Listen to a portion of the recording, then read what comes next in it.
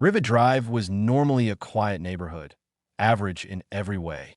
Albus surveyed the slick asphalt recently dampened by rain. The sky seemed to weep for what had come to pass earlier that evening. The Potters were dead and a child had been orphaned. With a long sigh, the wizened old man moved after what seemed like a lifetime. He did not like that he had to leave the Potter boy here. He was unscrupulous at the best of times, but even he had a better conscience than to leave one of magical blood with these mongrels. Not that he had anything against all muggles. In fact, he liked them for their ignorance and their stupidity, so pliant in the hands of a capable manipulator. These, however, were the worst humanity had to offer. Absently, he drew the deluminator from his robes, and the lights along Privet Drive were swallowed whole, one by one. Alone in the dark, Albus felt relief as cool darkness enveloped him in a protective embrace. Number 4, Privet Drive, an average whitewashed house belonging to an average whitewashed family. Albus sneered. Beside him, a small tabby cat transformed smoothly into an older woman with a pointed hat. The woman, his colleague, ranted at him in a lilting Scottish accent. In all honesty, Minerva was right to be concerned. These were the worst sort of muggles. Albus sighed again and gave her weak assurances as they waited for the arrival of Hagrid the half-giant and the Potter boy. A strange puttering sound soon caught their attention, and the flying motorbike made its appearance, a streak of black across the full moon. Young Harry would never remember the bumpy ride or the harsh, biting winds that swept past him as he slept. Nor would he ever remember the old man with the half-moon spectacles staring down calculatingly at him as he was left on the doorstep of the Dursley residence. Albus was the last to leave the scene. He'd stopped, wordlessly weaving compulsion charms and powerful spells around the sleeping baby. Yes, the muggles would take him. After placing a letter to accompany the Potter boy, he operated away with a small pop. At his departure, however, small wisps of light and an ethereal mist gathered around the sleeping bundle. Old and terribly powerful spirits, they were angry. With gentle tendrils and soft sighs, the spirits searched through the cloud of malignant magic weaved tightly around the boy. Hissing with anger and frustration, the congregation of spirits decided it was necessary to act. Being in the astral plane, they could do little to remove the spells. Instead, they bestowed upon him a gift of knowledge so that he might liberate himself when the time came. Petunia Dursley had answered the door with a scream that cold morning in November. She'd picked up Harry as she would a dirty cat and walked him into the house at arm's length with his legs dangling under him and his head lolling about in bewilderment at the sudden movement. Piercing green eyes stared back at her, and somehow, she knew her sister was dead. The Dursleys wondered what to do with the unwanted child who would, undoubtedly, grow up to be as freakish as Lily and James had been. Harry was kept in the same room as his cousin Dudley for the first few years of his life, when he had needed frequent care.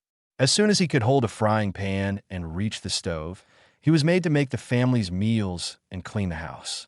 Vernon Dursley had also begun his beatings, which escalated when Harry refused to cry and his bones refused to remain broken. When his eyesight had proven bad enough to catch the attention of the nurse who worked at his primary school, the Dursleys had grudgingly allowed the school to buy him a pair of glasses. Harry was a quiet boy and a beautiful child. Outside of his relative's home, he was quite loved by his teachers and his neighbors. When asked about the scar on his forehead, the Dursleys had always been quick to explain that Harry's parents had been killed in a car crash with him in the car and that they were drunks. Everyone looked at young Harry with different eyes, wondering if his parents' alcoholism had damaged his brain. Little did they know, the boy had understood every word that had crossed their lips and silently wondered if the information was true. When Harry was alone, he would stare up at the ceiling of the boot cupboard he called home and wonder, why did his uncle hit him so? Why was Dudley so deserving of better things and better treatment? Closing his eyes, Harry found ways to escape his thoughts and the pain that was a result of the day's beatings. He reached a place in his mindscape that seemed to float away from his physical body.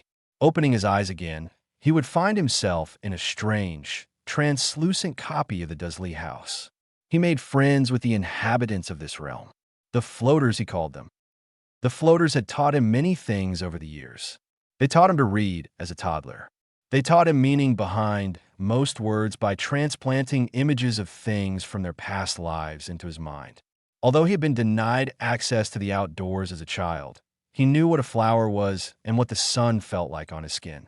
Although he had never seen a book, he knew his letters and his vocabulary was comparable to that of an adult. They also taught Harry how to be careful. Never was he to reveal to anyone how much he knew of how much he could understand. He was never to speak and never to look into his relatives' eyes. Harry followed the floaters' doctrine religiously and avoided as much trouble as he could. After his first 6 years of life, the floaters informed him of the existence of magic, a word Vernon had forbidden in his household. Harry had discovered it by accident. One evening, when he had been beaten to the point that he could no longer stand, he reached out to an immense well of power that had always been a bit out of his reach, commanding it to mend his legs. Miraculously, he found himself upright and completely healed, much to the horror of Vernon, who promptly locked him in the cupboard again and knocked back a few extra shots of vodka to convince himself it never happened. This new ability excited Harry, and it amused the floaters immensely to see him levitate furniture and animate his toys. "Harry, you must be wary," they had told him. "Never let them see, for they fear it." He understood perfectly well what that meant. Fear was the driving force behind his relatives' cruelty. He could feel it, see it in their eyes. When he was 10, Harry had come across a dead owl lying in the grass behind the Disley house. He had been sent to clear away the corpse. Curious, he inspected the bird, finding no indication of any physical injury. Poison had apparently been the cause. Look into the plane the floaters provided. Its soul is still anchored to the physical plane. Slipping into the astral plane, Harry saw it. The owl's essence was still partially anchored to its still warm body. Reaching out with his own soul, he coaxed it back into the body, magically forcing the poison out of it and repairing any major damage. At once, the owl stood and stared at the curious child before flying away. Harry was elated at the discovery. A horrified gasp behind him quickly turned his elation into fear. Whipping his head around, he was met with a pudgy fist slamming into his nose. Vernon's angry red face came into his view as he lay reeling on the ground, blood trickling from his nose. "Your freakishness is not welcome in this house, boy," he hissed. Harry's worst beating to date took place that day. Pain even he could not bear elicited cries of agony from his lips as his back was lashed by Vernon's metal belt buckle and his fingers roughly broken. The floaters drew his mind away from his body and held him tight until the punishment was over. Slowly, they lowered him back into the physical plane and encouraged him to heal himself. The strange sensation of muscles reknitting themselves and bones rejoining caused Harry to writhe and cringe on the grass where the dead owl had lain before him. Once it was done, he lay spent and limp, his glasses knocked away and his shirt torn to shreds. The floaters cooed comfortingly to him and stroked his pains away as he cried bitterly to himself. When Harry turned 9, he asked the floaters of their identities. By then, he knew that his parents were dead and that he was the only one able to use magic. "Who are you exactly?" he asked. "We are what you would call spirits. We exist in the astral plane. We are many, but we are one. You have heard of this." They responded. "Oh," Harry responded and fell quiet again. "We sense that you have more questions, young one," the spirits pressed. "Why is it that only I can see you? Why can I make dead things come back? Why can everyone else see you? Why can I do all these weird things?" The questions came out like gunfire. "Peace, young one. You are a gifted child. Your abilities are not to be feared. Despite what your uncle may say, you are not a freak. There are many more like you. You have yet to meet them. That is all." The spirits began to recede before Harry stopped them. "If there are more like me, why hasn't anyone come to claim me? I don't belong here." "Hush, all will be revealed in time." "No, I can't keep living like this. I need some assurance that there is more out there than this hell. Surely, you must understand." Harry was begging now, pleading. The spirit seemed to heave a sigh and seemed almost sad. You will not like what we have to say. Seeing the determined glint in the boy's sunken eyes, the spirits continued. You are a wizard, Harry, one of thousands who live hidden from the non-magical folk you would call muggles. You wield the power of magic that every soul is inherently capable of. Wizards are born with bodies that have cores capable of conducting this energy in order to bring this energy into this plane as a physical manifestation. Harry's jaw worked left and right as he sorted through the information he had been given. Can they, the other wizards, see you as well? He asked suddenly. No, came the brief reply. Why? Please, I need to know. The spirits heaved another sad sigh and responded. The night you were orphaned, a very powerful wizard attempted to kill you, but by some chance you were spared. A very old wizard took you from the house you were born in and placed you here. As to why, we do not know. That night, your soul was wrenched out of your body and forcefully sent back in. Part of you remained in the astral plane as if your mortal vessel did not have room to contain it. We witnessed it. It was unusual. You are neither here nor there. It is difficult to explain. You are not joined with us as other lost souls are. We believe this is why you have such access to the astral plane. Wait, Harry interrupted the spirit's ramblings. I died. Patience.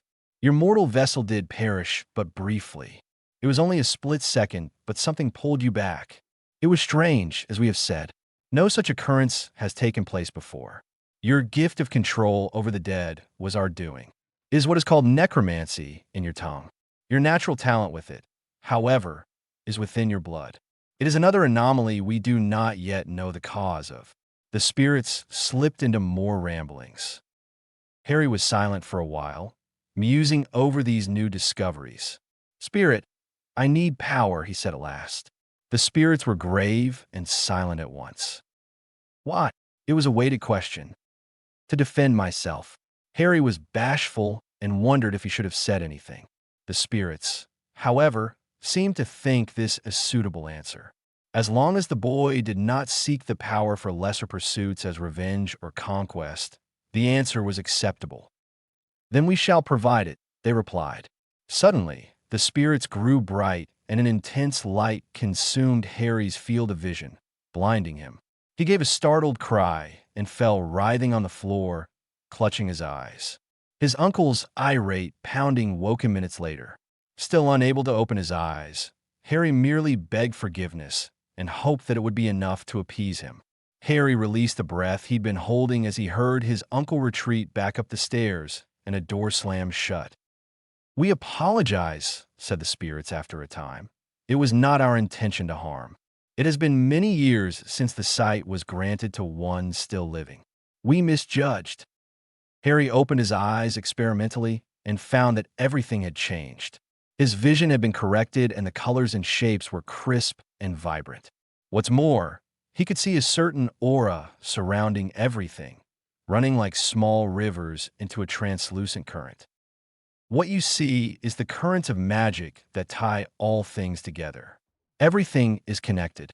All is one, the spirits explained. What was that? What did you do? Harry asked, still looking around in wonder. What you saw was our true form. We would not dare reveal ourselves to any of the living under normal circumstances, but you are an exception. You have already entered the realm of the dead once, and we deemed it safe for you to look upon us. By allowing you to see us, you have been allowed to see all other things as we see. So I can see magic now. Yes. This could protect me. In time, you will learn to use it. Now rest, child. You have much to learn in the coming years. The next morning, the spirits woke him with their first lessons. As he readied the Dursleys' breakfast and mowed their lawn, the spirits whispered to him magical theory how the magic flowed and how it could be manipulated, like yarn or clay. In the evening, Harry's dreams consisted of more lessons. After some time, he began to notice knots in his own magic pool. When he questioned the spirits about them, they replied with an unprecedented amount of malice. The old one who left you here put them there. We were most displeased but could not do anything to prevent it. We had forgotten. It is time you remove them. What are they?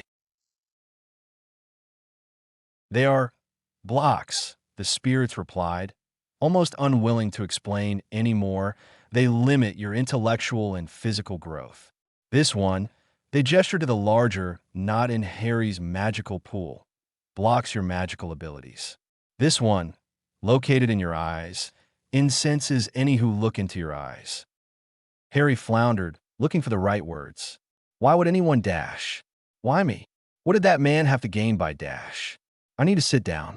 He cradled his head in his hands. Come, young one. It is all right. This is why we stay with you. We can help you. Many grave crimes have been committed against you. Come, we must undo these knots. They worked through the night to right the strands of Harry's magical pool. Where most would have a perfectly circular magical pool, Harry's was jagged, as if many slices had been cut out of a pie. The spirits assured him that they would grow back as torn flesh regrows and makes itself whole again. The damage had been dealt with early. He would grow up to have perfectly normal abilities. A word of warning, the spirits cautioned. The old one will expect his blocks to still be in place when you see him. Do not do anything that catches his attention when it comes time for you to meet him again, or you will be in danger. Know this. In 2 years' time, you will be taken from here and placed in a school where you will hone your skills. You will be in great danger. Nothing is as it seems. With that knowledge, Harry drifted into an uneasy sleep, wary of what was to come, as the spirits had promised.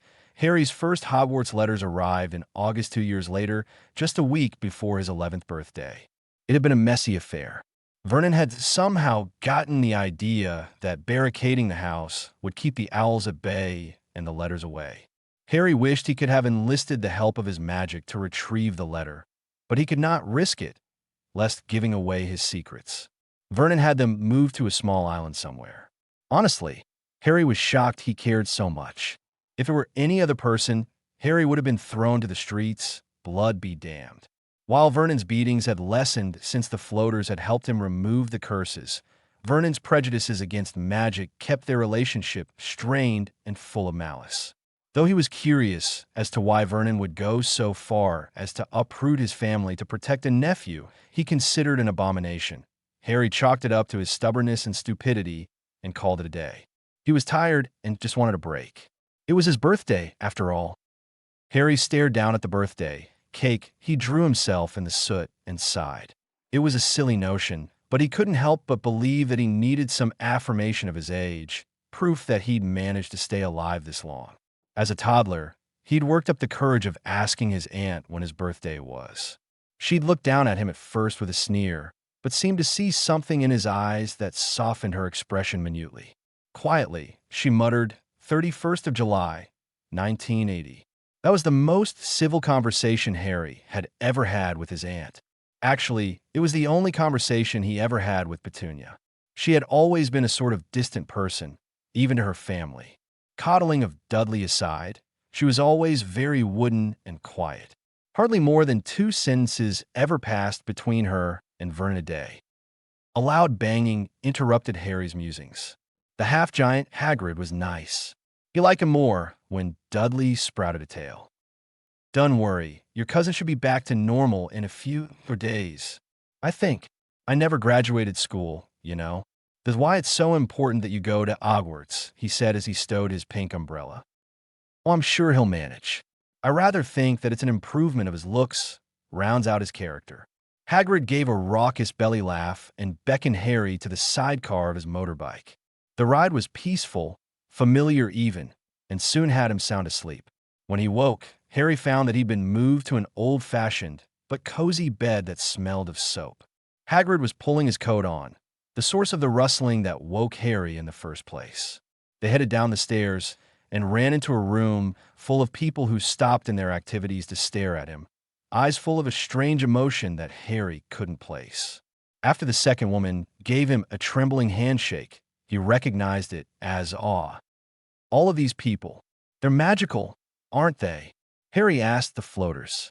He could see the threads of magic sprouting from everyone in the room. Yes, all of these people are witches and wizards. This is a very well-used passage into the magical world. Harry's conversation was interrupted by a man who Hagrid introduced as a professor of defense against the dark arts. And not that you need it, yeah, P. Potter. Professor Quirrell offered his hand for Harry to shake and snatched it away quickly, as if it stung. Harry could only offer a shy grin and felt decidedly uneasy about the man. Diagon Alley was a wonderful place, so full of color and life. His first glimpse of the magical world through his own eyes left him with giddy pleasure. Hagrid took him to Gringotts first, idly commenting that they weren't the nicest of creatures.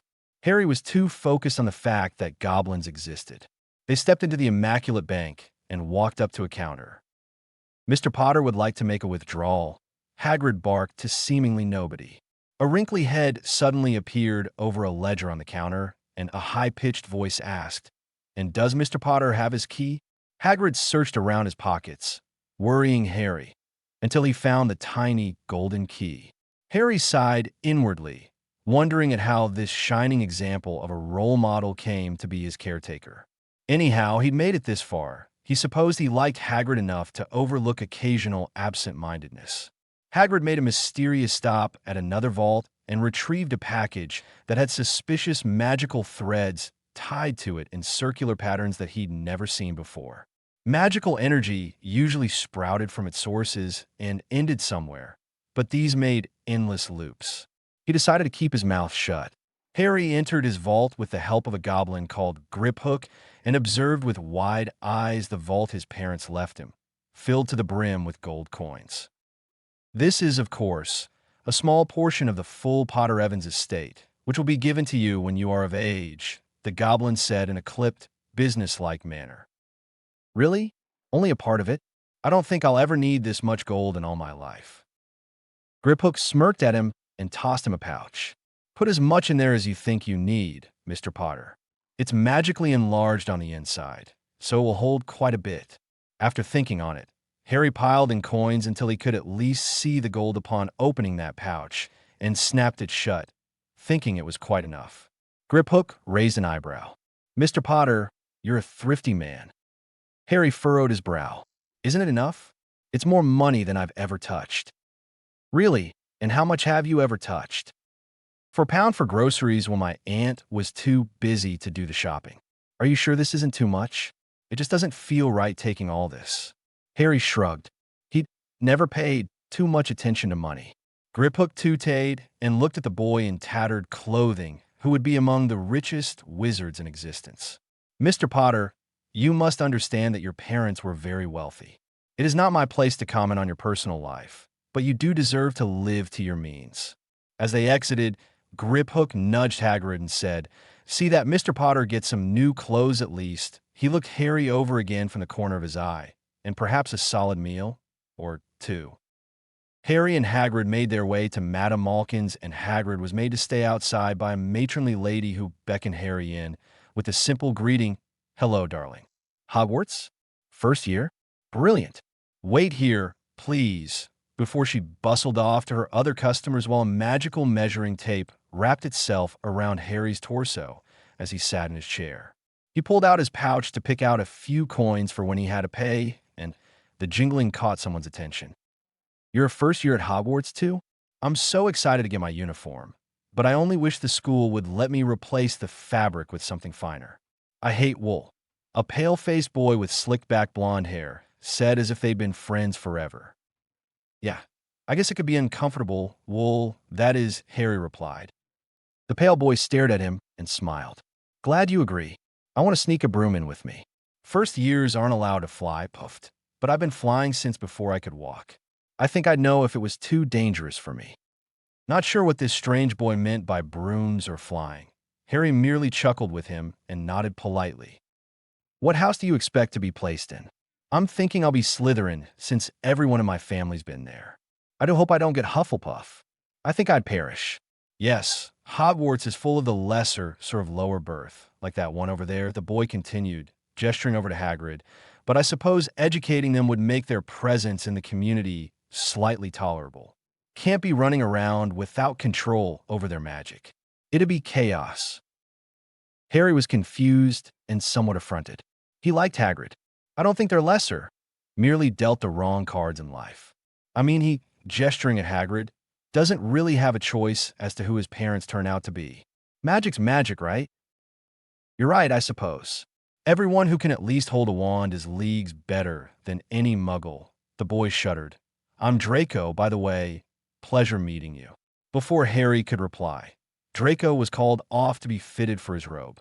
Harry shrugged and decided he'd made a friend and was happy enough about that. He purchased his robes and met Hagrid outside before continuing through Diagon Alley for the rest of his school things. Before long, all he had left was a wand.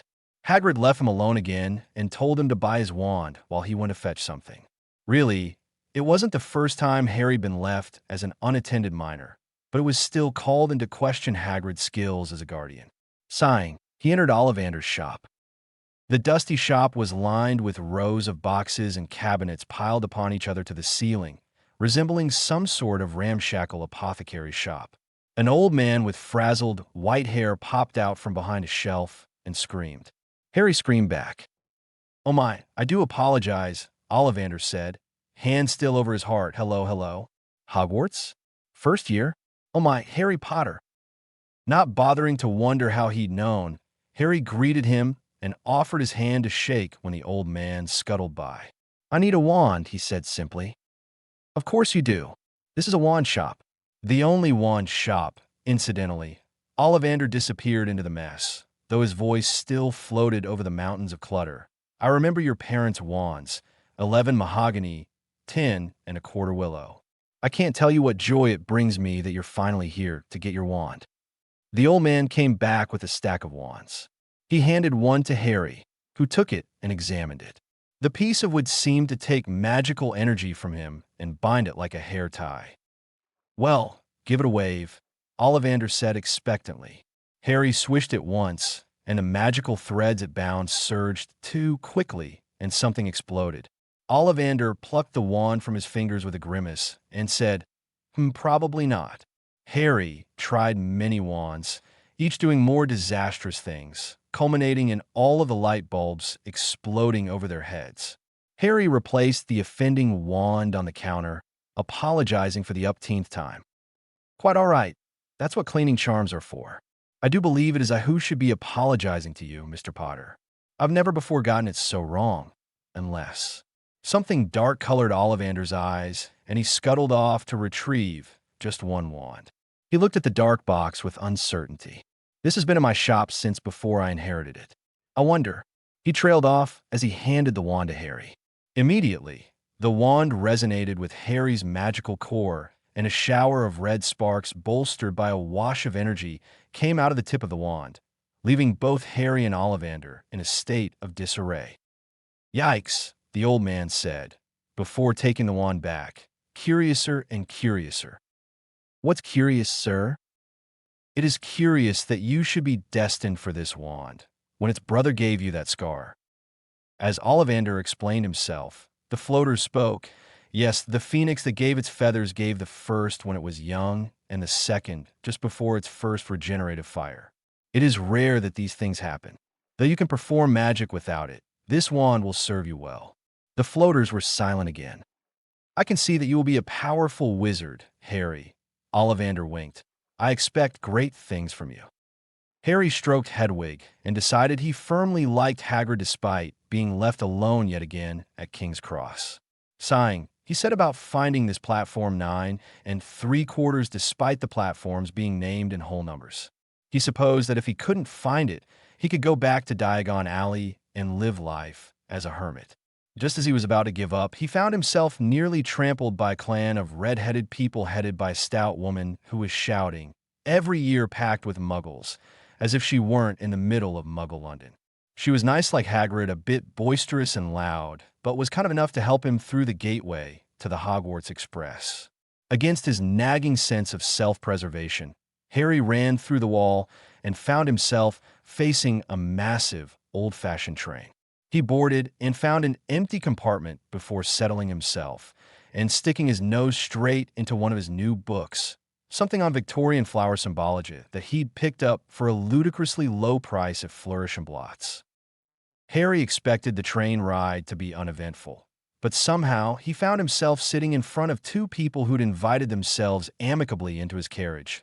Ron, because he couldn't find a seat, and Hermione, because she was helping someone look for a toad.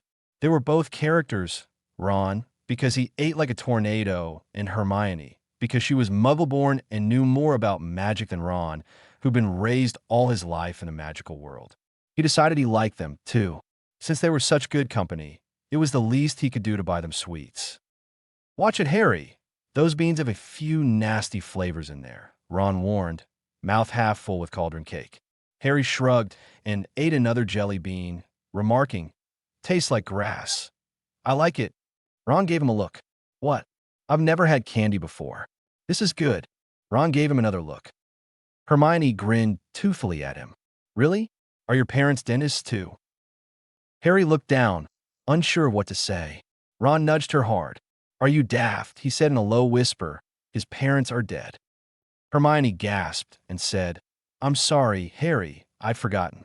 She looked on the verge of tears. "It's fine, really. My uncle mentions it all the time. I'm used to it. Really." "So your relatives never let you eat candy?" Ron asked, brushing the incident off with ease. Well, it would be more accurate to say that I was lucky to eat anything at all. I got maybe a meal a day. It never included anything like this stuff," he said, flicking an earwax jelly bean in his mouth. "It's great." "They starved you." Hermione moved to sit next to him, grasping his shoulder with one hand. "That's abuse." "Harry, have you ever told anyone? A police officer? A teacher?" "I tried once," he said, averting his eyes again. "I think that was the first time he broke anything." Hermione threw his arms around him, surprising Harry, who didn't know what to do. He was more surprised when Ron moved to sit on his other side and placed a hand on his shoulder. Ron had even stopped chewing. Harry felt all warm and fuzzy and strangely emotional. The moment ended when Ron reached over and tossed a chocolate frog on Harry's lap.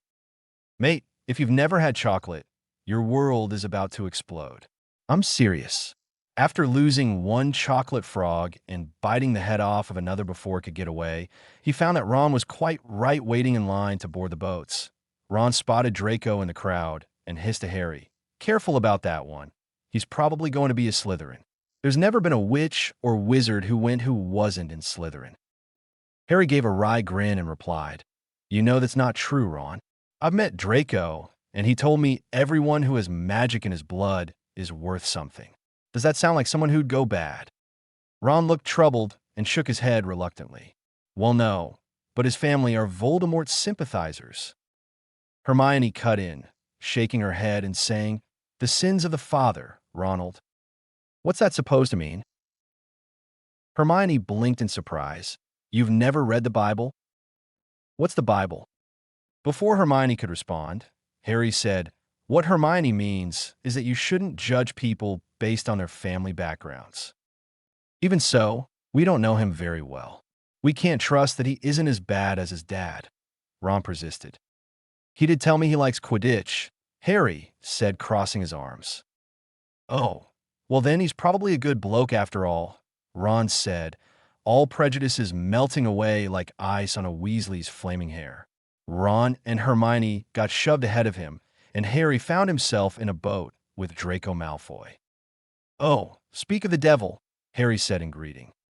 "And he shall appear," Draco said in response, accepting Harry's outstretched hand with a smug smirk.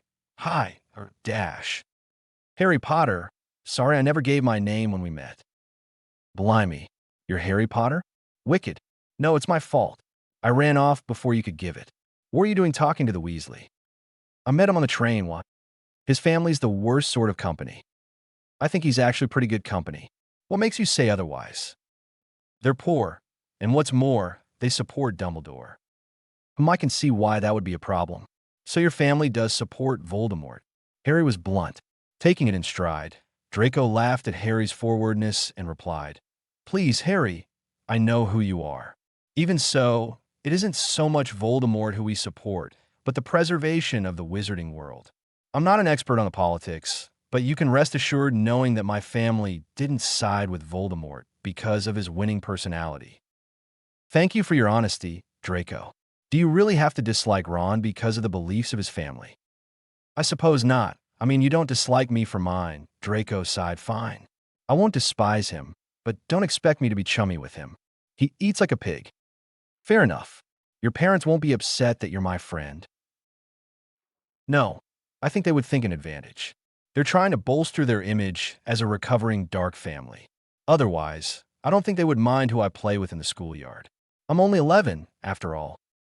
They laughed good-naturedly, ignoring the stares aimed their way from the other students. Their conversation was cut short by the doors of the great hall grinding open, admitting them into the cavernous dining hall bedecked with floating candlesticks and the night sky projected onto the ceiling. The floaters seemed amused at his astonishment and spoke encouraging things to him as he approached the sorting chair. Hermione was sorted into Gryffindor as expected, and Draco was sorted into Slytherin, also as expected. Harry didn't know what to expect for himself, and it scared him. When Professor McGonagall finally called his name, Harry Potter, the clamor of the hall died down as if it had been physically cut off with a knife. He could feel the eyes on him as he walked up to the chair and struggled to perch atop the tall stool. He closed his eyes as one would before execution as the hat was lowered gently onto his head. The hat spoke to him, a gravelly voice sounding in his head. Well, Mr. Potter, you have me stumped. A great mind, yes, a great deal of courage and loyalty as well. You're a powerful one, too, with a tactical mind. Where were my parents sorted? They were both in Gryffindor, lad. It's quite sad what happened to them. They were both brilliant, but decidedly belonged to the lion's den. You, lad, would do well in Slytherin. You could be great, you know. At this, the floaters intervened. Sorting Hat, you know the expectations of him. While he is suited to that house, it would put him in great danger. The hat grumbled, obviously disgruntled that the spirits of all things were present in this boy's mind. My duty is to the students, and I suppose putting him in danger would be a dereliction of it. Well, lad, what do you want? I wish to be in the house my parents were in. Please. It was the only thing Harry ever wanted, to feel closer to his parents. The Sorting Hat, who heard his silent plea, complied and shouted, Gryffindor. Hermione welcomed him to the table. He looked up to find that Hagrid was clapping for him from the staff table. As the last few students were sorted and Ron jogged triumphantly to the Gryffindor table to join the rest of the Weasley sons, Harry caught sight of a man at the staff table whose hard, black eyes seemed to follow him darkly. That's Snape.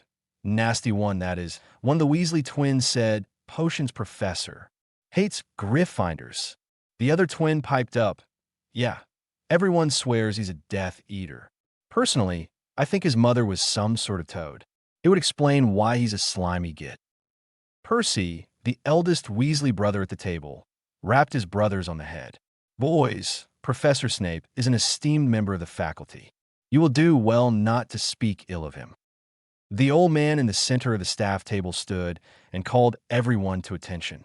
He said a few words that made no sense to Harry at all, but the other students seemed unfazed. The floaters, who'd been quiet since the sorting, were suddenly louder than thunder in his head. It is him.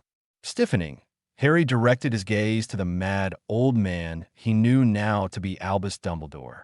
The headmaster? Yes. Avoid him. He is powerful and must not be underestimated. We can do little to protect you from him. As they spoke, Dumbledore turned and made direct eye contact with Harry, who diverted his gaze quickly. He was interrupted in his thoughts when a Weasley twin forked a turkey leg onto his plate. Eat up, Harry, before Ron gets all of it. Thanks, Fred, Harry replied, shoving a spoonful of something that was probably some sort of vegetable into his mouth. He didn't really care the retching noises Ron was making. Whatever it was wonderful. Fred looked gobsmacked, and George poked his head to peer at Harry from Fred's other side. How'd you know, Dash? That he was Fred?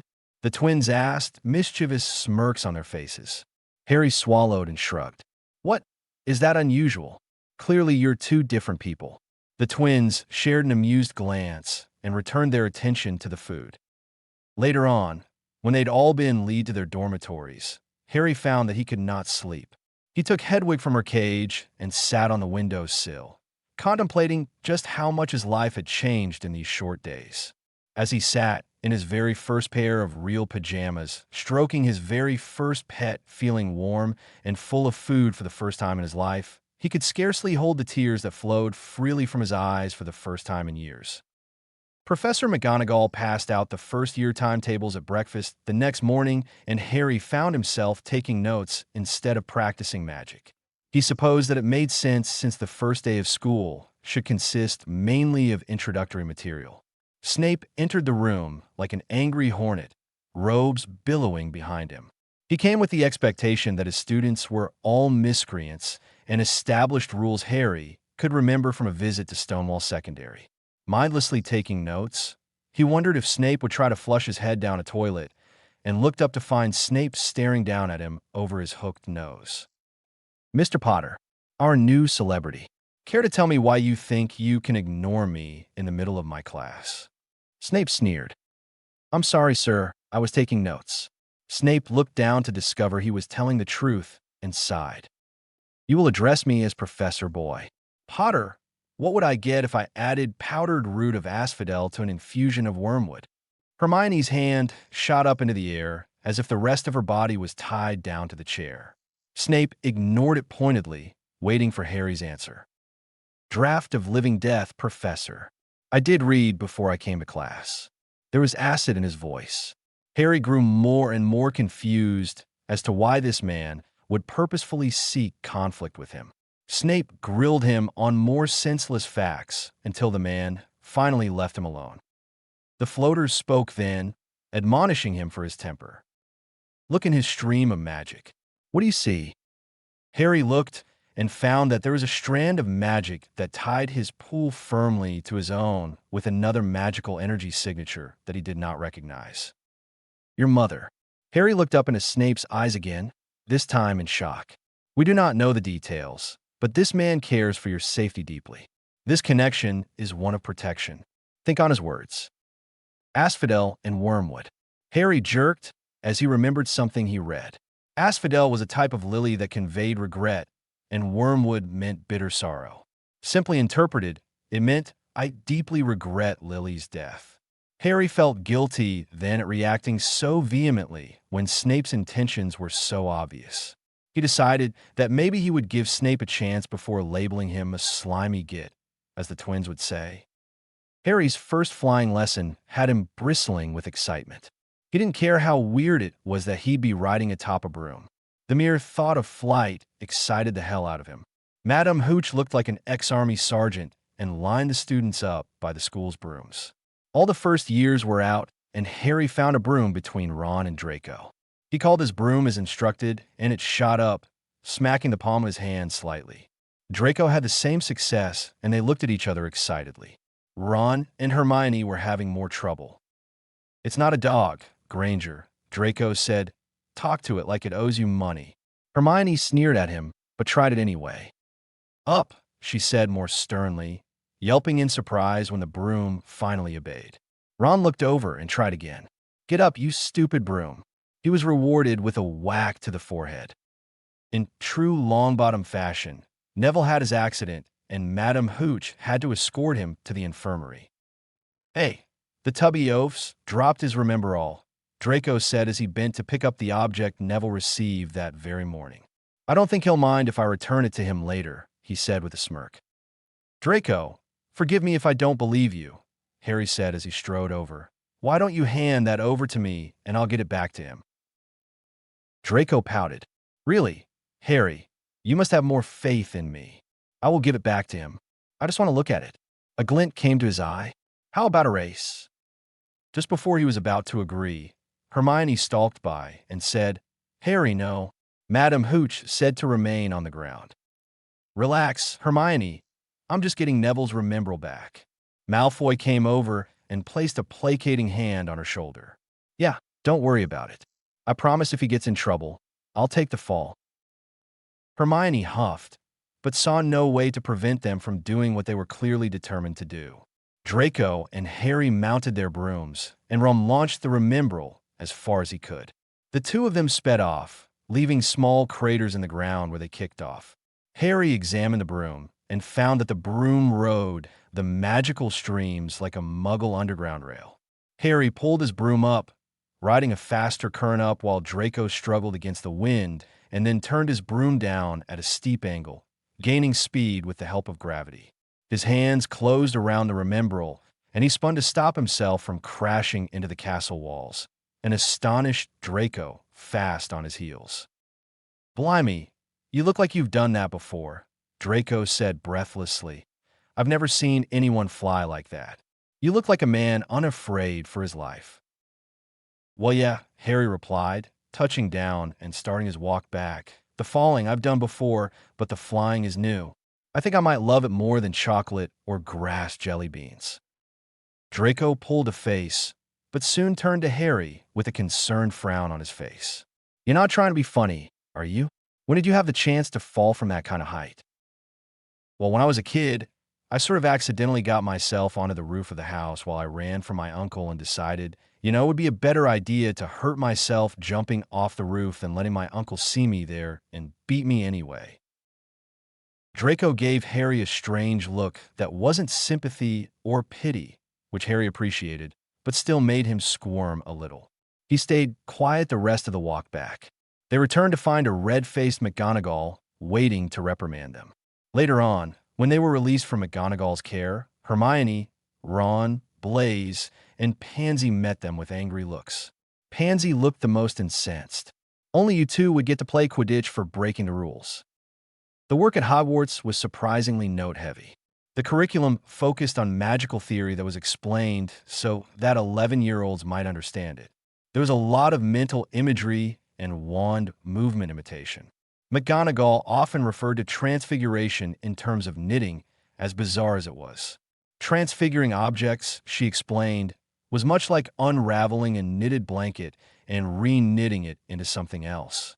Flitwick explained charms in terms of music. Wands were like conducting batons that manipulated magic the way that batons manipulated tempo. Harry's favorite was Snape's cooking analogies. "Come now, Weasley, if you can stir soup, you can stir a potion," Snape admonished as Ron failed yet again to stir his potion the right number of turns and melted a hole through his cauldron. It was double potions with Slytherin. "You act like you've never held a spoon before."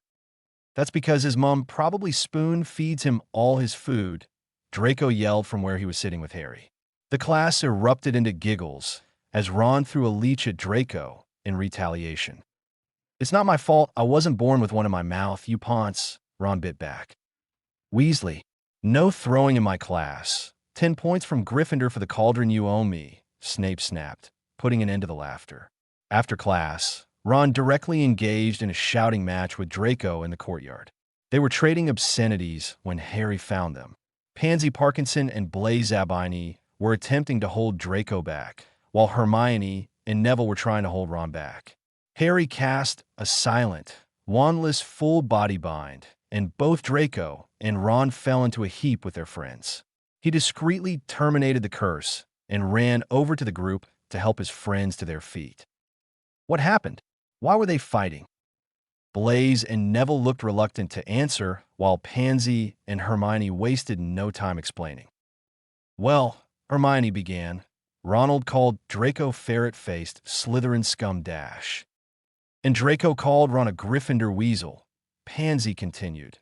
"Then they both started flinging insults at each other dash. And then drew their wands on each other dash. So naturally, we had to step in to prevent these oafs from getting themselves detention dash. Or worse, expelled," Hermione finished. Both girls kept firm grips on the offending boys' robes, but nodded to each other in understanding. Harry looked from Draco to Ron and laughed. Sneering, Draco asked, "What's so funny?" "Yeah," Ron joined in. "What's got you in such a good mood?" "Don't you see? Weasel, ferret, they're both from the same family." They still look confused. They're practically the same animal. It's a really funny coincidence, and the way I see it, it doesn't matter which house you're from if you're the same rodent. The boys looked at each other and shrugged, blushing at the revelation and losing some of the anger. They parted ways again with curt apologies. Pansy winked at Harry as they turned to leave. Harry couldn't suppress the full-body shudder. "That one scares me, Hermione," Harry said. "I don't know, for Slytherin, she does know a thing or two about putting these idiots in their places." Harry stared at Hermione and shuddered again. On their way back to Gryffindor Tower, the trio got completely lost because the staircases moved erratically, altered by a magical signature that felt out of place within the castle's energy stream. Despite his best attempts to turn them away from the altered staircases, they ended up in front of the one door out of thousands that was forbidden for students. Stranded on the platform with nowhere else to go, they entered the corridor despite Hermione's whines about expulsion being a worse fate than death. Ron was oblivious to her whines and pushed ahead, either curious as to what lay behind the door or too hungry to care where he was going. The floaters whispered urgent warnings in his ear, but Harry knew that someone wanted to find this corridor. It would arouse more suspicion if he didn't follow along. He knew what lay behind the door before they opened it. Facing the three mugs of the ferocious three-headed dog sent them screaming in a panic out of the corridor and down a series of mysteriously placed staircases that lead them directly to the fat lady's portrait. After giving the fat lady a half-assed excuse, they were admitted, little hearts still pounding. Hermione was the first to regain her words and asked, "Did anyone else notice the trapdoor under that thing's feet?" Harry shook his head in wonder, and Ron groaned, flopping onto the common room floor. On Halloween, Professor Flitwick finally gave his class a chance at actually performing magic. He spent a solid hour describing the proper swish and flick, drawing out the proper diagram, and the phonetic spelling of the levitation charm. Harry spent some time pretending to practice and watched how the others were getting along. Ron's attempts were no more graceful than his attempts at potions.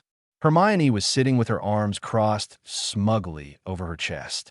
Obviously, she'd gotten it down ages ago. He examined the students and found that though the incantation was correct for most, little things like the wrong wand movement or lack of understanding of the spell itself caused their attempts to backfire.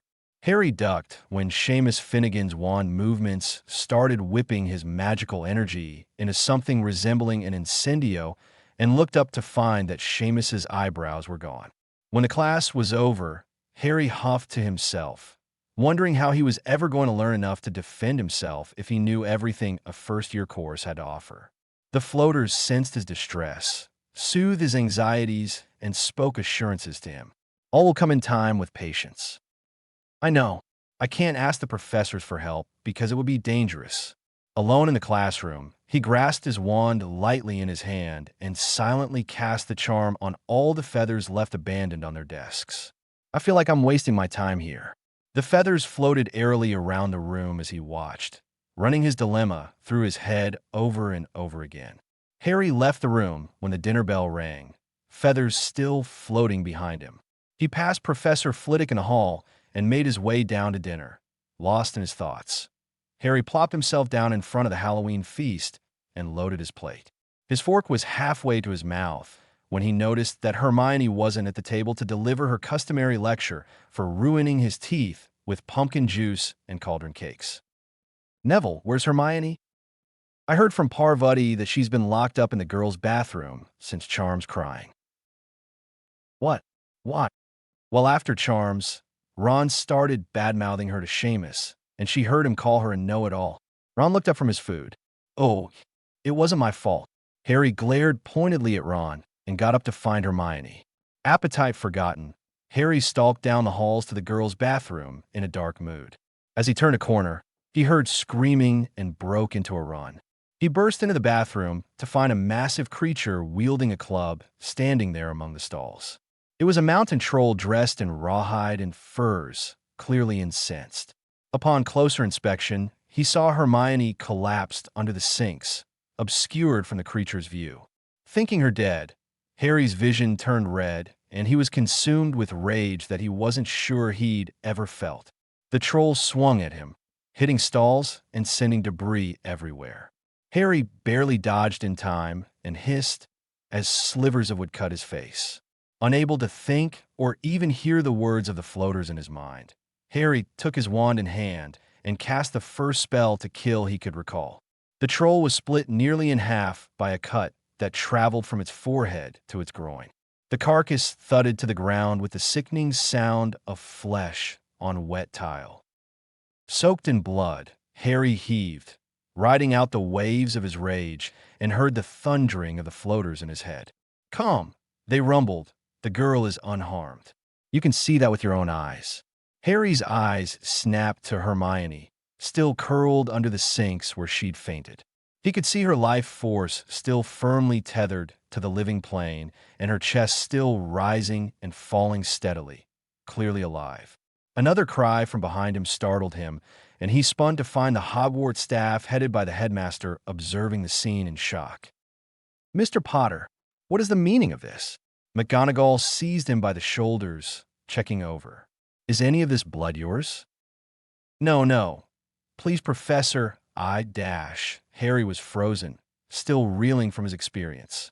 "Hermione, she's there under the sinks. I don't know if the troll hurt her."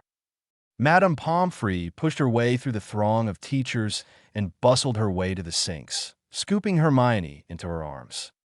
"She's all right, Mr. Potter, only fainted. I'll take her to the infirmary." The Medowitch looked to McGonagall. "I'll need to examine Mr. Potter when you've finished with him." McGonagall nodded, and Pomfrey left for the infirmary. The headmaster strode over to Harry and spelled the blood off of his clothes. "Harry, my boy, take a breath and tell me what happened." "I left dinner to find Hermione. Someone told me she'd been crying, and I was worried. When I got here, I saw the troll, and he bit his lip." The floaters were thundering again. "You must not tell him what you did. He must not know of your power." Harry was panicking again. "What happened, Harry? You must tell the headmaster," McGonagall said, kneeling to his level. Dumbledore looked at him expectantly, a hint of suspicion forming on his face. "It was accidental magic," said a voice from behind them. Everyone's heads snapped up as Professor Quirrell emerged from the debris of a stall, sporting a cut on his cheek. "Queerness," Snape said as he approached Dumbledore's side. "What are you doing here? I thought you went to warn the students about the troll." Harry couldn't help but notice him limp. But when I saw your injury from earlier, I didn't think you could catch it, and thought I could head it off from a different route." Tension was apparent between the two men and crackled in the air between them. "Mr. Potter, is this true?" the headmaster asked, leveling Harry with a piercing gaze. "Did you kill this troll?" Seeing his chance, Harry nodded shakily. "Yes, I don't know what happened, but before I knew it, the troll was dead." "Do you remember exactly how you did it?" Dumbledore's voice was odd, growing more suspicious by the second. "No, Professor." Harry didn't dare say more and ducked his head. "Do not meet his eyes, child," the floaters were saying. "Albus," Snape cut in, "you can't expect a first year to possess the know-how to take down a fully grown troll." "I agree," Professor Quirrell said, fixing Snape with a confused look. "Nevertheless, what you did was extremely foolish, taking on a mountain troll by yourself. 10 points from Gryffindor for your senselessness," McGonagall said, seizing both of Harry's shoulders. She wasn't angry exactly, only worried for Harry's well-being. "Minerva," Dumbledore said soothingly, "as you can see, everything worked out in the end. I think Mr. Potter deserves some commendation for being so brave for the sake of friend. 15 points to Gryffindor for your bravery, my boy."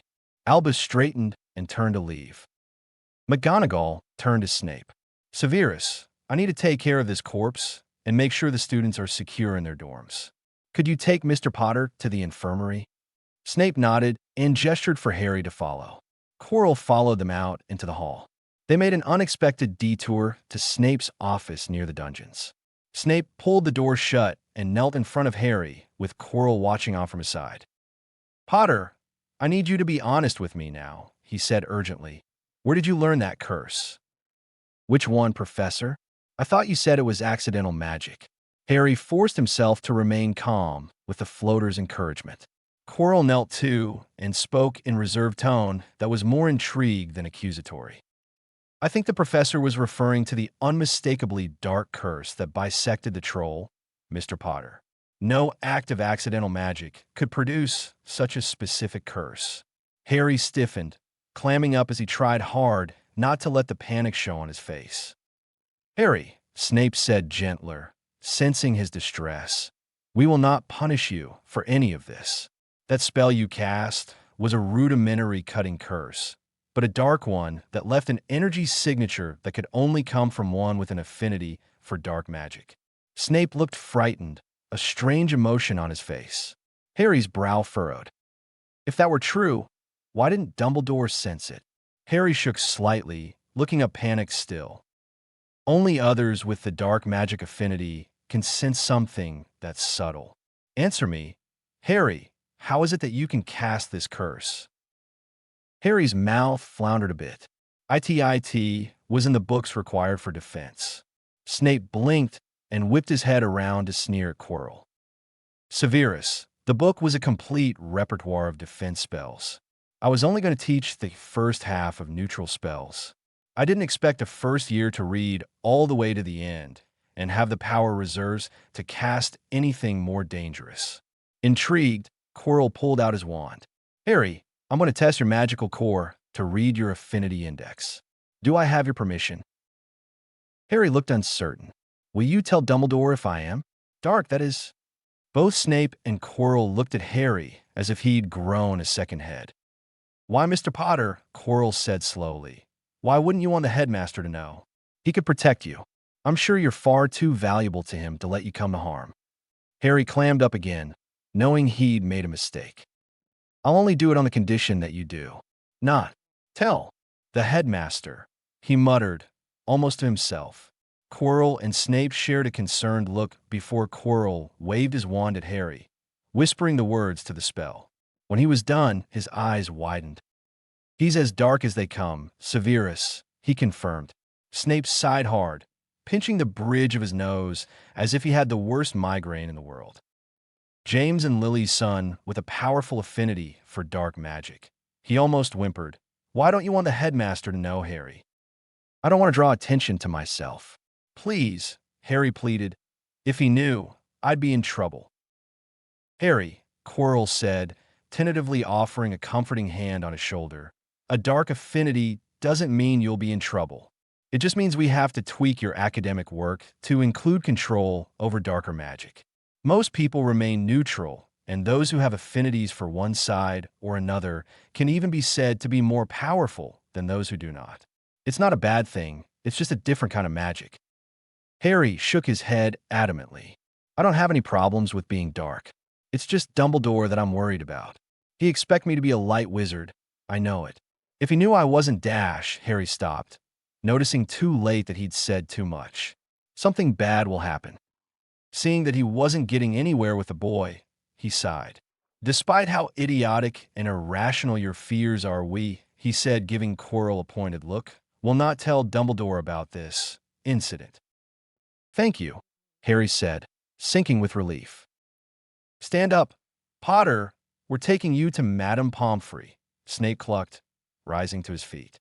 Harry stood from his stool, on shaky legs, and promptly threw up from the nausea he'd been fighting since he entered the room. At once, Snape was at his side, while Quirrell vanished the sick away. Snape ran a basic diagnostic spell. Quirrell looked on. Perhaps magical exhaustion or shock. "It's not magical exhaustion. It's a side effect of refeeding after a long period of starvation. Go get Poppy." Quirrell bolted out the door while Snape pulled out a potion and emptied it down Harry's throat. The potion burned all the way down, but Harry could feel his spinning world leveling out a little. "Potter," Snape said gently from above him, "tell me how it is that you're showing signs of severe malnutrition that dates back years. Be honest with me, please. I only want to help you." Harry looked Snape right in the eye and found that all malice from the past few weeks was gone from his expression, leaving only horror. The floaters whispered in his head. "Trust him. His words are genuine." Harry weakly lifted a hand to Snape's forehead and reached out with legitimacy to show him. Not everything, but enough. Everything the Dursleys had done to him passed between them in a matter of seconds, followed by the knowledge that Dumbledore placed him there and fear that such a man who would leave him in such a place without checking in on him or telling him anything of his own life could only mean him harm. Snape sat stone-faced, a clemency shields barely holding under the torrent of memories and his own emotional distress. "Don't tell Dumbledore," Harry said as he pulled his hand away. "Potter how dash." Snape's mouth floundered as he searched for the right words. Potter was a victim of abuse at the hands of that damned horse-faced woman and her husband, and he didn't trust Dumbledore. That last thought had Snape the most troubled.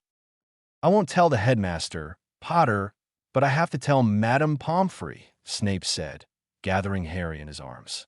He thought his composure might break when he felt how spare and thin Harry was, but let the urgency of the situation take him over as he sped off to find potions after depositing Harry in a chair. Madame Pomfrey bustled into the room just as Snape was returning with several armfuls of potions. She took in Harry's slumped form and ran her diagnostic spells. Her eyes widened in shock, but she maintained her professional manner. Knowing what she would find, Snape handed her potions and she spelled them into Harry wordlessly. Satisfied that he was stable, she levitated an unconscious Harry onto his back and moved him into the hospital wing. Later on, when both of them had time to calm down, Poppy Pomfrey found herself sharing a pot of tea with Snape in her office. "Severus, what in Merlin's name happened to that boy?" she said, warming her hands with her teacup. The diagnostic spells revealed abuse that stretches back to his infancy. "The only reason he is alive is because everything he sustained was magically healed by his own magic reserves. I can't tell for certain how his magical core is faring, but it seems to be uncompromised. Harry has at least that going for him." "I know, Poppy," Snape said, dropping his face in his hands. "He showed me everything." "Showed you? You couldn't mean dash. He's a natural legilimens. He showed me everything that happened to him at the hands of those monsters." Despite Harry's misgivings about Dumbledore, Snape felt that he could trust Poppy with this matter because they had an understanding about children in abused households. Snape dealt with many darker families who, under the pressure of the war, took out their anger on their children. Understanding the need for discretion, they turned the cases over to Ministry Social Services as they came and let Dumbledore assume what he wanted to. "I suppose I shouldn't be surprised," Poppy said, taking a sip of the tea. "If his magical core was powerful enough to keep him alive this long, who knows how powerful he could be? What should we do?" This time, reporting it to Child Services might not be the best idea. "I don't know, but he adamantly refuses to tell the headmaster." "I can understand if he has trouble trusting authority figures. It's a wonder he chose to trust you at all. For now, we should nurse him back to health as best we can and suggest that he go somewhere else for the summer." "Poppy, it's more complicated than that," he huffed, ignoring Poppy's incensed muttering that sounded suspiciously like "of course it is." "There are wards around Privet Drive that protect him from the Dark Lord. He has to stay there at least once a year for the wards to stay intact. At this rate, I think those relatives of his have done more to that child than he who must not be named ever has." Poppy huffed indignantly. "The best plan that I can come up with right now is to get him through at least 2 weeks at his relative's house and then discreetly get his classmates to invite him to their homes for the rest of the summer." Poppy nodded, finger on her chin. Since Dumbledore cannot legally monitor where Mr. Potter is spending his holidays, that sounds like a good plan. Knowing that neither would get any sleep that night, they spelled the teapot full again and brooded together until their patience stirred. Harry woke groggily the next day, weak, but much better than he'd felt in days. By the time he finished rumbling around with his glasses and shoved them onto his face, he was confronted with about a dozen potions, which he downed with barely enough time to breathe. The hand that replaced the empty bottles with full ones was calloused and sure. The person connected to the hand was equally calloused, his face settled in a permanent grimace. "Potter, you're to take these potions twice a day, every day. You may come here or to my office after breakfast and after dinner. Is that clear?" Snape cleared away the bottles. "Yes, Professor," Harry said, fidgeting a little. The events of yesterday came crashing down on him all at once, and he felt his ears redden with embarrassment. They sat in awkward silence until Harry cleared his throat and said, "I'm sorry I threw up on your shoes." Snape actually let out a guffaw that sounded something like a laugh. Potter, you did not throw up on my shoes. You do, however, owe me new bed sheets. You threw up on those and passed out. Harry actually snickered. Snape saw the tension creep away from Harry's shoulders and spoke gently. I didn't tell Dumbledore. Harry's head snapped up before snapping back to his hands. I had to tell someone. I know, Harry, and I am grateful that you chose to confide in me. Madame Pomfrey, and I will not tell anyone you don't want to know, but you must understand that the situation is a bit more complicated. What's complicated, sir? As teachers, we are legally obligated to report this matter to the ministry. However, for your safety, it is not a good idea to report your case for fear of attracting unwanted attention from many bad people who wish you harm. There are wards around your relative's home that require you to live there for at least a few weeks to remain active. Afterwards, you can go where you please. You mean I don't have to stay there? Harry was shocked beyond words. He'd never even considered it, the possibility of leaving the Dursleys. Having no friends or contact with the outside world tended to do that. Harry trembled with excited energy at the revelation, causing Snape to place a steadying hand on his back. As long as you are discreet, then yes, you can leave and perhaps stay with a friend and no one else has to know. That sounds wonderful. After their conversation, Snape left, and Harry slept once more for a few hours and woke again to an armful of Hermione Granger, who bowled into Harry's arms like a cannonball made of brown hair. Gasping for air, he pleaded for help from Ron and Draco, who stood off to the side. Sorry, mate. I think you're stuck, Ron said as he shrugged. Oh, come off it, Potter. Let her smother you with gratitude for your heroics, Draco said, nodding sagely at his own advice. In his arms, Hermione was squealing something like, Oh, Harry, they told me you killed a troll and got hurt because of me. Are you okay? Why have you been asleep this whole time? I thought you died. I didn't die, Hermione, he chuckled, extricating himself from the blubbering mess that was Hermione. I'm just tired and starved. You lot bring me any food? I hope there's still some spinach left over from lunch. Talk now. Food later, Harry, Draco laughed, plopping down at the foot of the bed. Yeah, Harry, the whole school's gone nutters trying to find out how you took down a fully grown troll, Ron said, plopping down on the other side. The rumors are saying you either mastered the killing curse or flew at it with a knife and slit its throat. Oh, good Merlin, really, he grouched. It was accidental magic, all right? Can the rumor mill stop milling now? Of course not, Harry, Draco said smugly. The rumor mill can't be stopped by the truth. That's preposterous. Your heroics are going to be the talk of the school until you graduate.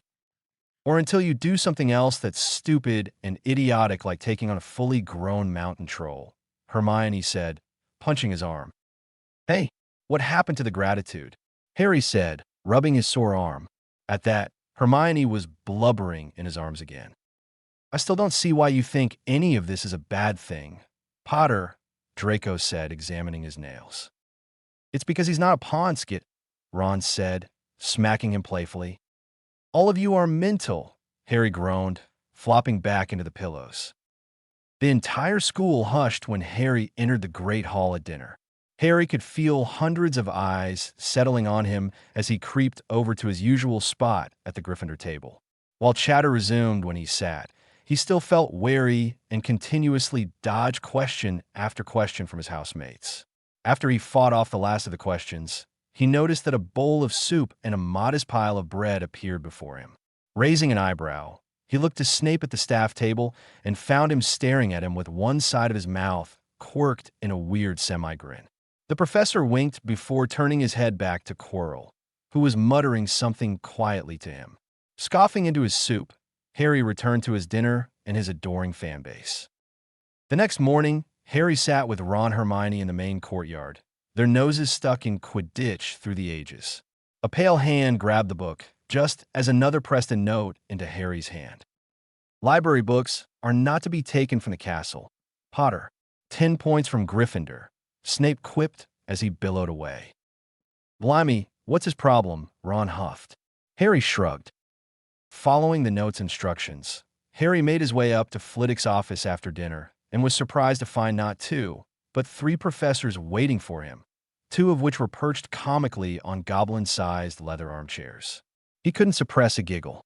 Quirrell squirmed while Snape, unfazed, crossed his arms and gave him a warning glare. Harry stifled his giggles and greeted his teachers. "Hello, professors. What is it you need from me?" "Mr. Potter," Flitwick squealed in delight. "Come, sit. Would you like a biscuit?" "Tea only, Potter. Do remember that he is on a schedule, Flitwick. Biscuits and the like would be most unwise." Harry raised an eyebrow. "Flitwick knew?" "So sorry, Severus." Flitwick squeaked only half apologetically. Once Harry was settled, he continued. "Do you recall leaving my classroom quite late in the afternoon on Halloween, Harry?" Harry's eyes bugged out. "Professor, that was dash. And none of tea that now, Harry." I cornered him before he could tell anyone about it. Quirrell stuttered, speech impediment back with full force. "Yes, he confronted me yesterday and asked about your progress in my class. I must say, I had not anticipated that you would have an affinity for dark magic. Don't worry, I know how that might look to people who don't understand, and I have sworn myself to secrecy. As a fellow wielder of darker magic, your secret is safe with me." Harry thought he might be dreaming. Flitwick? Dark magic? Yes, it was definitely a dream. "Don't look at me like that," he continued. "Goblins traditionally have a firmer grasp of the darker arts. What with the rebellions and all. I'm more curious about you, dear child. How on earth did you get all those feathers to float unaided in my classroom?" "Yes, Potter, do enlighten us," drawled Snape from his too small chair. Harry raked a hand through his hair, listening to the floaters in his head muddle over the decision to reveal his secrets. "You can trust him, Harry," Snape continued. "He's taken a wizard's oath. This is all for the sake of educating you in controlling your magic, as we discussed." Harry huffed frustratedly and, since the cat was out of the bag anyway, waved his hand and transfigured all of the chairs in the office into giant neon beanbags he'd seen in Dudley's room. The 90s were a confusing time.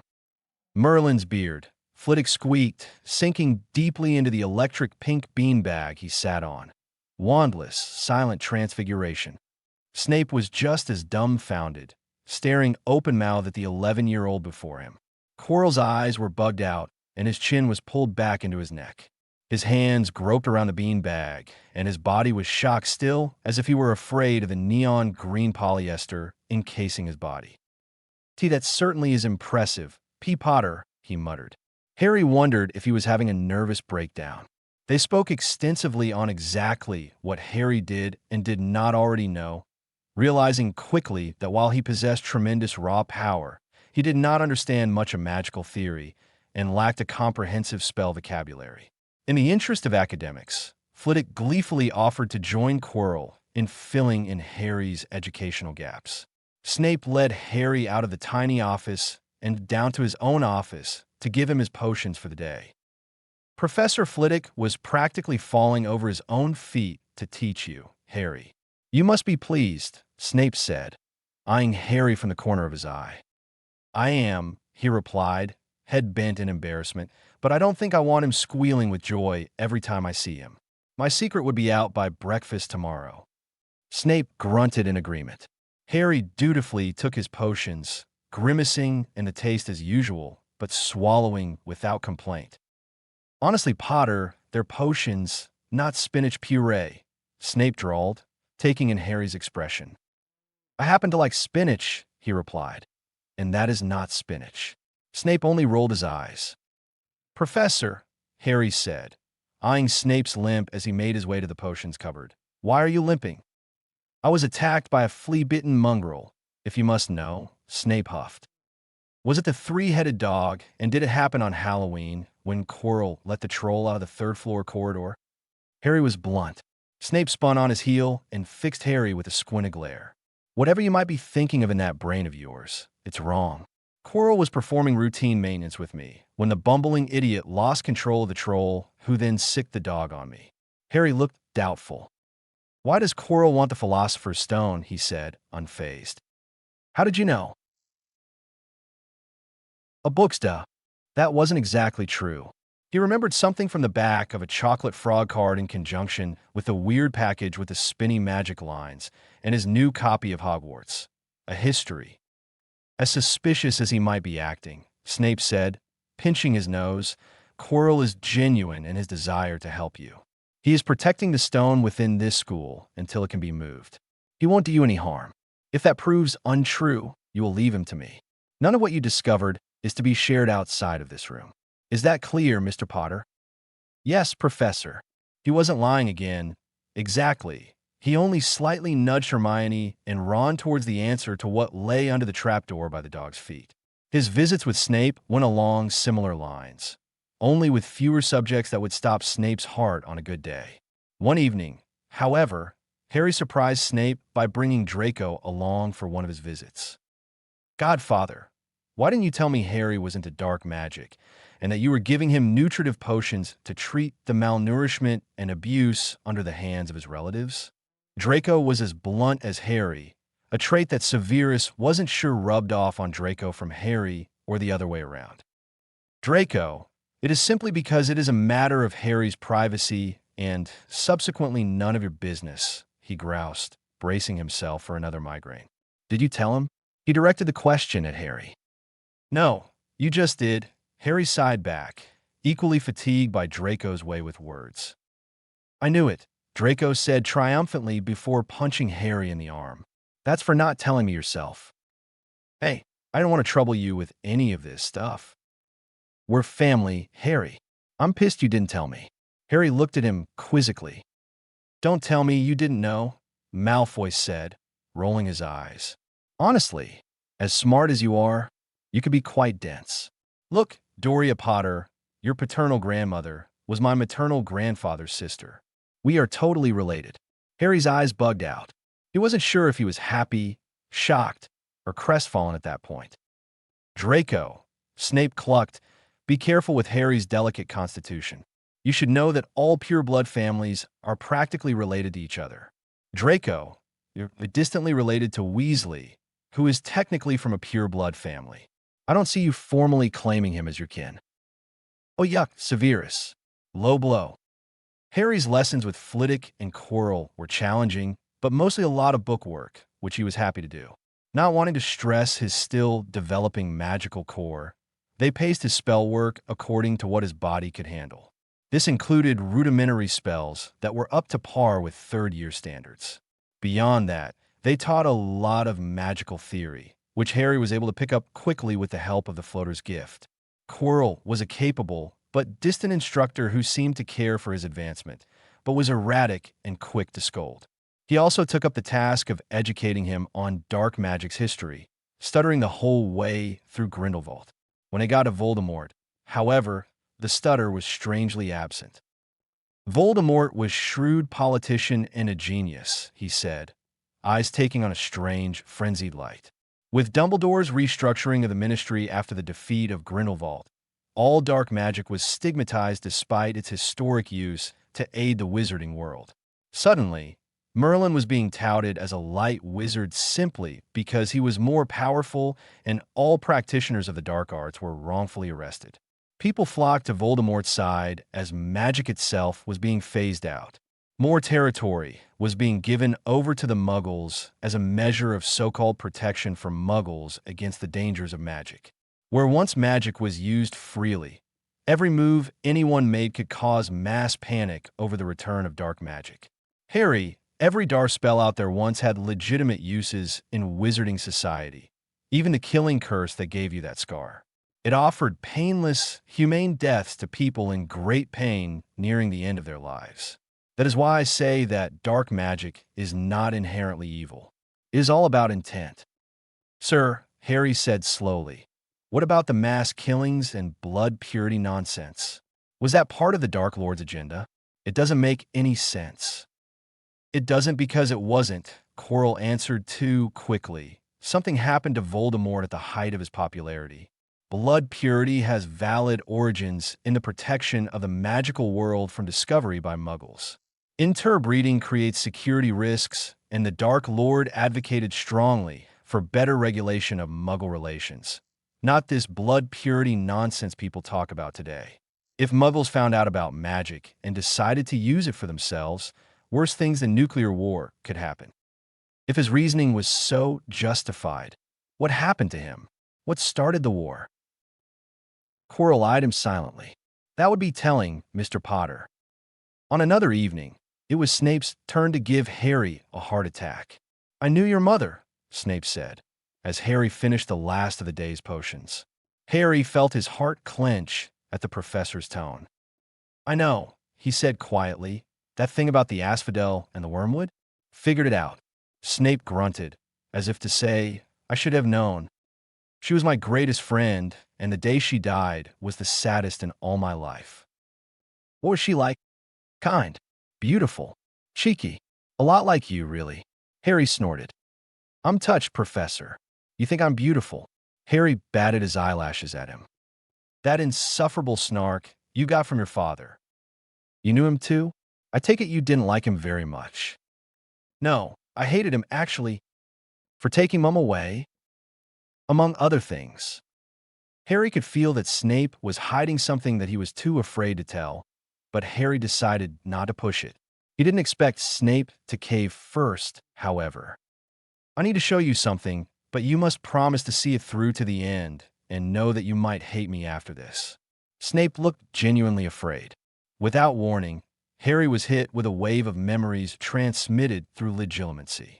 He saw the prophecy, Snape handing it over to Voldemort, Snape begging that Lily be spared, the promise he made after her death to protect him. When he emerged, he was on the floor, being watched warily by Snape. As the tears coursed down his cheeks, he reached out for him and was immediately met with a fierce, fatherly embrace from the man who was the unwitting cause of his parents' demise. He wasn't angry, only sad for all that the both of them had endured. I forgive you, he said, meeting Snape's watery eyes. Snape floundered, not knowing what else to say. Your eyes, Harry, they're your mother's. I wanted to hate you for owning them, but I couldn't. It means much to me that you do not look upon me with hate with those eyes. It was this incident that Harry, the youngest Seeker in a century, was preoccupied with on the day of the first Quidditch match. Honestly, he saw the snitch earlier because he could see its magical line darting about the field. He was too distracted to notice that idiot of a captain shove him or that his broom was being cursed. Too fed up with himself to care for his own safety, he threw himself off the broom and swallowed the stupid snitch on accident. It wasn't a flattering way to win, but it was a win, and the school, with the exception of Slytherin, agreed with him. Malfoy, the youngest Slytherin Seeker in a century, was miffed at first, but he soon recovered, stating, I don't want to touch something that's been in your mouth, Potter. Thanks for offering to let me hold it anyway. Despite Hermione's insistence that the culprit behind the cursing was Snape, Harry firmly insisted that it wasn't, knowing what he knew. His broom was wrapped in a malignant magical signature that didn't belong to anyone he could recognize. Looking around the stadium, he caught Quirrell's eye and felt a sudden prickling sensation in his scar. Somehow, he got the impression that it wasn't Quirrell he was looking at anymore. A passerby broke his line of sight, and the moment was gone. Shrugging, Harry trotted off to celebrate his victory with his friends. Harry raked a hand through his messy black hair, wondering just how he ended up in this mess. Malfoy and Fong trudged beside him as they trekked through the forbidden forest in the dead of night. The dragon fiasco got Harry, Hermione, and Neville of all people thrown in detention. At the very least, Hagrid would keep his job. Malfoy, surprisingly, seemed to be in detention for the kicks. I've never been in trouble before, he said. Father suggested I try it. Said it would be good for character.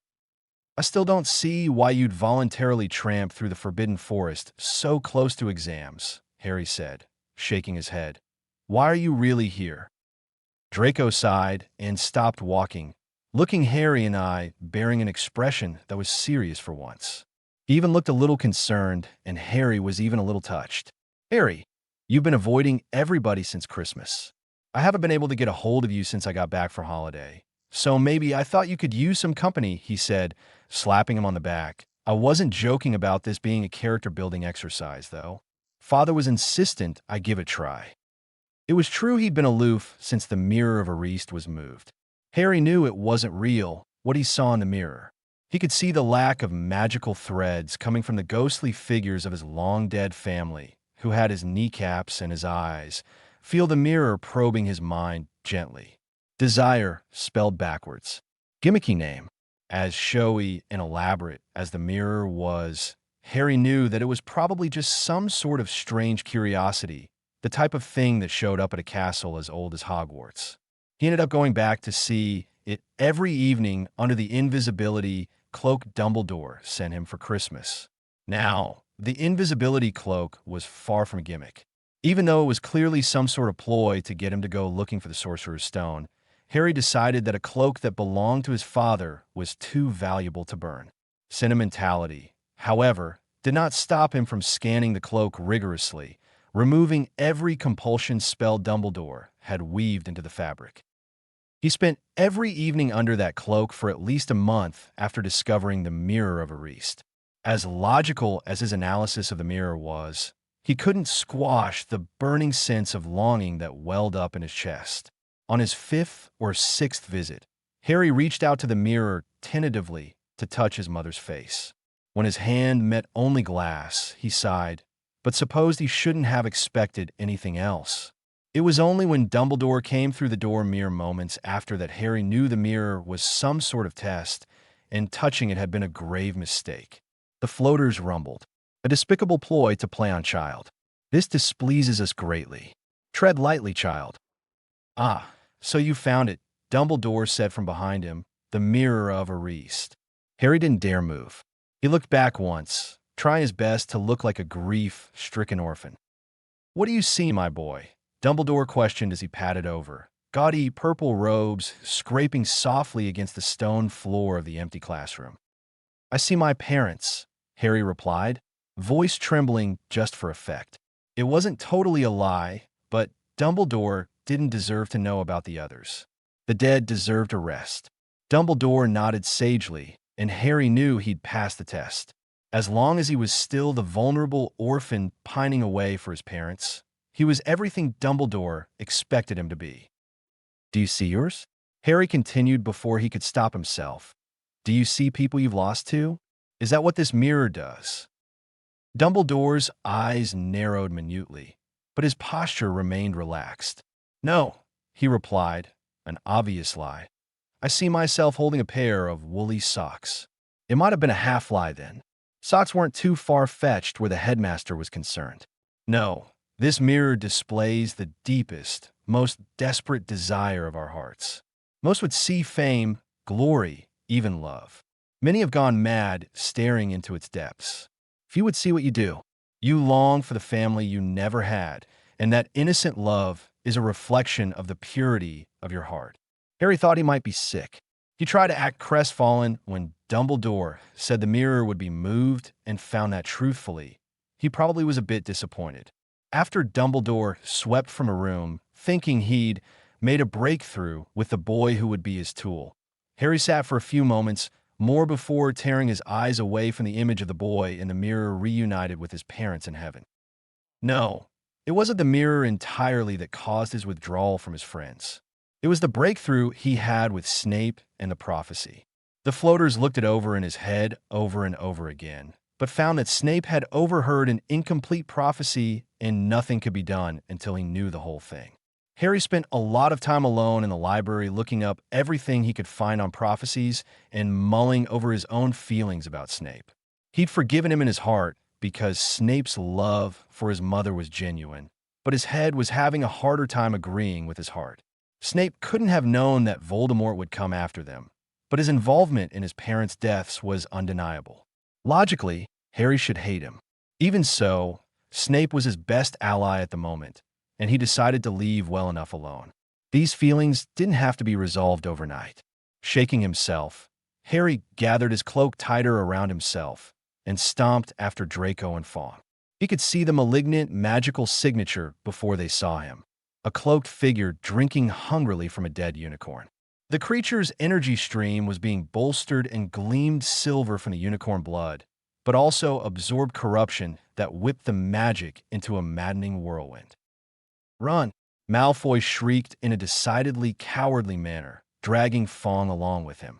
Harry bolted, but fought with the pain that exploded from his scar as the creature looked up at him. He ran a few yards, but stumbled and fell, vision too red and hazy from the pain. Acting on adrenaline, Harry flipped over and crawled backwards, kicking as he went, planting a shoe in the creature's face. The creature stood from where it was on the floor and prepared to maul him when it was again kicked in the face by a hoof connected to a centaur. Harry wasn't sure if he should be surprised anymore. Centaurs existed, and suddenly, every crazy thing the Greeks ever wrote down started making more sense. "Come, Mr. Potter," the centaur said as he hauled Harry up from the floor and onto his back. "You are safe now. You are with Forenza." "Friends?" Harry was still bewildered. "No," Forenza chuckled, curly hair heaving on his bare chest. "Forenza is my name, though you may consider me a friend." Forenza reminded Harry a lot of Draco. Really pretty, white blonde hair and blue eyes. If he had a death wish, he might ask Draco if he had centaur in his blood. "These woods are dangerous at night," Forenza said as he trotted. "Especially for you, Mr. Potter." "Thanks for saving me," Harry replied, clutching the hair on Forenza's back to avoid falling off. "I thought centaurs didn't like people." "That would be true for most of us, but not for me. Forenza's I lost a little bit of its sparkle. I'm an anomaly among my people, Mr. Potter. I suspect after tonight, I shall have to sleep alone under the stars for a few moons." "I'm sorry," Harry said, shocked. "You didn't have to do this, Forenza." "Nonsense. Voldemort is a threat to us all. The others will realize that soon enough." Harry was deposited with Hagrid, who thanked Forenza profusely before sending him off with his best rock cakes. Hermione and Neville were sent to bed much earlier, leaving Draco and Harry to walk back to the castle together. "What was that back there?" Draco asked as soon as they were out of earshot. "You heard Hagrid. Probably a wolf or something." "Bollocks, Potter. You know wolves don't run around killing unicorns." "As sharp as usual, Malfoy." "No, it wasn't a wolf." "Well," Malfoy asked expectantly, eyebrows arching into his hairline, "don't keep me waiting." "What is it?" "I never took you for a winner, Draco." Malfoys do not whine. "Just tell me." "It was a wizard whose name rhymes with moldy wart." "I'm serious, Harry, if you know Dash." "It was Voldemort, Draco," Harry said quietly. Malfoy's mouth snapped shut, and he stopped walking. "You're serious?" "Your scar." Harry nodded. "He's weak. Forenza told me that unicorn blood will keep you alive, but give you a curse that nobody's ever lived long enough to talk about. He's desperate." "He's back then? Shouldn't you tell Dumbledore?" "No," Harry bit back. "I can't trust him." "So you've said, but if he's really this close to school, you don't have much of a choice. You know he'll go after the stone." "I can't. I take talking to Voldemort over asking Dumbledore for help." They reached the staircases and had to part ways. Just as Harry turned to leave, Draco grabbed his arm. "You're taking me with you whenever you decide to do whatever it is you're planning." "Of course," was Harry's simple reply. Everything came to a head after exams, when they finally got Hagrid to reveal how to get past Fluffy. Hermione was immediately whipped into a frenzy, bushy hair getting bushier with every excited word she spoke. Ron joined in on her tirade, and soon, Harry was tearing down Transfiguration hallway with them, bursting through McGonagall's door and frightening the old woman into considering an early retirement. "We know about the Philosopher's Stone." McGonagall dropped an armful of books into an ungraceful heap onto the floor. "What on earth, Dash?" "Someone's trying to steal the stone," Hermione cut in, "and we think it's Professor Snape." "Nonsense, Granger," McGonagall said, finally finding her words again. "The professor is one of the people protecting the stone."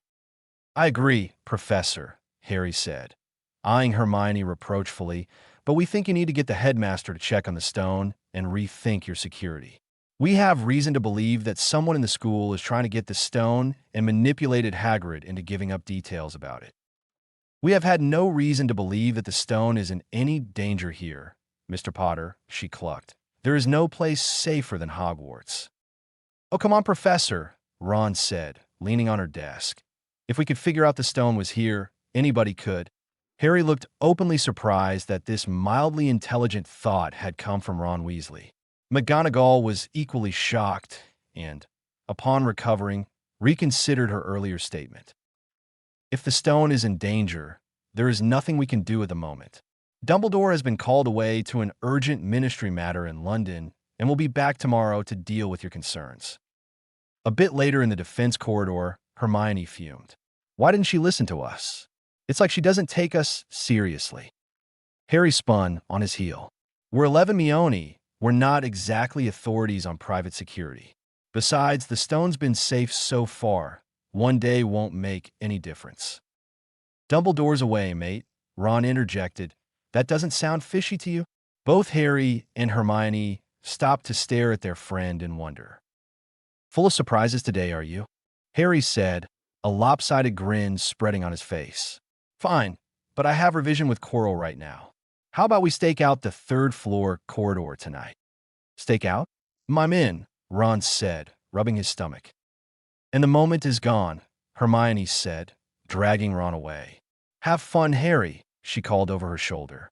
Harry raked a hand through his hair again in exasperation and continued to the defense classroom, where Quirrell had been conducting their weekly revision since Halloween. Upon opening the door, however, he found Quirrell slumped over his desk, muttering nonsensically to himself. As he got closer, it was apparent that his professor was asleep, but delirious with fever. Professor, he called, grabbing his shoulders. Harry tried to rouse him several times, but found that he would not wake. Just as he was about to get help, Quirrell spoke. His voice was all wrong, however, and rasped unnaturally from his mouth as if it didn't fit all the way into Quirrell's body. Harry's scar burned and festered, bringing Harry to his knees. The blood of muggles will spill on the floor at my feet, and the dark shall overtake all, he slurred. The ramblings continued along those lines and stopped. Quirrell's mouth floundered, and the voice that was not his continued, as if in an argument with itself. No, killing muggles makes no sense. Too many of them. Magical inbreeding. No, blood is the answer. The dark will prevail. No, not like this. The stone. Yes, the stone dash. Quirrell's head snapped up and looked around the classroom. Harry had already bolted out the door at the mention of the stone.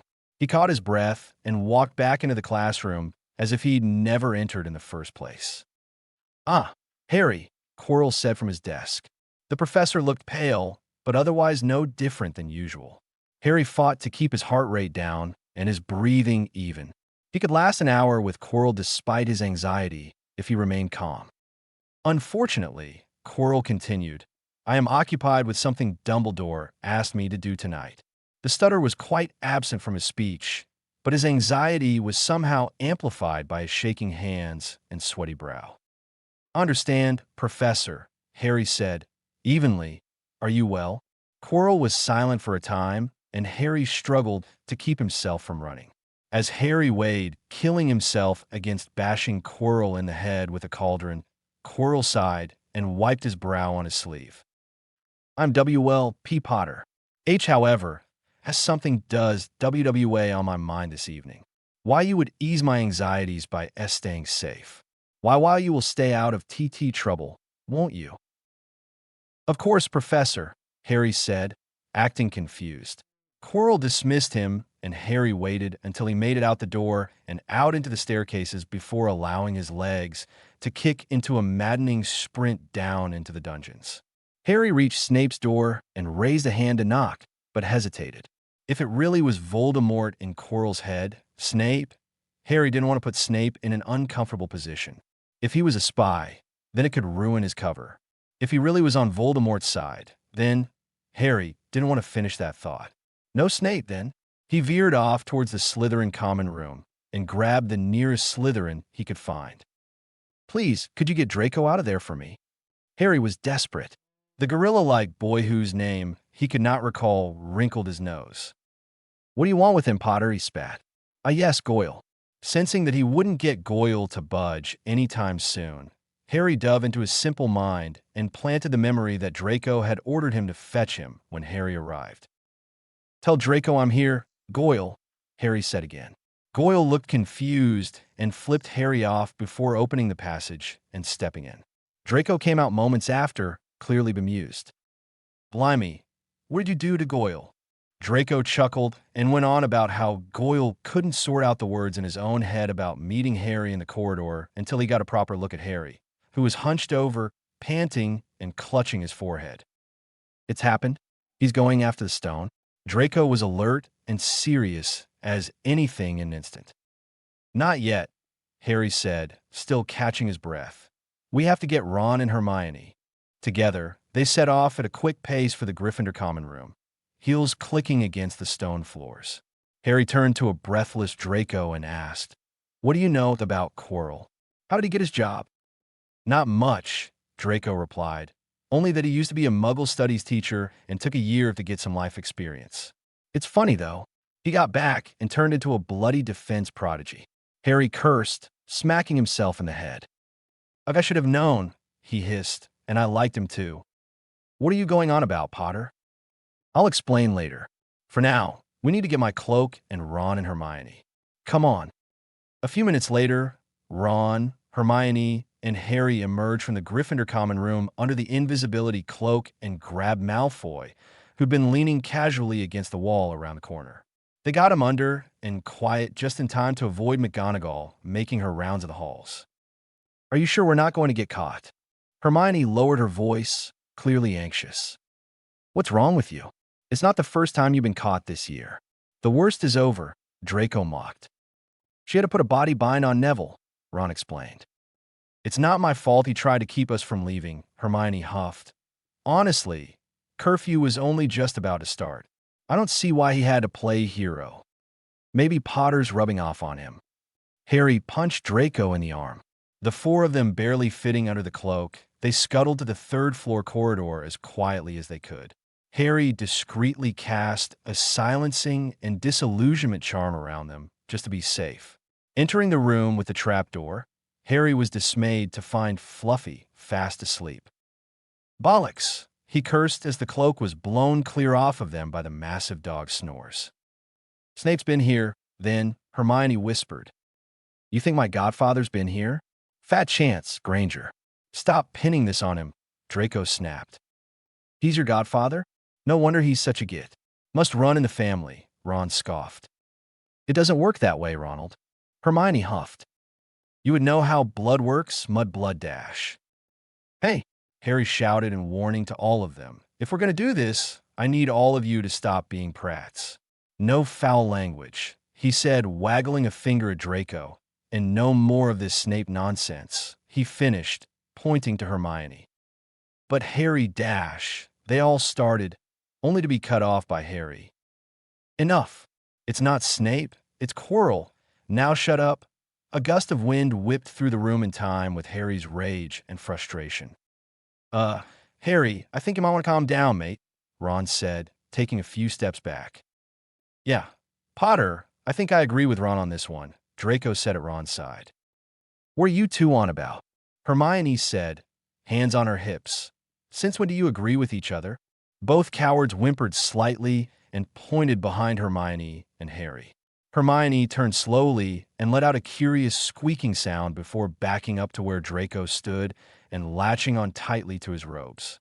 Harry arched an eyebrow and turned to find that the harp that kept Fluffy at bay had toppled over due to his outburst, and the dog had awoken and stood growling menacingly at him. In no mood to waste any more time, Harry pulled out his wand and, in a single motion, cast a shrinking charm on the three-headed dog. No sooner had Reductio flown from his lips than the dog had shrunk to the size of a full-grown Rottweiler. Undeterred, the dog growled again at the four children and prepared to maul them. Still angry, Harry muttered a mild stunner, and the dog toppled over, sleeping soundly. After all, it wouldn't do to kill one of Hagrid's pets. Merlin, remind me not to get on your bad side, Draco said, relief coloring his voice. Suddenly getting along, the four of them jumped down through the trapdoor and landed in a sea of plants. Draco, who'd gotten at least decent marks in herbology, knew right away to cast an incendio to burn the plants away. Ron, who'd gotten less than stellar marks, lay writhing on the floor, thinking himself dead as the others picked themselves up. Ronald, honestly, Hermione said, slapping him lightly to sober him up, if you'd paid attention in class, you'd know that Devil's Snare hates exposure to light. Even Malfoy knew that. I don't know, Granger, Draco said, winking at Ron. I just figured plants burned and got it on a fluke.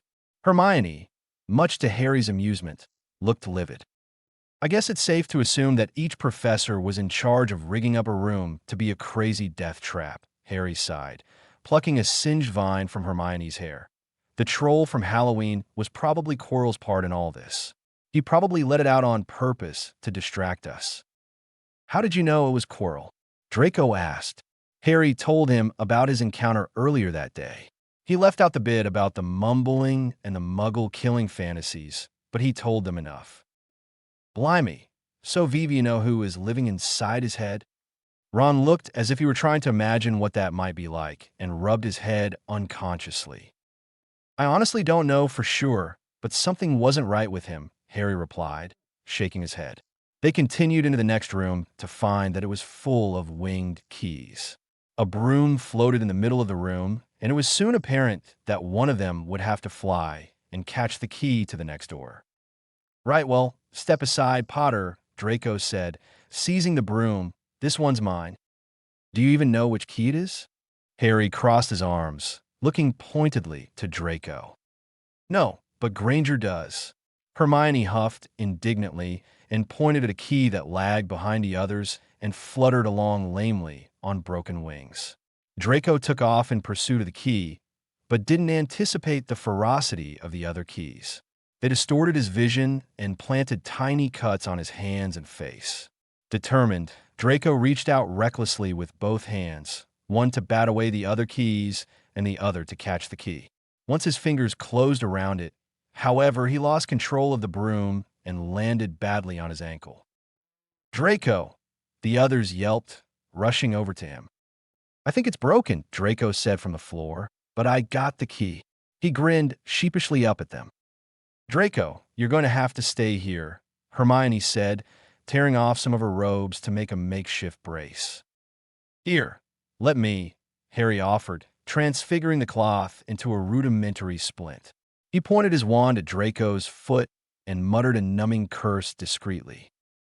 I'll try to make it back from here, Draco said, wobbling to his feet. The numbing curse, clearly working, he didn't seem to be in very much pain. It would be slow work, but Harry knew Draco had to go back. Before they parted, Draco shouted, You lot better not die on me. The next room was a chessboard of all things. Harry was about to bombard the whole setup before Ron stepped in to play the game out. On the best of days, Ron was a pretty decent player. It was just about the only thing he was good at. His playing style, however, sacrificed a lot of pieces. Before he knew what he was doing, Ron realized he had to sacrifice a knight, the piece he happened to be sitting on. It won the game, but Ron lay on the floor unconscious with Hermione crying over him. Harry pressed a finger to his neck, but checked his life force just to be sure. He's only knocked out, Harry said reassuringly. He'll probably have a headache later, but he'll be okay. Hermione nodded at him, wiping away tears. The final room was full of potions, and Hermione had no trouble solving the silly riddle. Really, the whole room reeked of Snape and potion nerdiness. Snape needed better riddles.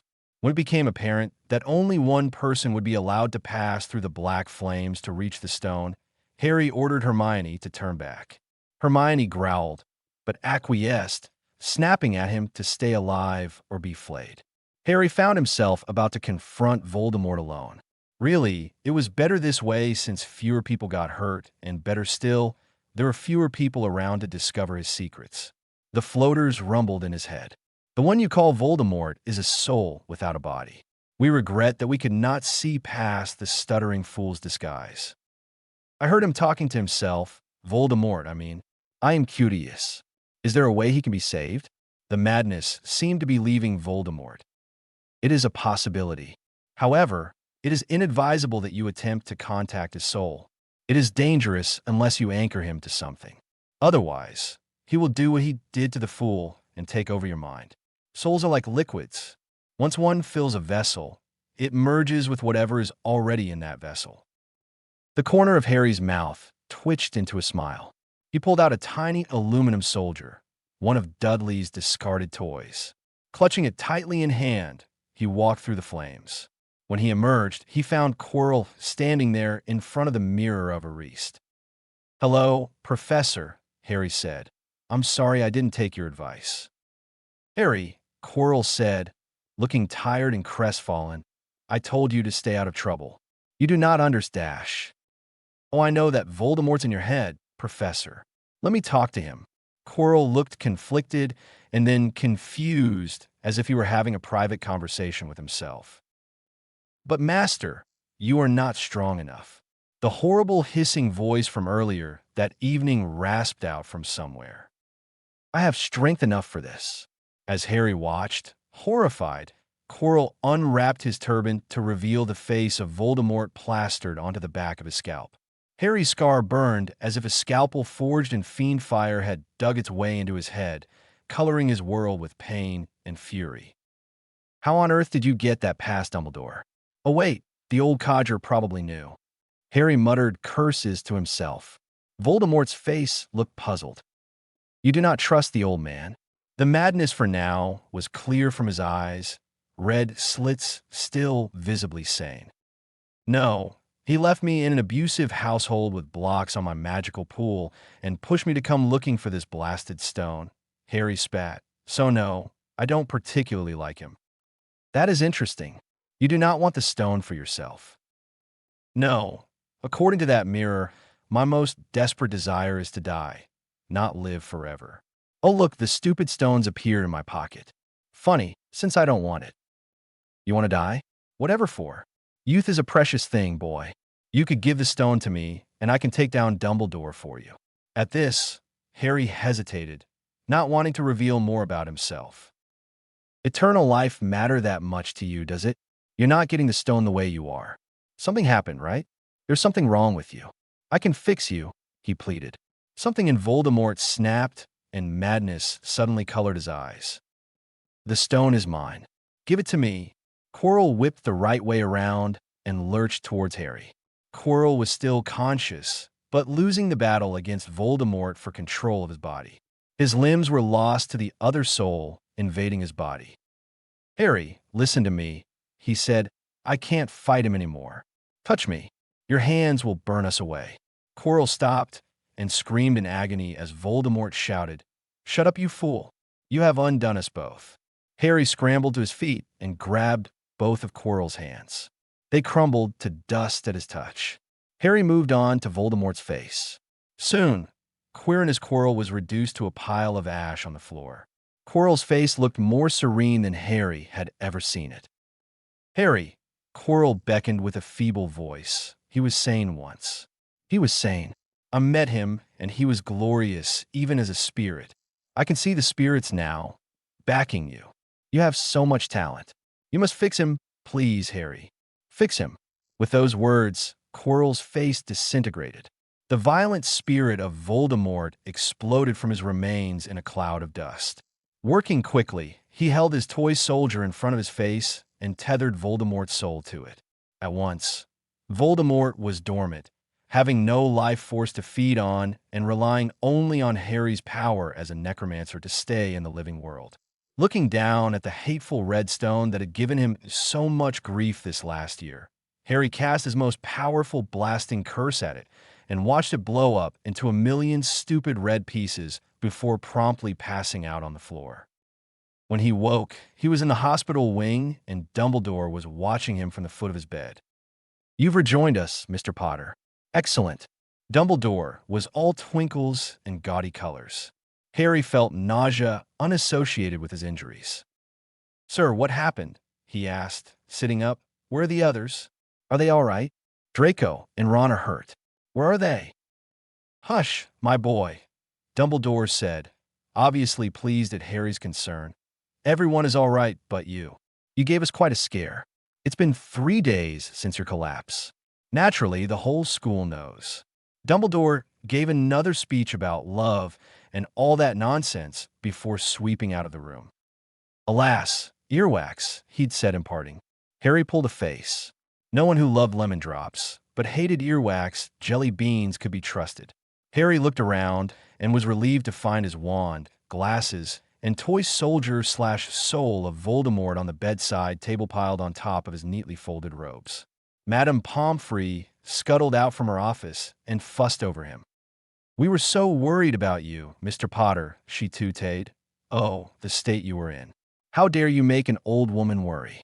Harry apologized profusely, seeing her close to tears.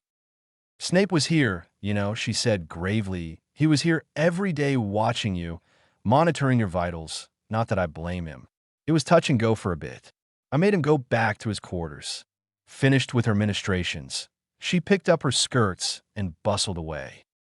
Later on, Harry found himself surrounded by weeping girls.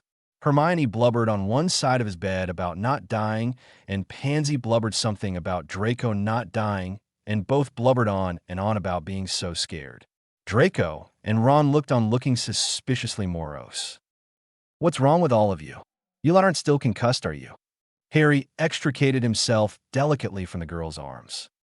"You should have seen yourself, mate," Ron said quietly. "Yeah, mate," Draco echoed.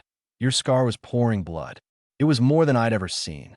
They had to levitate you in here and spent hours pumping blood, replenishing potions into you." "I still don't see why all of you look so dead," Harry retorted. "I've had worse." Hermione blubbered something into his robes. "I was not on my deathbed." Hermione Granger. Hermione, Pansy, and Ron left some time later to get to dinner. Draco hung back and walked up to Harry, hands fidgeting, looking like he wanted to say something.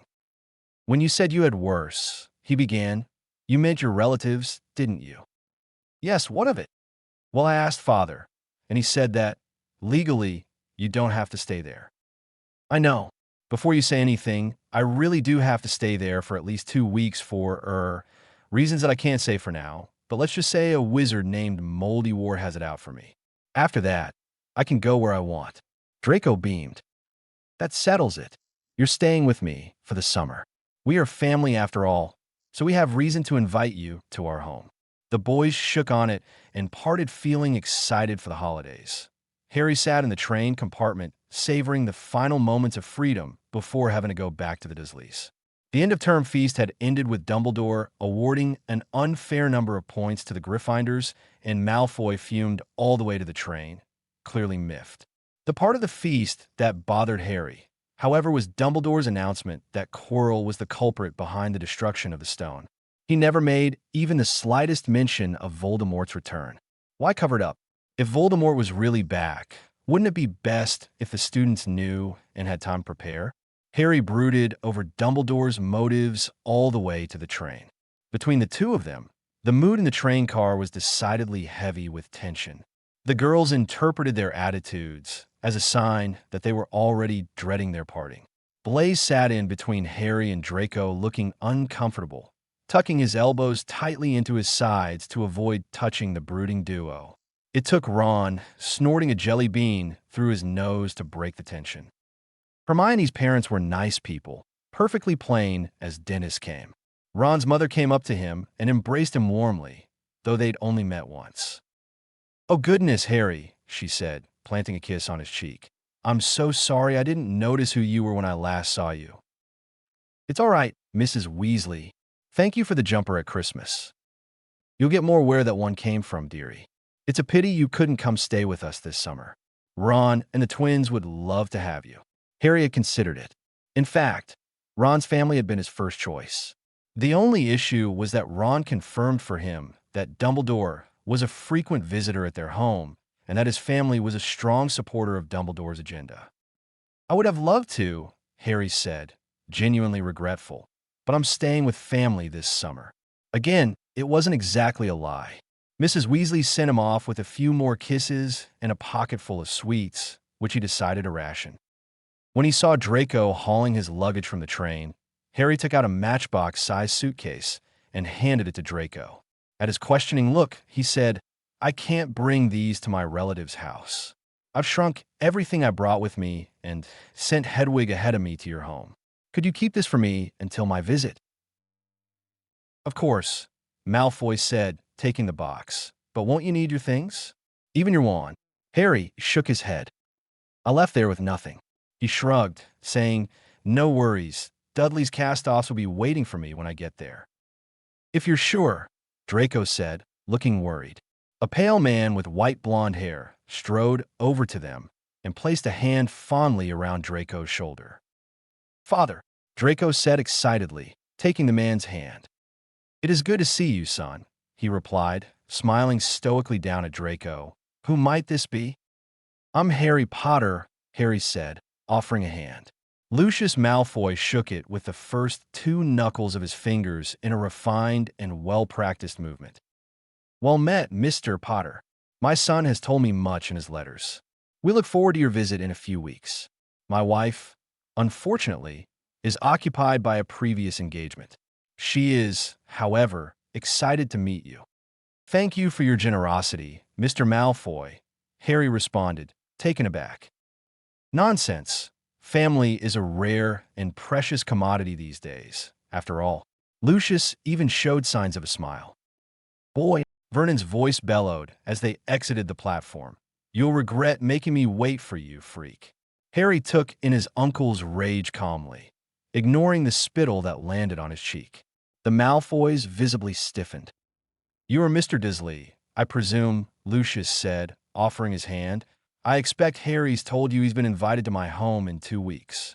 Vernon stared disdainfully at Lucius as if he carried a highly contagious disease. Yes, and we're glad to be rid of this freak. It's a pity you couldn't take him sooner. I suppose he'd be glad to be with other freaks like him. Vernon shuddered. Excuse me. Lucius's eyes narrowed and his voice came out strained. His hand clenched and receded, gathering Draco closer to him and away from the Muggle man. Vernon reached out and grabbed Harry roughly by the forearm, jolting him almost off his feet. Lucius's eyes snapped to Vernon's hand. You will contact us if there are any problems, Mr. Potter? Lucius said slowly. Harry nodded meekly, body quivering with a mixture of anger, fear, and shame. He allowed himself to be dragged away by his uncle, feet barely moving fast enough to catch up with him. Harry was anxious the entire car ride back. His uncle remained silent for the whole ride. They pulled up in front of the house of Privet Drive, and Harry was hauled out of the car by his shirt collar. Go change out of those ridiculous clothes before the neighbors see you, boy, Vernon said, shoving him in through the front door. Harry lost his balance and landed on his hands and knees. He scrambled to get up and did as he was told. Immediately, Harry found himself being forced into a whirlwind of chores. Petunia was at his cupboard door with a list when he emerged and handed it to him woodenly. He settled himself into a rhythm and did as he was told, trimming the lawn, readying dinner, doing the laundry, and cleaning the rooms. Dudley, who was still recovering from the trauma of Harry's departure, watched Harry warily from behind a comic book and then kicked him the shin for good measure. Harry took it and only hissed out in pain once before continuing with his chores. He was determined to make it through 2 weeks. Everything seemed business as usual until supper, when he was thrown violently into the cupboard, head snapping back, hitting the wall with a crack. No food for you, freak, his uncle said, body blocking the light from the doorway. That is your punishment for what you did to Duddekins. Breathing hard, Harry fought the nausea building up in his chest. Vernon slammed the door, and the darkness overtook him. Thankful for the isolation, Harry lay down on his little cot, only slightly disturbed to find that his ankles stuck over the sides where once he'd fit comfortably on it, and fell into his private world with the floaters pulling him from his body. He relaxed and bided his time, ignoring the hunger gnawing at his stomach and the headache blooming where he'd struck the wall. The next morning, Petunia unlocked his door and handed him an apple, a package of digestive biscuits, some water, and another list before walking away. Harry took the food and bolted to the downstairs bathroom. He ate as he took care of his toiletry needs and prepared to do the day's work. This routine went largely unchanged, and Harry supposed he was grateful. While he could feel his body suffering, he thought it more important that his uncle had decided not to beat him. While doing his chores, Harry had some time to look closer at the wards and found it easily, knowing now what to look for. The energy signature that he now knew to be his mother's was subtle and thin, connecting Harry's life force to Petunia. The bond looked tenuous at the most, bolstered only by another energy signature familiar to him, but escaping his memory. The old one. The floaters sounded angry in his head. So it had been Dumbledore who'd forcibly tied his mother's protection to the Dursleys. The more he looked, the more it seemed that the original blood ritual his mother had completed was tied only to Harry's life force, until someone anchored it to Petunia and her accursed house. There was no stupid ward. The only thing being recharged by his presence at Privet Drive was a charm that Dumbledore cast to keep him prisoner. Try as he might, however, the charm would not be undone no matter how many times he attempted to unravel it. It is old magic, forbidden magic, the floaters grumbled. It may only be broken under specific circumstances. Until this place is no longer your home, you may not undo it. Harry couldn't break it, or Dumbledore would know his charm had broken, and then more trouble would come. Damn. Everything changed when the house elf, Dobby, showed up unexpectedly as he was preparing for a dinner party. He'd never seen anything that looked quite like the disheveled pink thing that showed up in Petunia's kitchen, but didn't stop to think before knocking the elf out with a wandless stunner, disillusioning him in the same breath. When no ministry letters came, Harry let out a tense breath. He'd surmised earlier that the trace that alerted the ministry to underage spell use was attached to his wand, rather than his person. Since his wand was safely tucked away with the Malfoys, his wandless magic could go undetected. The dinner party went off as planned without a hitch, and Harry was rewarded with a plate of leftovers. Retreating to his cupboard with his prize and his sleeping elf, he ate and waited for Vernon to lock the cupboard. As he heard the characteristic click, Harry revived the elf. Mr. Potter performed magic around Muggles. The elf squealed, causing Harry to jump and throw up a silencing charm. "Should be quiet or I'll be in serious trouble," Harry said urgently. "It's okay. My wand isn't here. The ministry can't track anything without my wand." "Harry Potter is in grave danger," the elf said, not listening. "Master Malfoy sent Dobby here to invite you to his house for the summer, but Harry Potter must not return to Hogwarts. Master said that bad people are going to do something and Harry Potter is in grave danger." "Wait, Malfoy, did Mr. Malfoy say this so that you could warn me?" "No, I heard it when Master was talking to a bad man. Lady Malfoy is nice to Dobby and you are her family. The Master is dealing with bad people and they're making him do things he does not want to. Bad things. Bad things. You must not return to Hogwarts. Dobby, I have to go back to school. I trust Mr. Malfoy. Not exactly the truth, but he needed to calm Dobby down, and I don't think he would do anything to hurt me." Caught between his loyalty to his master and his worry for Harry, Dobby began sobbing. Harry cursed. He was so close to leaving. The Malfoys were to send for him the next day. Dobby, please calm down. I'll get into trouble." The elf looked horrified. Dobby has caused Harry Potter trouble. Dobby must punish himself.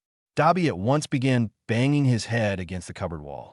Harry tried in vain to calm him and was too helpless when Vernon yanked the door open. He got one look at Dobby before the elf disappeared with a pop. "Boy," he bellowed, "how dare you bring your freakishness into this house?" He picked up Harry by his hair and dragged him out. As Petunia and Dudley slept, he took Harry to the garage and beat him bloody with a wrench and a gardening spade, just barely avoiding the spots that would kill him.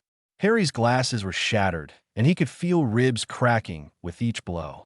To muffle his screams, Vernon sealed his mouth shut with duct tape and cruelly snapped both of his arms at the elbows. When he finally finished, it was more damage than he'd ever endured and too much for his magical core to heal all at once.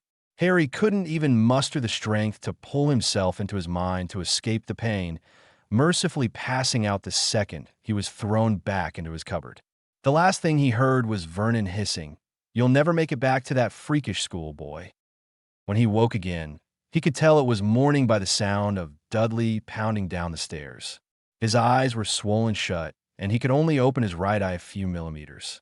He lay in a pool of his own sweat and crusted blood. His magical core had healed his arms overnight, but the rest of him was bloody and bruised.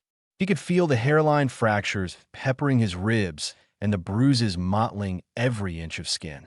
Not bothering to sit up, Harry looked around and found that his cupboard was open a slit, not even locked, taunting him.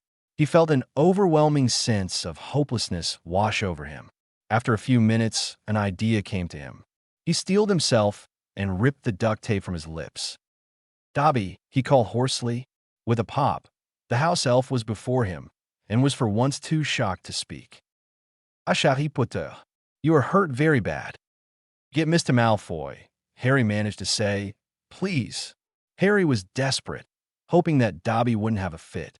Dobby, however, looked stone calm and raised his fingers slowly to snap and pop out.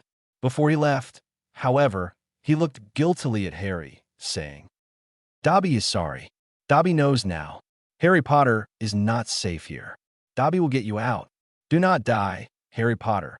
Dobby popped away, and Harry held on to hope that he would get out of this somehow. A few hours passed, and Harry was in and out of consciousness, fighting hunger and pain assaulting him in every part of his body. Thinking about the wards, he wondered how Dumbledore's charm worked at all. He'd never thought of this house as his home, though with spells that old, he wasn't surprised the criteria was a bit loose. A prison, then. That's what this house meant to him. He shut his eyes, wondering if he would die this time. The one upside he could see to that was that he would be free of his prison. He lay there wondering what it was like to die and, through the pain, felt for the first time that he was free from the prison he called home. He snapped fully awake, however, when he heard the door being thrown open. "What the bloody hell are you doing in my home?" Harry could hear Vernon's yells and Petunia's shrieks. Dudley could be heard stomping frantically back up the stairs. Harry tried to sit up and found himself struggling to prop himself up. "Where is Harry Potter? What did you do to him? Tell me, you great oaf." A woman's icy voice sounded from the doorway, followed by a man's. "Mr. Dursley, you would do well not to try me. I know he's here, and I know he's hurt. I have a ministry hit wizard and an auror here with me to take you into custody. Where is Mr. Potter?" It was Lucius. They'd come for him. Harry was so relieved, he thought he might cry. "You can't prove anything. He's not here. Bloody freak ran away." Vernon sounded frightened out of his wits. It must have been the word custody that got him. "I'm in here," Harry rasped, clawing his way off the cot. He managed to shove just his bloody hand out past the heavy, reinforced door. "You lie, Muggle Dash." Lucius stopped mid-sentence as he caught sight of the tiny hand, sticking out blood red against the stark whiteness of the rest of the house. It wasn't moving. Lucius thought for a horrifying moment that he might be too late. He swept into the house, Narcissa hot on his heels, ignoring Vernon's complaints. The hit wizard and the auror he'd brought along closed the door and swiftly shot ropes from their wands, restraining Vernon and Petunia. Crouching down by the staircase, Lucius and Narcissa hauled the heavy door open and found Harry sprawled on the floor, body half off of a cot that took up all the room in the tiny compartment. Harry, can you hear me? Narcissa, help me roll him over." Lucius's voice was calm and even gentle. Narcissa gently moved Harry's upper body while Lucius repositioned his legs. "Mr. Malfoy," he rasped, "you're here." "Yes, Harry," Narcissa breathed, smiling down at him. "Try not to speak. We're here. You're safe. They can't hurt you anymore." "Is anything broken?" Lucius was cautiously trying to run diagnostic spells on Harry's body, but the list that appeared before him was too long for him to filter through right there. "My arms, ribs. Arms healed last night, but hurts." Harry was fighting for breath, ribs protesting with every breath. Nodding in understanding, Lucius muttered something, and Harry could feel invisible bandages wrapping his chest. He was relieved to find that he could breathe when the work was done. "Thank you," he breathed. "We have to move you now, Harry," Narcissa said. "If it hurts, you just tell me, and I'll put you right down again." Harry nodded. Narcissa conjured a blanket around Harry and picked him up gently. Moving hurt, but nothing that he couldn't bear. He concentrated on Narcissa's perfume and the ringlets of hair that brushed his face. The hit wizard had just disappeared with a crack, Vernon in tow, as Petunia watched from her seat at the table, stunned into silence at Harry's appearance. The Auror, a dark-skinned man in purple robes, briefly took in Harry's injuries and turned to Lucius. The wife confirmed the husband's history of abuse, and we carted him off, but we're not sure if she should be taken in. Doesn't seem like she knew the boy was hurt this time, he said evenly. She never hit me, Harry said shakily from Narcissa's arms. It was only my uncle. I think he hit her too. The Auror nodded. I will include that in my report. Thank you, Shacklebolt, Lucius said, nodding. I trust this matter will be kept secret? Of course, Shacklebolt replied. According to investigation procedures, details will be kept from the public until the case has been resolved. Shacklebolt took another look at Harry. Is it safe to apparate to St. Mungo's with his injuries? He looked troubled. I've done the best I can to wrap his ribs, Lucius replied, looking just as perturbed. As for the rest, I don't want to do anything until the healers can get a record of what was done to him, and it's too dangerous to sedate him. It'll have to do. There are no Flynn networks this far into Muggle territory. Shacklebolt seemed unsatisfied, but nodded his agreement. He took Harry's hand. You have been very brave, Mr. Potter. Bear with the pain for now. You'll be well again soon, he said, leveling Harry with his hawk-like gaze. Harry nodded, a determined look in his eye. Shacklebolt took out his wand, taking Narcissa's elbow in his free hand, and apparat them to St. Mungo's Hospital. Harry felt as if he were being shoved through a straw, and pain erupted all over his body, every injury being pressed and prodded as his body was disassembled and reassembled somewhere else. When it was over, he breathed hard, fighting tears. He felt himself being laid onto a padded examination table and opened his good eye to find himself in a sterile white room awash with harsh white light. Healers were upon him in seconds, casting charms and pumping potions into him. He was stripped of Dudley's oversized clothes, and the blood was gently spelled away to reveal the full extent of his injuries. His clothes were replaced with a hospital gown not unlike one found in a Muggle hospital. One healer, looking decidedly grim, snapped a few pictures of every injury. Deep gashes on his back he hadn't seen or hadn't been conscious for were wrapped and immediately began to close. The bruises would take time to heal, but the pain was greatly diminished by the potions they'd given him. When everything was done, Harry was given a bowl of plain broth, which he took gratefully, sitting up in the bed he'd been moved to in a private wing of the hospital. Shacklebolt entered with Narcissa and Lucius following closely behind. A healer sat by Harry's bed with Harry's medical records, which the ministry procured from the local clinic in Little Whinging. The healer frowned at the Malfoys. Sorry, only family allowed, the man quipped, curly brown hair bouncing as he stood to show the out. Healer Smethwick, you needn't trouble yourself. We are family, Lucius replied casually, clasping arms with the healer. Hippocrates Smethwick looked open-mouthed at him. Really? I don't see you listed as next of kin. Hippocrates, my wife is Harry's second cousin once removed. Since his guardians are unfit to care for him, we do count as his next of kin. Narcissa handed the astonished healer a piece of parchment with a magical family tree on it listing the relationship between the Potters and the Malfoys. I had that fetched from Gringotts just now, Hippocrates. The healer snorted, saying, You never mentioned this at your dinner parties, Narcissa. Oh, I never knew until my son, clever thing that he is, Narcissa said, clearly preening, thought to look through the family genealogy records.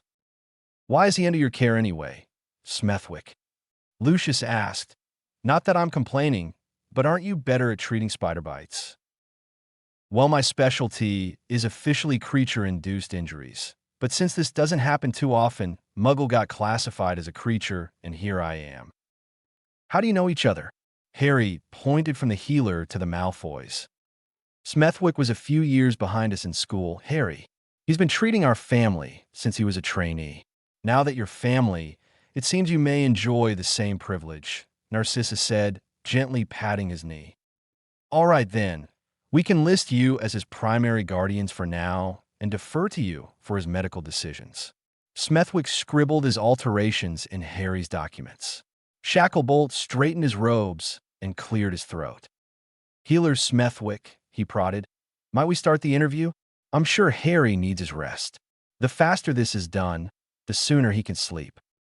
"Yes, quite right," the healer said soberly before turning to look at Harry. "Harry, has this type of abuse happened before? Did your relatives beat you and regularly deprive you of food?" Healer Smethwick knew the answers from the scans, of course, but needed to probe a bit to uncover any lasting emotional trauma and provide an official record for Shacklebolt's report.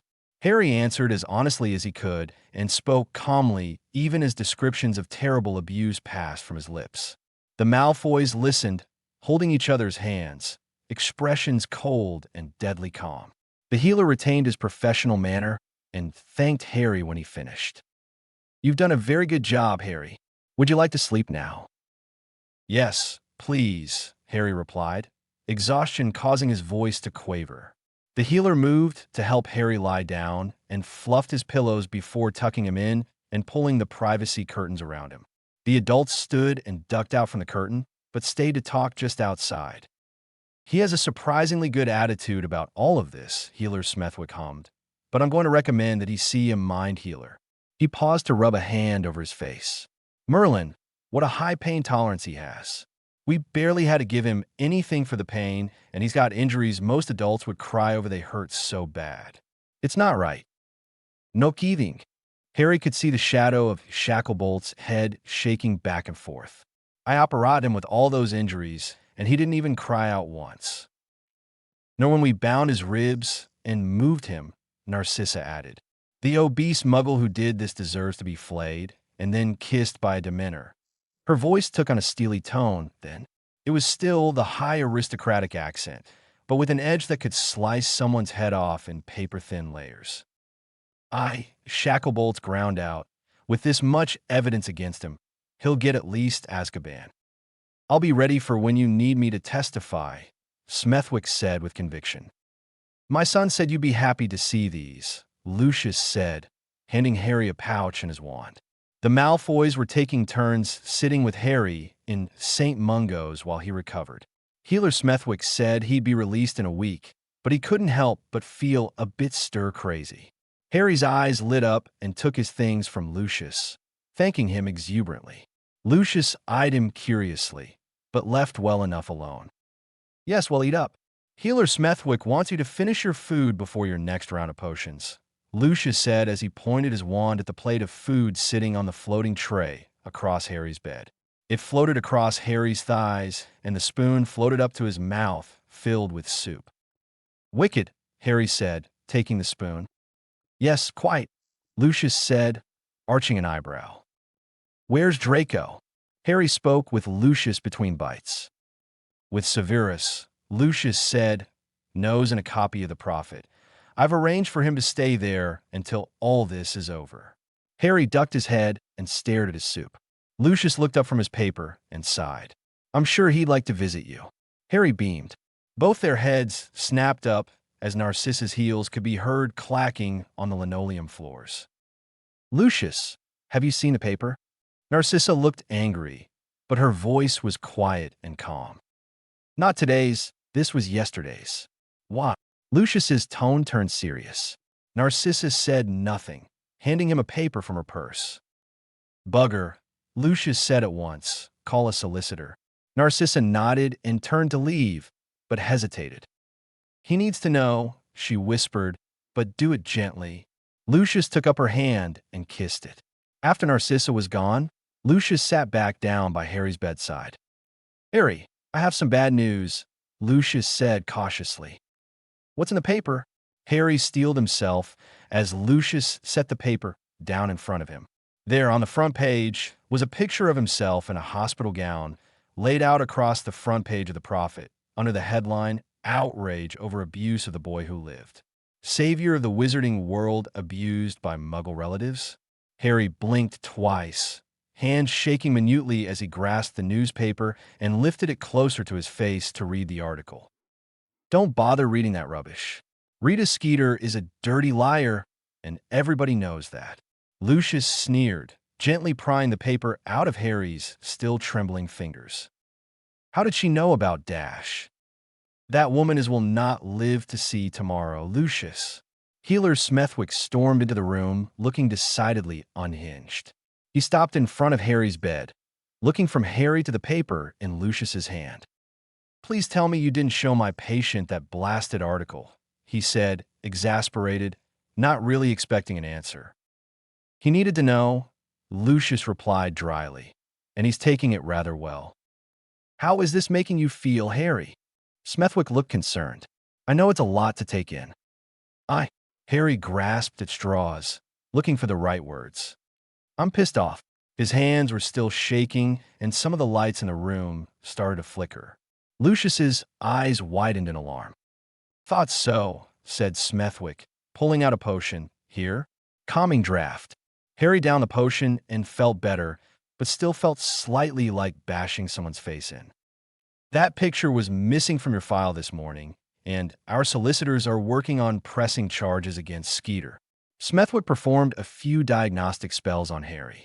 Any discomfort in your ribs? Breathing better? Good. Your eyes certainly look much better. Any blurriness? Nothing more than the usual nearsightedness, he lied smoothly. His vision had been corrected ages ago, but it wouldn't do to admit that when his records still read that he was legally blind. I'll feel better once I have a restraining order against that reporter, and maybe a chance to land a fist in her face. Smethwick snorted. I'll see about getting your vision corrected. Inwardly, Harry cheered at the thought of doing away with his glasses. Smethwick put his wand away and sat on Harry's bed. Harry, if you need to talk about this, we can get a mind healer here. No, Harry replied. I'll be all right. I'm not Dash, he paused, looking down at his hands. I won't pretend that I'm okay after everything that's happened, but I'm free from that prison, and that's all that matters. Nothing that newspaper says about me can compare to what the Dursleys did to me. Smethwick nodded silently, not meeting Harry's eyes. Then the least I can do, besides advise that you talk to a mind healer anyway, is have her solicitor and yours get together to present your case. I'll get you the details, Lucius confirmed. Busy days to come at the ministry, then. However, you, Mr. Potter, need only worry about getting well again. Leave the legal work to us. Draco poked his head around the doorframe to Harry's hospital room and smiled toothily at him. Harry looked over and smiled tiredly back. Harry, Draco breathed in obvious relief. He was as prim and well-groomed as Harry remembered. Draco sat by his bed and actually moved to embrace him briefly. Harry was taken aback at Draco's stricken expression. He picked up Draco's trembling fingers and sandwiched them between his hands. It's okay, Draco. I'm Fina. Really? Hey, I'm the one in hospital. Why am I the one worrying over you? Harry's attempts at lightening the mood only made Malfoy's eyes water suspiciously. Gulping a few times, Draco looked Harry in the face, taking in his sunken eyes and healing cuts. Father wouldn't tell me how hurt you were, Draco said, voice wavering, but a little despite the emotion in his usually schooled features. But then I saw the picture in the Prophet, and I lost it. It was scary, mate. You don't even know how scary it was seeing you like that. Harry knew. Skeeter chose that specific picture on purpose. The moving photograph depicted Harry, eyes wide and haunted, turning reluctantly away from the camera to bare his back, bound in gauze that was stained bloody in two slanted lines along his shoulder blades angling towards his spine. It was as if he had wings and someone had hacked them off. Those wounds were infected and would leave scars that didn't respond properly to magical healing. It looked worse than it was, Draco, Harry said, gesturing to his back. It was only a gardening spade, not a hacksaw. But it was a gardening spade, Harry, Draco hissed. What that man did to you was monstrous. Trust me, even through Rita's rubbish, I could tell that you'd been seriously wronged. You've told us some of it, but it was definitely worse than you let on. I just wish you would see that.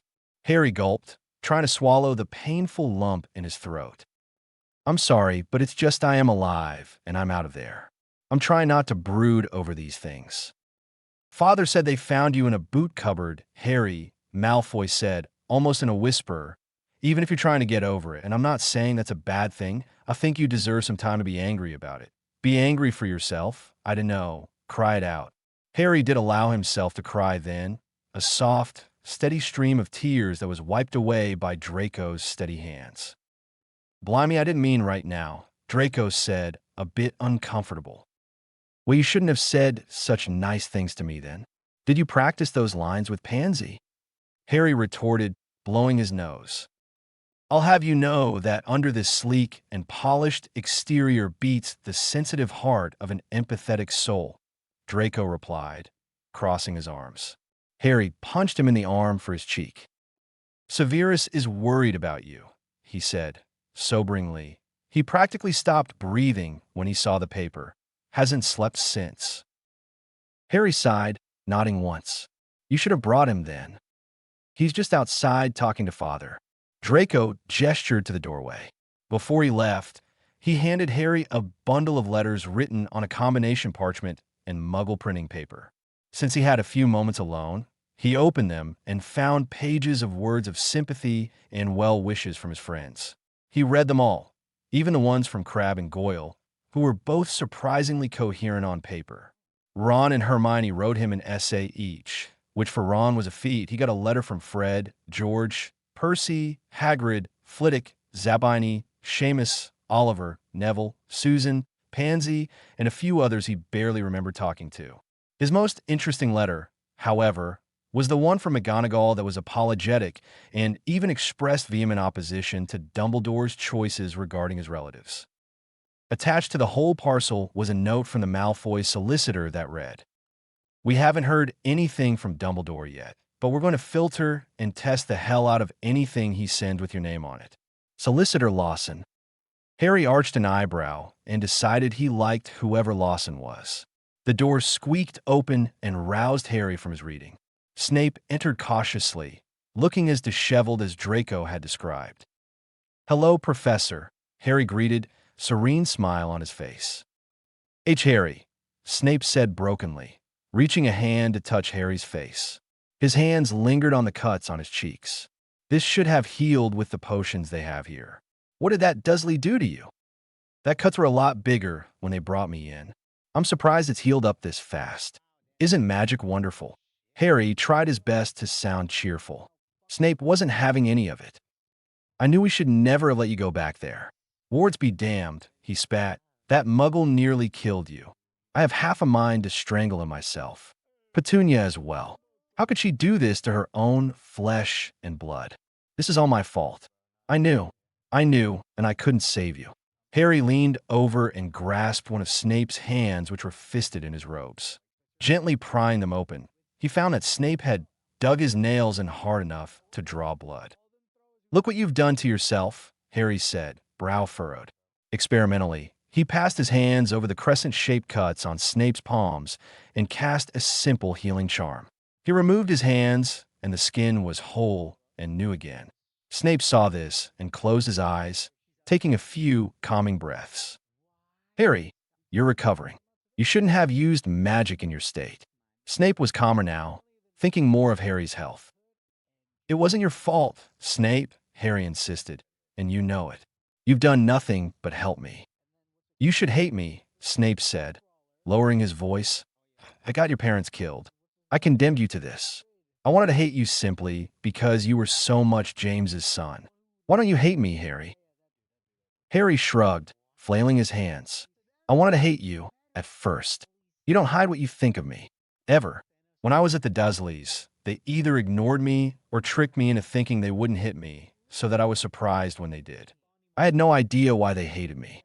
When we first met, you made it clear you didn't like me and told me why. Telling me why implied that you cared and opened up the discussion for change. I don't hate you, Professor. You're, I don't know, loyal and straightforward. You've loved my mom all this time, and the war never changed that. I guess I respect that. You're a strange child, Harry Potter," Snape said, sighing. Both felt an emotional knot that they'd wrestled with for months finally surrender and slowly unravel. Harry was released at the end of the week as promised and operated directly to Malfoy Manor, bypassing the throng of reporters waiting at St. Mungo's doors. Solicitor Lawson met them at the foyer because the Malfoys had one of those. You guys have a foyer?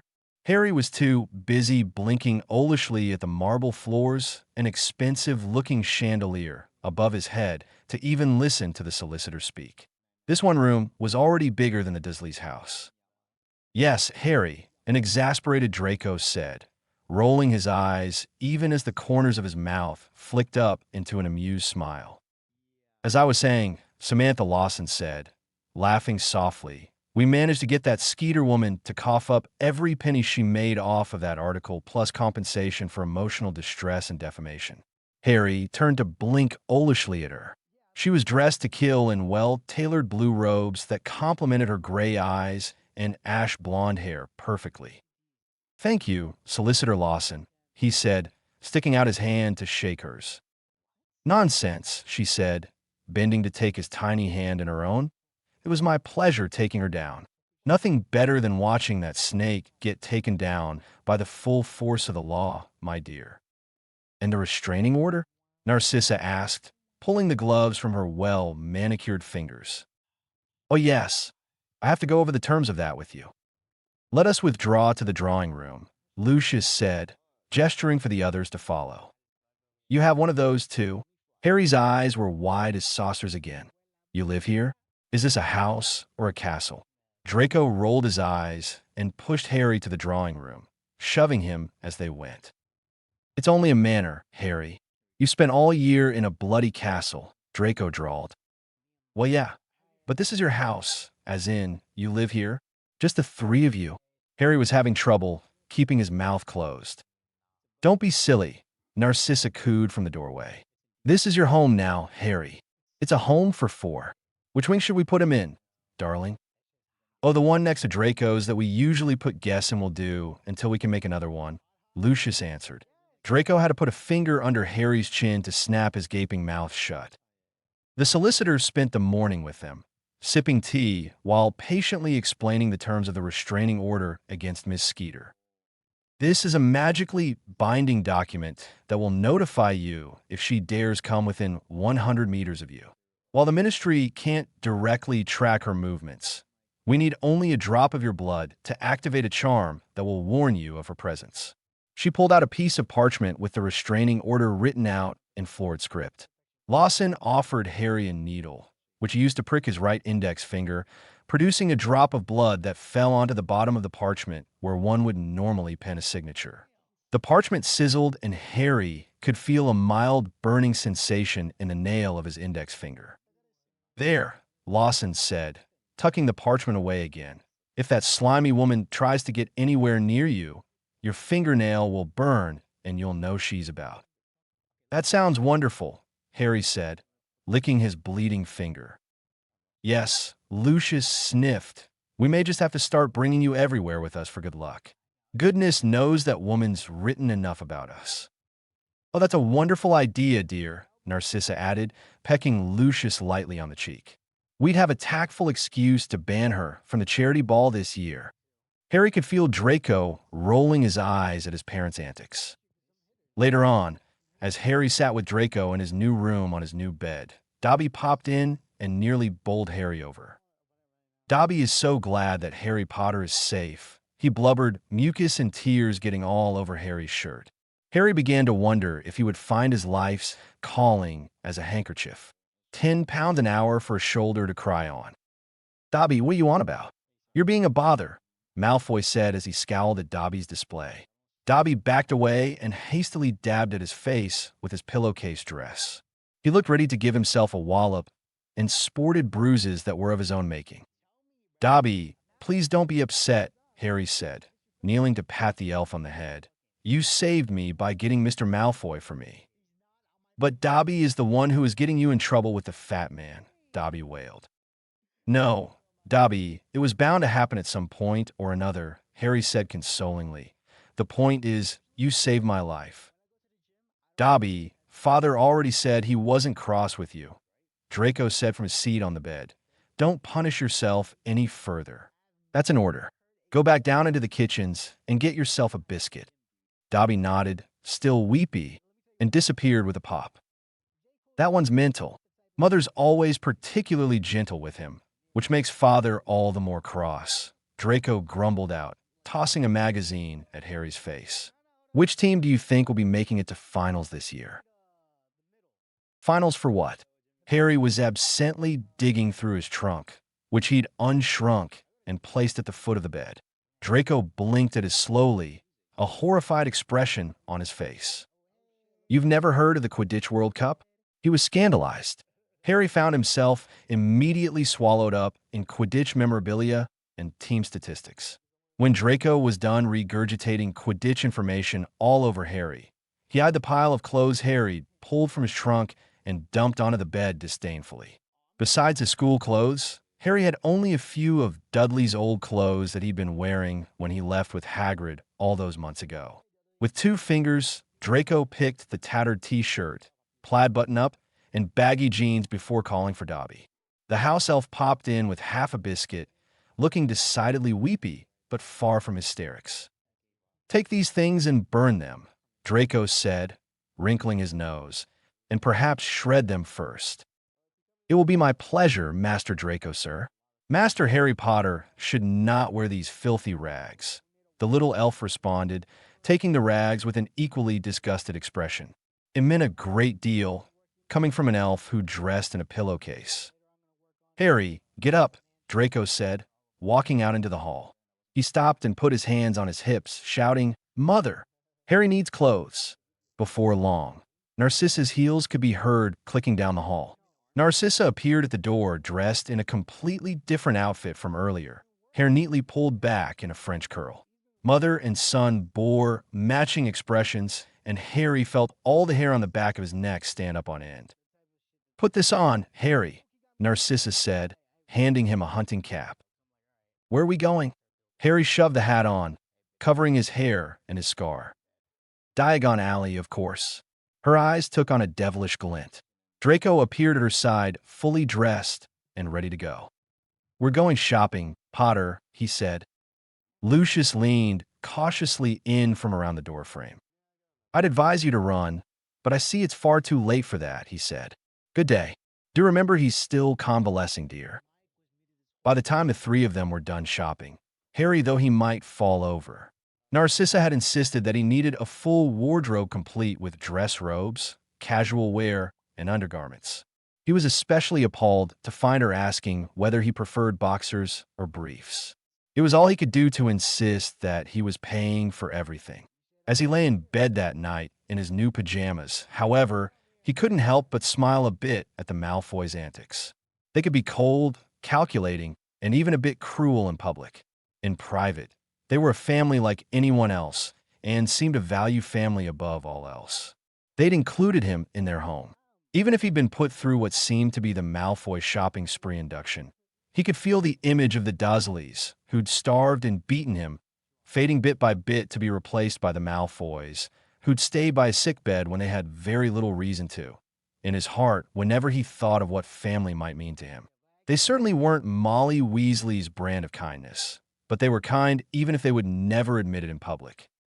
The trial of Vernon Dursley took place a week from when Harry was discharged from the hospital. Harry was not required to be there because he was underage and the victim in all of this.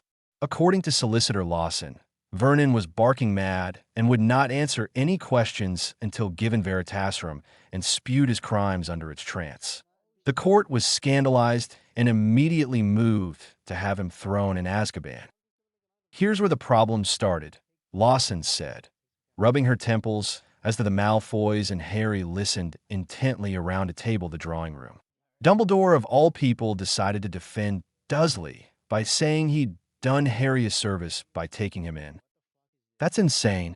I hope the court didn't take him seriously. Lucius rapped his knuckles irately against the wood of the table. Harry fumed inwardly, wondering what he would do if Vernon was set free. He sat very still, barely even breathing until Draco placed a comforting hand on his knee. In light of Dumbledore's defense of the Great Oath, Vernon was spared Azkaban, but was to be placed in a Muggle prison for child abuse and neglect, Lawson concluded, taking a swig of something from a flask.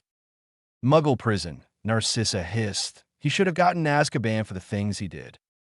Lawson huffed and crossed her arms. I arranged for him to be placed in a muggle prison for the criminally insane. I hear it's positively dreadful. With the way he's raving now, I doubt he'll ever be released. We've planted records of his arrest, of course.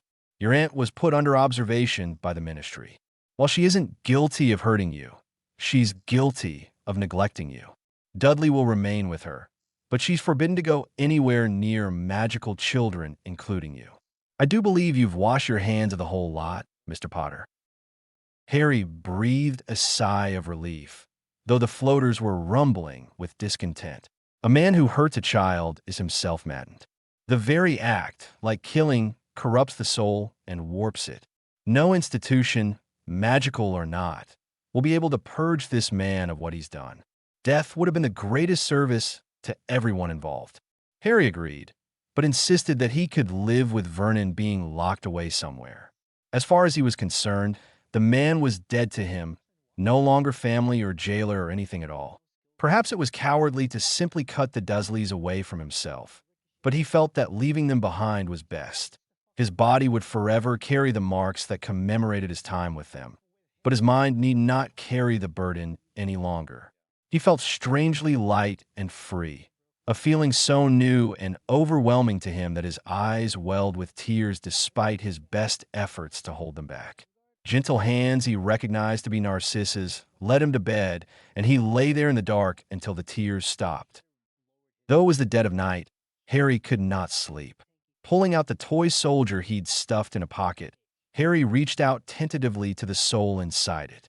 Voldemort's soul was quiet as it had been since the end of term, but Harry could feel it and examine it as if it were suspended in glass. Voldemort's soul looked as if it had been shredded to pieces, and the sliver that remained within the toy soldier was tiny, barely a soul at all. Harry was horrified and continued to prod and probe the shredded, tortured thing he'd entombed in the aluminum figure. Voldemort's soul was woven like cloth, and interwoven through it were the threads of madness colored by the corruption of unicorn blood and crinkled in the places where the soul was torn. This was done voluntarily, the floaters whispered gravely. There are certain acts like killing and hurting the innocent things of the world like children or unicorns that cause a soul to tear. The more terrible the deed, the greater the tear. In the past, when magic was yet new to mankind, some would create a tear and then rip their souls apart on purpose. Whatever for? Harry asked, thoroughly horrified. It sounds like a terrible thing to do to your own soul. A misguided attempt at immortality, the floaters huffed. Harry could almost imagine his longtime companions cross their arms and huff indignantly. The gravest of deeds will only ever split the soul in halves. This one's been torn many times. It is a half of a many halves.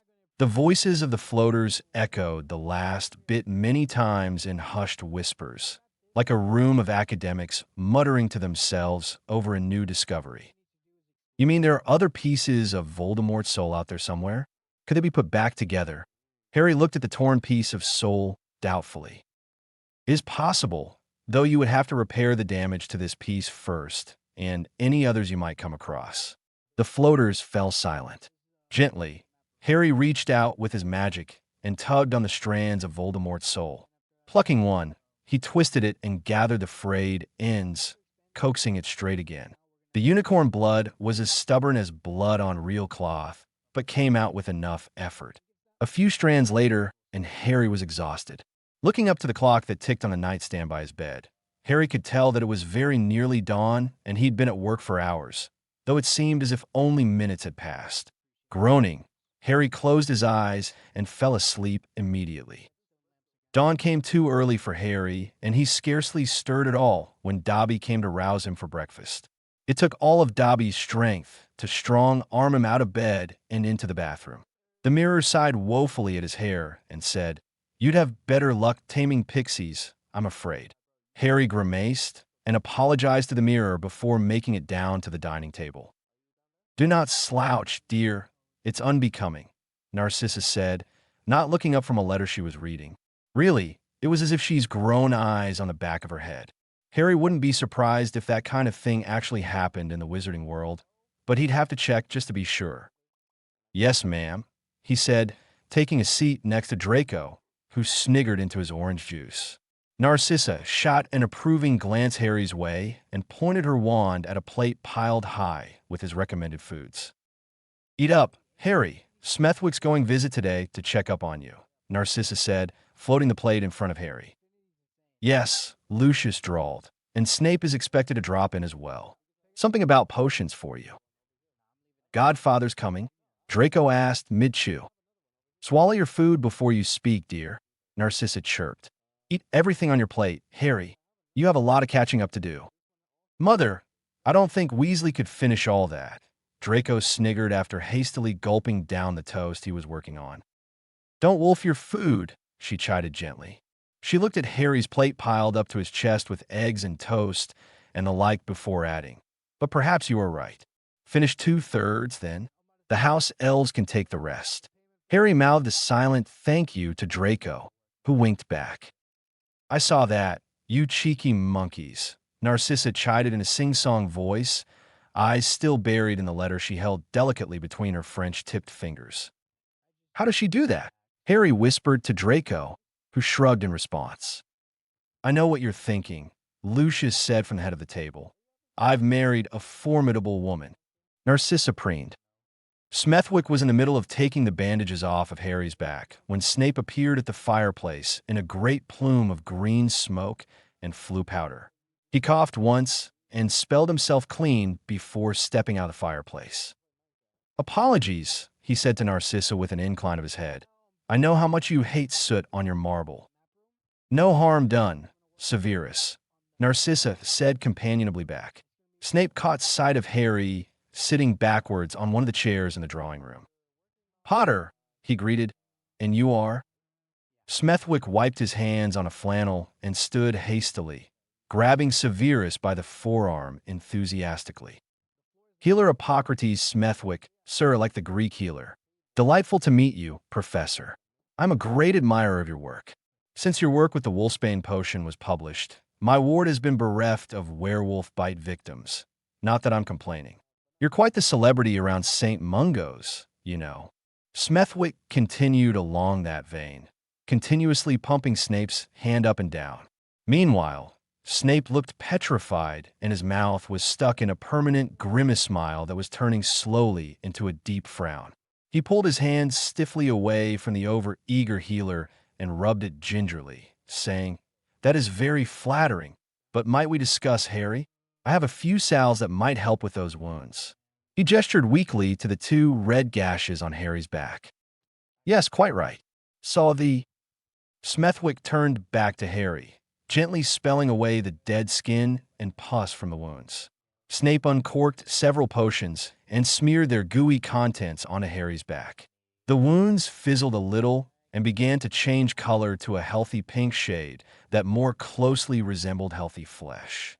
Smethwick inspected the closing gashes and laughed, throwing his hands up. "Well, I'll be damned. Those will still scar, but the healing time has definitely decreased significantly. You can even do away with these bandages in a few days, Harry." "Brilliant," Harry said, twisting around to get a glimpse at his back. Snape stowed his potions bag away, smugly raising an eyebrow. Snape visited more often at Malfoy Manor to visit the boys, and the manor took on an air of domesticity that Harry was unaccustomed to. Truly, Narcissa had tasked him with keeping him occupied, and Snape took to the role as if he'd been born a nanny. Their summer was filled with games and trips out to magical tourist attractions. "What do you mean Stonehenge is a front for a wizarding museum?" Harry blinked stupidly at the wooden double doors that suddenly appeared in one of the archways of Stonehenge. Stepping through, they were in the immaculate lobby of a museum full of the first examples of wands, brooms, and depictions of magic on caveman art. Draco dragged him through all of his favorite exhibits, namely the ones with brooms and early snitches. "Yeah, mate, they used to have these birds," the blonde boy chattered as they entered the Snidget Sanctuary, "and people used to use them in Quidditch games until they became an endangered species. The whole catching bit would crush them, you see." Harry chuckled as a snidget landed on his shoulder and nipped him on the cheek with a thin golden beak, the only recognizable bird part that stuck out prominently from its downy feathers. They beckoned for Snape to enter the magically enlarged geodesic dome that housed the magical world's most protected species. Snape groaned and looked like he wanted to disappear and melt into the surrounding carpeting. Stepping in rather unwillingly, Snape arrived just in time to see the Snidgets start dancing in a double helix pattern, mimicking the way their wings rotated. "I love magic," Harry muttered to himself. The summer went by in a whirlwind of activity, Harry's favorite being his birthday. He hadn't expected the gifts that met him at the table that morning. Malfoy had distracted him upstairs just long enough for the house elves to set up the presents and a glorious high tea. Are those presents? Harry was too shocked to think. Yes, and they're all for you. You have many friends, Harry. Narcissa cooed, placing a hand on his shoulder. It wasn't quite an embrace, but it was close enough by Narcissa's standards. Go on, open mine. Draco tossed a brightly wrapped package at him. Harry took his time opening it until Draco, frustrated that anyone would open a present as gingerly as Harry did, ripped it open for him and presented him with a wand holster made of fine leather that strapped Harry's wand securely to his forearm. Draco, this is wonderful, he said to his preening friend. Thank you. We're having a duel as soon as you get the all clear to use magic again. Draco flashed his own wand holster at him. The pair of them enlisted Snape in helping them with their defense homework. With an adult around, the Ministry Trace would not attribute the spell use around their wands to the underaged wizards. Speaking of Smethwick, he asked me to pass this along to you, Lucius said, handing over an envelope. Inside was a card, which read, As my birthday present to you, I have cleared you from magic use and light physical activity. Keep up those nutritive potions and that eating schedule, and we'll see about getting some meat on those bones. Smethwick. Draco read over his shoulder and hooped before engaging Harry in a jumping high-five chest bump combo, which always elicited the best groan from Snape. Harry received a few more presents from his friends, including sweets from Ron and a complete set of Shakespeare's works from Hermione. Bloody Owl almost died getting that here, Lucius muttered practically to himself. Harry examined his pile and saw threads of a life force coming from a curious brown box and blinked. Is there something alive in that one? Harry pointed at the box tied up in twine. Narcissa's eyebrows shot up, and she whipped around to pick up the box. Oh, Severus should have said something if he was going to get you a pet. He came this morning and dropped it off for you. Said not to shake it. It better not be a puppy. I detest such things. Harry took the box from her and undid the twine. Nestled in some newspaper was a beautiful milk-white ball, python, asleep in a coil. The snake, disturbed by the movement of the box, opened its blue eyes and raised its head to look at Harry curiously. Harry read the note tucked next to the snake. Severus thinks it would be ironic for a Gryffindor to have a pet snake. Does he? Lucius scoffed and rolled his eyes. I'll fetch the old snake habitat from when Lucius's father used to own a python. It should be big enough for her, Narcissa said, snapping her fingers for a house elf. It's a he, Harry said, cradling the snake against his chest to keep it warm. How on earth do you know that? Draco looked strangely leery of the python despite having been sorted into a house with a snake for mascot. Harry shrugged and without thinking said, He said so. All three Malfoy stiffened. Harry, Lucius said slowly, Are you saying you can understand the snake when it speaks? Yes, he said, brows knitting together. You can't? The floaters in his head even seemed surprised by this admission. Harry, this is a rare gift that you possess.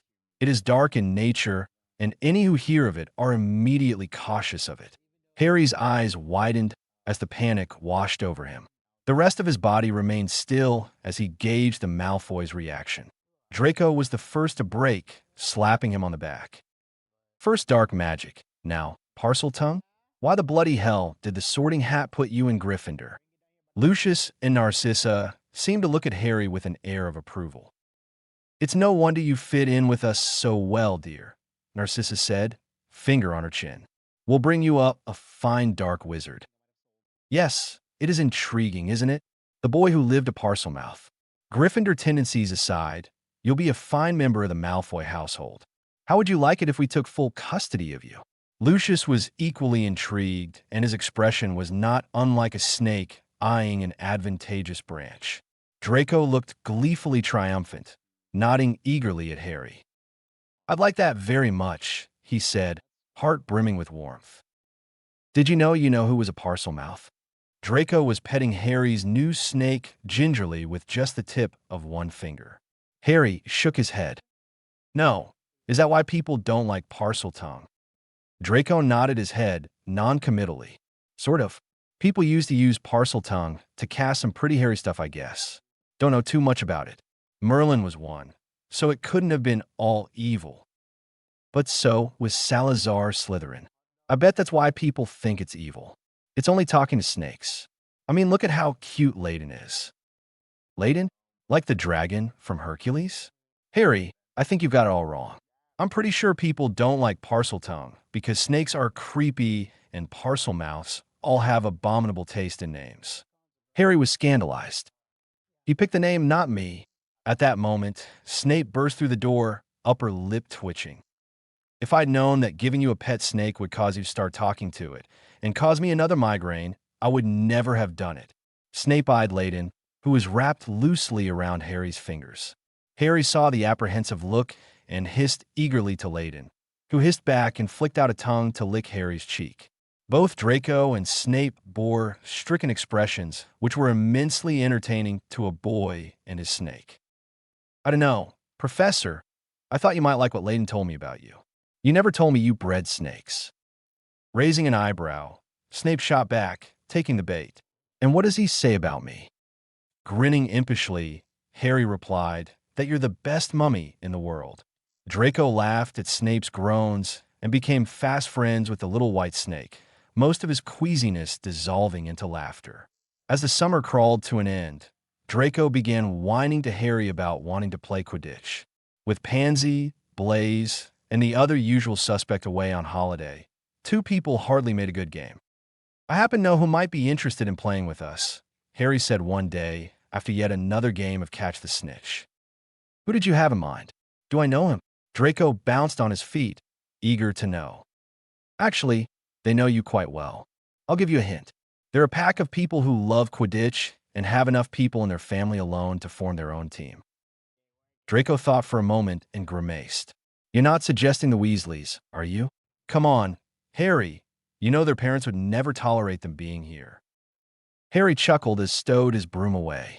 Well, I can see that, but I think they would tolerate you if we went to them. Ugh, their house is a rubbish heap, Draco replied, wrinkling his nose. They have a Quidditch pitch, Harry goaded. Draco's earlier comment about the Weasley home was withdrawn, and he bounced around the room as Harry wrote to Ron, who'd been begging Harry to visit in their letters. It took some persuasion to get the Malfoys to accompany them to the Weasleys, who showed up to retrieve them in a flying car of all things. Lucius sat stiffly as the car lurched, and his face turned an interesting shade of green. The children crowding the car paid little attention to the tension in the air between their parents and busied themselves divvying each other into teams. Finally, Ginny squealed, her shyness gone with the prospect of playing Quidditch. Decent seekers. I'm the only one here who could play a decent seeker. Things are going to be much more interesting with you two around. Harry and Draco turned out to be more than decent, and the Weasleys had to tweak their snitch to fly faster to make the games drag out a little longer. While their children played, Molly and Arthur Weasley sat rigidly across from the last two people they ever expected to show up at their home. Conversation was awkward at first, but the wives whipped out their prospective genealogy papers and began comparing notes and remedying old errors. Lucius and Arthur sat more awkwardly still as their wives chattered excitedly to each other. The Malfoys looked as if they were trying not to insult the lace doilies peppering the furniture, and the Weasleys looked as if they were trying not to show embarrassment over having so many lace doilies. It wasn't until Harry was brought up that the two couples truly started getting along. So everything in the paper was true then? Arthur knitted his fingers together as he spoke, quiet voice thick with grief. Unfortunately, yes, Lucius replied. That Skeeter woman did not have to dress the facts up too drastically this time around. No one could make up what happened to him. I don't understand how Dumbledore could have defended that pig. Molly spat, cheeks blooming a fiery red. I have half a mind to flay him. Really, Molly? I thought your family always had leanings with Dumbledore, Narcissa said, quirking an eyebrow. We have always looked to Dumbledore for wisdom concerning the war, Arthur said, placing a placating hand on Molly's shoulder, but we cannot condone the defense of a man who hurt a child. Their conversation was interrupted by someone shouting, Oi, no once. Harry seems to get along very well with your son, Molly said, smiling wistfully out the window. You've done so much for him. I know our families have never gotten on very well, but I wanted to thank you for treating him so well. Molly, it's quite all right. He's family, Narcissa said, even looking touched. Mrs. Weasley nodded, understanding that while she might have wanted desperately to take Harry in, the Malfoys were the family that had Harry's heart. It was this meeting that sparked an unconventional friendship between the Weasleys and the Malfoys, a more unconventional match than any the wizarding world had ever seen. The week before the start of term, Narcissa Flew called Molly Weasley. Darling, she said with her head in the fireplace, I'm telling you, the foundation that our family has supported since before Abraxas was even born is willing to sponsor the supplies you need for your children this year. As kind as the offer sounds, sissy, Molly Weasley replied, we have enough even with Ginny starting school this year. I know how you feel about accepting help, Narcissa chided, and you needn't think that this is an offer made out of pity. It's a civil service subsidized by the ministry. It's what you, as a wizarding citizen, are entitled to. Besides, you'd be doing our image a favor by accepting the money. Please, dear. Oh, only you can be both devious and kind in the same breath. Narcissa Malfoy, Molly huffed before terminating the flu call. As Molly's features faded back into the ash of the fireplace, Narcissa smiled and straightened, gently patting away non-existent stray hairs from her head. Dear, that was impressive, even for you, Lucius said, leaning casually against the mantelpiece. Don't you think you should have told her we were sponsoring them? She'd never accept that, dear. Much too proud. I pulled some strings with the Wands for Wizards Foundation and got them to let us sponsor the Weasleys anonymously. They'll never know. Narcissa winked at her husband. Did they say yes? Draco and Harry popped their heads in from around a doorframe. At Lucius's nod, the pair of them hooped and scuttled off to right to Ron. Catching Lucius's look, Narcissa patted his shoulder gently, chiding, Children will be children, dear. Goodness knows he's never had that. The Malfoys' appearance at Diagon Alley with the Weasleys and a representative from Wands for Wizards elicited only hushed whispering and concealed looks of astonishment. Harry eyed the crowd of people watching them warily and felt a little more like melting into the cobblestones with every step he took. He felt himself flexing his wand arm instinctively, probing every magical being in sight with his magic. Harry, what's wrong, mate? Ron's voice pulled Harry back to reality and out of his defensive stance. They stood with Draco outside of Flourish and Blotts waiting for Ginny to finish at Madame Malkin's. Harry raked a hand through his lengthening hair, brushing it clear out of his eyes. Sorry, he said. Too many people staring. Draco nodded and suggested that they enter the bookstore to take shelter from prying eyes. Entering, however, they found the entrance packed full of people clamoring to get to a figure dressed in gaudy yellow robes with fake blonde hair. Harry stiffened as the man gestured to him, crying, Oh my word, it's Harry Potter! Every head snapped around to look at him, and Harry felt like bolting out the door. Sorry, do I know you? Harry asked shortly. The man paid no mind to the question and shoved his way over to the three students, introducing himself as he went. Gilderoy Lockhart, my dear boy, you'll be happy to know that I'll be teaching you defense this year. You've heard of me, of course. Lockhart held out a hand in greeting, and Harry backed away from it, shaking his head. He persisted and grabbed Harry's wrist for a picture. "For the Prophet," he said. Alarmed, Harry kicked him in the shin. Lockhart relinquished Harry's arm with a yelp and hopped up and down on his good foot. "Now, Harry," he said, composure breaking.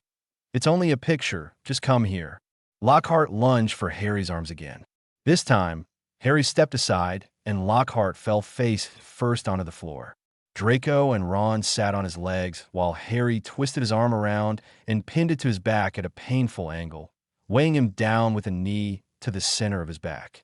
Harry could sense the flash about to go off on multiple cameras, and he cast several subtle blasting curses that caused every camera lens to mysteriously burst into tiny shards.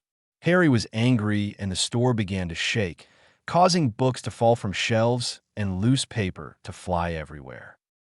"Harry," Draco said, not daring to touch him in that state.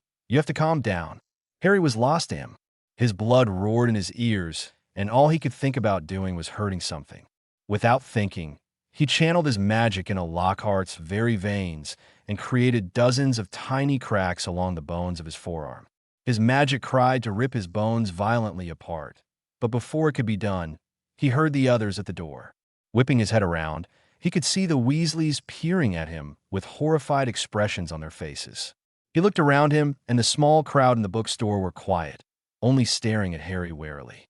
Upon seeing their faces, everything stopped, and he got up, wanting only to put some distance between himself and the man he wanted to maim mere seconds before. Draco and Ron were at his side at once, explaining to the adults what happened. "That idiot tried to grab Harry. Twice." Draco explained hastily to his father, whose stoic public face showed the smallest signs of shock. Ron said, with a quiver of fear running through his voice. Harry was defending himself as all. Mr. and Mrs. Weasley said nothing, only looking from Lockhart to Harry, who was concentrating unusually hard on his own shoes. "Harry, come here. It's all right."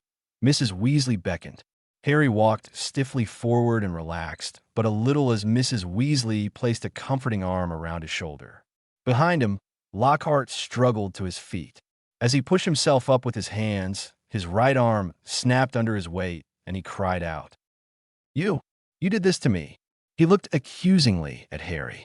At once, Narcissa and Molly were upon him. "You, sir, assaulted a child," Narcissa said, poking sharp nail into Lockhart's chest. "There's a room full of witnesses here," Molly threatened, cracking her knuckles. "He broke my arm. Look at it." "Really?" Lucius said mockingly. "A 12-year-old boy took you down and broke your wrist? You try to grab him." His response is quite natural, considering the circumstances. "You must know how that sounds, Gilderoy. I'm sure you've seen the papers recently." Lockhart paled and looked behind him at the crowd that was slowly turning against him, dropping his books and turning their disgusted faces away from the scene. The fake smile was plastered on his face again as he started to do damage control. "I'm sorry, everybody. It was a complete misunderstanding. I broke my wrist when I fell." "Harry," he said, turning to face him, "those were some very cool moves. Thank you for giving me a few pointers on hand-to-hand combat. It's only to be expected from you. I guess I'll see you at Hogwarts." Harry didn't say anything, only lifting his chin defiantly at him. "Let's get our books and get out," Draco hissed to his mother. Narcissa smiled her special smile, full of ice and reserved only for toads, and pointedly shoved Lockhart out of the way with one finger, leading their entourage through the store. The crowd was disbanding, and the reporters were giving up their chase. No pictures meant no story. Harry felt himself calm down and raked a hand through his hair to settle himself. He and his friends found a corner and pretended to graze through titles as they spoke. "Bloody hell, mate," Ron said, a silly adrenaline-fueled grin spreading on his face. "Yeah," Draco said, leaning against a wall. "Where did you learn that, and how can you teach me?" Harry shrugged, a smile pulling at the corners of his lips. "I had a lot of bullies." "Whatever that was, it was amazing," Ron said, pretending to karate chop the air. Harry only shrugged, simultaneously feeling chuffed and scared of what he'd done. As they left the shop, Harry caught Lucius slip something into Ginny's cauldron out of the corner of his eye. His face looked stricken and terribly afraid, but relieved when the object slipped out of his hands. In another fleeting glance, Lucius turned to look pointedly at a rough-looking man peering at them from an alley a few yards away. Harry didn't need to probe Lucius to know that he was being threatened. Harry shook himself and moved to catch up with Draco and Ron, occupying himself instead with anticipation for the new school year. Harry stretched out luxuriously in his bed in the Gryffindor dorm room, somehow glad to be back amongst the crimson curtains and bedding that smelt of mothballs. He was so caught up in his nostalgia that he almost forgot about his little problem. "Mr. Harry Potter, sir, is you alive in there?" Dobby the elf squeaked from outside his curtains. Harry undid the sticking charm he'd stuck on it and poked his head through to scowl at Dobby. "Dobby, honestly," he whispered, "go home to Malfoy Manor. I'm quite safe here." Dobby, who wore an upturned bowl upon his head and clutched a mop handle in his hand as a makeshift helmet and rifle, wrung his hands and squealed in protest. "I cannot, Harry Potter. You're not safe here. Master said so." Harry rushed to throw up privacy charms, sushing as he waved his arms around. "You'll wake the lads, Dobby," he chided gently. "I'm safe, Dobby, safer than I've been in all my life. Now stay quiet or go home." Dobby looked close to tears and blue in the face, trying to keep his cries in. Harry sighed. "All right, how about you gar me from in here and get some sleep?" Dobby perked up and scuttled into bed by Harry's legs, cuddling the mop handle like a teddy bear. Despite Dobby's comforting presence, Harry slept fitfully as anguished cries pervaded his dreams. He woke the next morning to the sound of shrill war cry. In a knee-jerk reaction, Harry threw both his arms out and wrapped his magic around the two figures grappling on his bed, picking them up and slamming them both against the wall across from his bed. Harry could hear something snap and cut off the spell and alarm. Blinking the sleep from his eyes, Harry rushed over to Ron and Dobby sprawled on the floor. Dean, Seamus, and Neville tumbled from their own beds from a commotion. "Ugh, remind me never to wake you up again, Harry," Ron said as Neville helped him sit up. Sorry, are you all right? I heard something snap." Harry grabbed his friend's head and twisted it around, looking for injury. Finding none, he rushed to Dobby, who sat up with Dean's help, head wobbling around in dazed confusion. Ron groaned and pulled out the broken pieces of his wand that was shoved in his back pocket when he hit the wall. "I think I found what snapped, Harry." Ron examined his wand, hanging by a thread of its core. "Yeah, well, you're lucky it wasn't your neck," Seamus joked, slapping Ron on the back. "Dobby is glad it was not his neck either," the little elf said, toddling to his feet. "What's Malfoy's elf doing here?" Dean quirked an eyebrow at Harry. "He's got this insane idea in his head that I'm in danger here." Harry ran a hand through his hair in exasperation. "Dobby is sorry, weasels." Dobby heard Harry Potter cry and thought he was attacking him. Ron's mouth floundered, but he decided to dismiss the elf's mishandling of his name, instead directing his attention to Harry. "Yeah, mate, I heard you turning and crying in your sleep. You all right?" "I'm fine, it's just a nightmare." Trying to change the topic of the conversation, Harry reached out for Ron's wand. "It's no use, Harry," Neville said from his side. "You can't fix a wand after it's been snapped." "I can at least try, can't I?" Harry held the wand and found the strands of magic that made up its core, using them to pull the broken pieces back together, down to the microscopic level. The magic, however, was difficult to grasp and slipped from his fingers like water or sunlight. Try as he might, Harry could only mend the wood. He shook his head and looked at Ron with a frustrated sigh. Ron shrugged, thinking his wand was whole again, and tucked the wand away. The other boys crawled back into bed and left Harry sitting in the common room, too awake now to sleep. The first day of classes was interesting to say the least. Harry hoped beyond hope that the new material would be more challenging, but found repotting mandrakes and transfiguring rats into goblets hardly took a toll on his magical power reserves. After transfiguration, however, McGonagall took him aside gently and shut the door after the other students had gone. Harry schooled his features and listened calmly to what McGonagall had to say. "Mr. Potter, I know you don't want to hear anything more about the events of this summer, but I'd like to apologize for my inaction. As your head of house, I should have noticed something or checked up on you in the summer."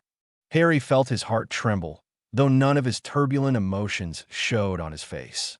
Anger roiled within him as she spoke, but he pushed it away from himself before he responded to her.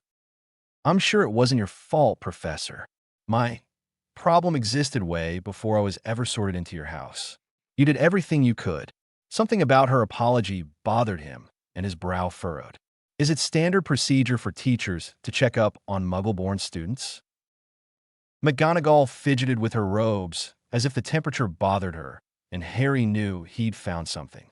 Minerva McGonagall didn't fidget. It is common practice for heads of house to pay Muggle-born students visits in secret to confirm that their magical abilities are safe from discovery. You were an exception because we thought your relatives were already familiar with magical rules.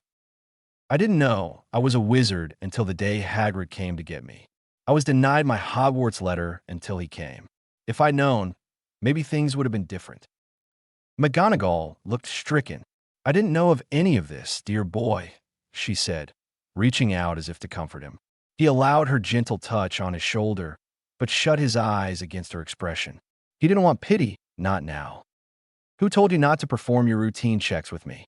he asked, almost in a whisper. "Why, Dumbledore, of course." She admitted this reluctantly, and spoke with malice snaking its way into her voice. Harry was satisfied and ended the awkward encounter. He plastered a serene smile on his face. "Thank you, Professor. Honestly, I don't blame you for anything. Good morning." With that, he spun on his heel and walked away. Late as he was for defense, Harry had to stop in the corridor and hide behind one of the heavy red wall hangings to give himself some time to recover from the jarring confirmation that Dumbledore was his enemy, despite his hopes that his case was an oversight. The floaters in his head spoke soothingly to him. It is as we said. The Old One cares not for what happens to others in his grand scheme for the wizarding world. Whatever his intentions, you must be wary of one who does not care. Harry struck the stone wall at his side and heaved a shuddering sigh. Grief washed over him, and he wished he could fly away quite free from the ugly thoughts that plagued his mind. Stepping out from his hiding spot, he found himself face to face with Lockhart, who was sneaking out of his own classroom. "Ah, Harry, you startled me," he yelped, hand on his heart. "Don't worry about being late, dear boy. Tell you what, I'll forget you were ever late if you do me a favor." "That is unnecessary, Professor," Harry said curtly, taking a step away from him. "I was with Professor McGonagall. She can vouch for me." "Ah," Miss Lockhart said, slightly breathless, one eyebrow arching. "Anyhow, I need to attend to the matters. I'll leave you in charge." He sped off, walking heel to toe away to hide in his quarters. Harry cautiously entered the defense classroom and was immediately hit in the face with a hyper-pixie who'd been improperly fed sugar because Lockhart was under the impression that pixies ate only pixie sticks. He grabbed the disoriented little bugger, whipped out his wand, and cast a web-shaped immobilis before restoring them to their cage. Harry was met with many thanks from his classmates, whose hair and clothes suffered the pixies' ministrations. Several girls who were stuck upside down to the wall cried grateful tears. Again, Harry thought that a career as a handkerchief would be lucrative after all. Aside from this discouraging start to the year, things continued as they were the year before, lulling Harry into a state of lethargy that transitioned gradually into despondency. While Snape and Flitwick did their best to instruct Harry in their extra lessons together, both lacked the manic zeal that Quirrell brought to Harry's lessons. Quirrell always cared less about what Harry could handle and instead pushed him to his limits in magical theory, if not casting. He was thinking about how much he actually missed Quirrell during one of Snape's defense lessons.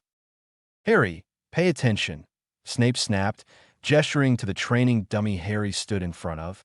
"We can stop now if Rictus Sempra is too difficult to spell for you." Snape was being short today because of a faculty meeting gone awry due to Lockhart's bumbling. Harry's fingers clawed at thin air, and he could feel his pupils dilating, his vision tunneling. He grew stone still, raising one arm, and before either of them breathed again or blinked, the dummy was in pieces on the floor, rent quietly asunder by Harry's roaring magic. It was exactly like what he envisioned doing to Lockhart that day in the bookstore. Snape was in front of him at once, furiously grasping his still outstretched hand in his own. "Harry, that was foolish," he growled, kneeling to examine him. "Why did you do that?" "I'm tired of drilling these spells, that's why," Harry snapped, pulling his hand away. Snape snatched it back, trying to get a better look at it. "Even so, you must do them because I say so. Never do that again." Snape's voice was almost a hiss. "But why?" Harry asked, feeling as if he was burning from the inside out. "It's dangerous, Harry," Snape said, more gently, "and that's all I can say. You are yet young, and the magic you just demonstrated is too much for you. Let that be as simple as it sounds for now." Harry didn't protest again, but he felt the same desperate, burning curling in his stomach. Things went much the same with Flitwick, who insisted that the pace they were moving at was adequate, and he could not teach what Harry could not handle. "You are still young, Harry. Let it be for now," the little goblin squeaked, taking Harry's hand in his. They were staring at the furniture all suspended in various angles in the cavernous room of the old castle, like pieces of shrapnel emanating from the epicenter of Harry's outburst. Harry shut himself away during his free hours in the library. "Harry, this isn't healthy," Hermione said.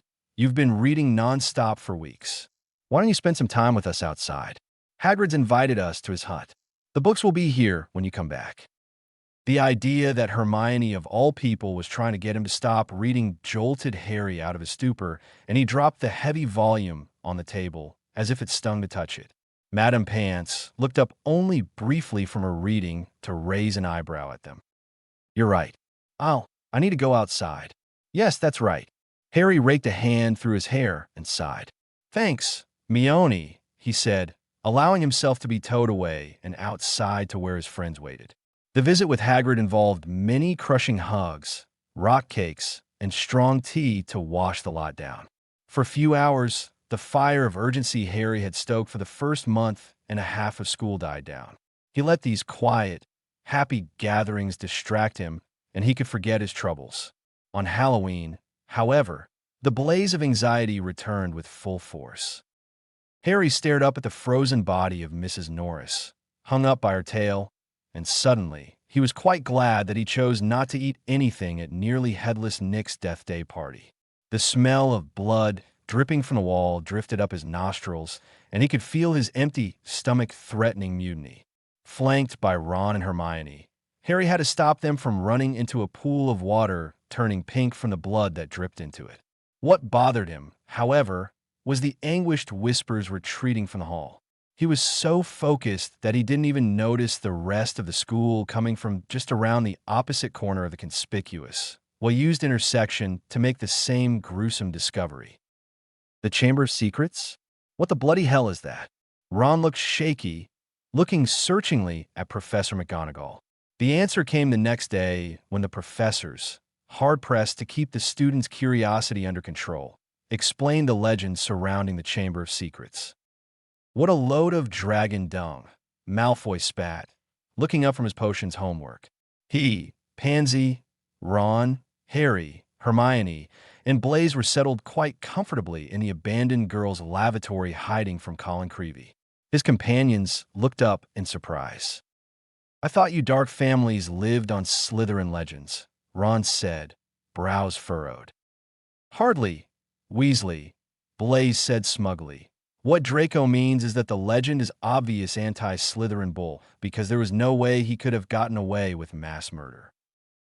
"He was evil," Ron shot back. "Evil people don't care about getting caught." Pansy piped up and said, "He wasn't evil, only more conservative. Muggles used to kill people with magic back then. His concerns were valid, not evil." "Honestly, Ronald, I don't blame you for being biased because of your upbringing, but you really should think before you speak." Hermione crossed her arms in exasperation as she spoke. Harry watched the argument unfold from where he was leaning against one of the stalls. Malfoy closed his books, knowing he wasn't going to get anything done, and said, Slytherin was first and foremost a teacher. He couldn't have founded this entire school if he wanted to spill magical blood and hurt children. That you would assume any of us would value senseless murder is offensive. He looked fleetingly to Harry and snapped his eyes back to the group. Ron scrunched his face up, his eyes low and his cheeks blooming red. "I'm sorry," Ron mumbled. "Honest, I didn't mean anything by it." Draco sniffed and arched an eyebrow. "I know, Ronald. I just like watching you squirm." Ron's face relaxed again, and the tension in the room melted seamlessly back to normal. Harry wasn't sure how he knew, but he had a strange, wary feeling about him as the study session dragged on, and he knew they were being watched. Rising slowly to his feet and placing a finger to his lips, Harry took up a defensive stance, aiming his wand at a bathroom stall. The others quieted and watched Harry cautiously. With a flick of his wand, the stall door flung itself open and a ghost burst, wailing from the toilet, spraying water everywhere. Whoever was flew too fast around the room for anyone to see and pinged off the walls. Harry looked hard at the ghost and saw strands of magic that made up the ghost's form that moved like hair in a gusty wind. With the help of a modified body bind curse, Harry halted the movement of the strands and pinned the ghost in midair. "Cripes, Potter, it's only moaning Myrtle," Blaise said with a chuckle. "You had me believing something was about to attack us." Myrtle squirmed under the hold of Harry's curse and squealed. Harry cut off his spell and held his hands up while muttering rushed apologies to the irate spirit. "You uncivilized oaf. Why did you even manage to do that to me? Me, a ghost. Have you no respect for your elders?" Myrtle inspected herself meticulously and nailed Harry with as mean a glare as a ghost could produce. "I'm sorry, Myrtle. I thought you were Colin." "Well, I guess it's okay if it's you, Harry. If I'm cursed by anybody, it might as well be you." Myrtle winked at him, and Harry felt as if he was chewing sand. Harry gave up on sleep that night, as he'd done for more than a few nights since he found Mrs. Norris strung up in the hall. His head pounded as the anguished hissing from that night wound through his head like barbed wire. Creeping down to the common room, he settled himself in a chair, prepared to pull himself into his mind so that the floaters could help his mind rest. It was only when he heard a sniffle coming from the window seat that he realized he wasn't alone. Peeking behind his armchair, he spotted pink pajamas and a tuft of red hair. "Ginny," he whispered, "are you okay?" Ginny started and wiped hastily at her eyes. Hey, Harry said, getting up and placing a hand firmly on her shoulder to keep her seated. "Tell me what's wrong." Ginny folded and crumpled forward into his arms. "Harry, she's taken it and I don't know what to do," she said between hiccups. "I've done something wrong with that." She dissolved again into heart-wrenching sobs.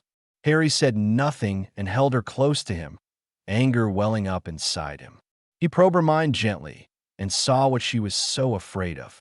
A diary. It was the one Lucius stuck into her cauldron. The next thing he saw was Ginny painting with a dead chicken's blood on a wall. Her mind was under the influence of something he couldn't quite pick out. Harry retreated from her mind as quick as he'd entered, afraid of attracting the attention of whatever it was that was buried in Ginny's thoughts. When Ginny quieted, Harry wiped her tears with a conjured kerchief and gently asked, "What happened, Ginny?" "Millicent Bulstrode, Harry. She took my diary. I need it back. I don't know what to do." Ginny was about to fold again, and Harry took the chance to make eye contact. He made a full assault on her mind and seized the thing that had a grip over it, shoving it in a box in his own mind.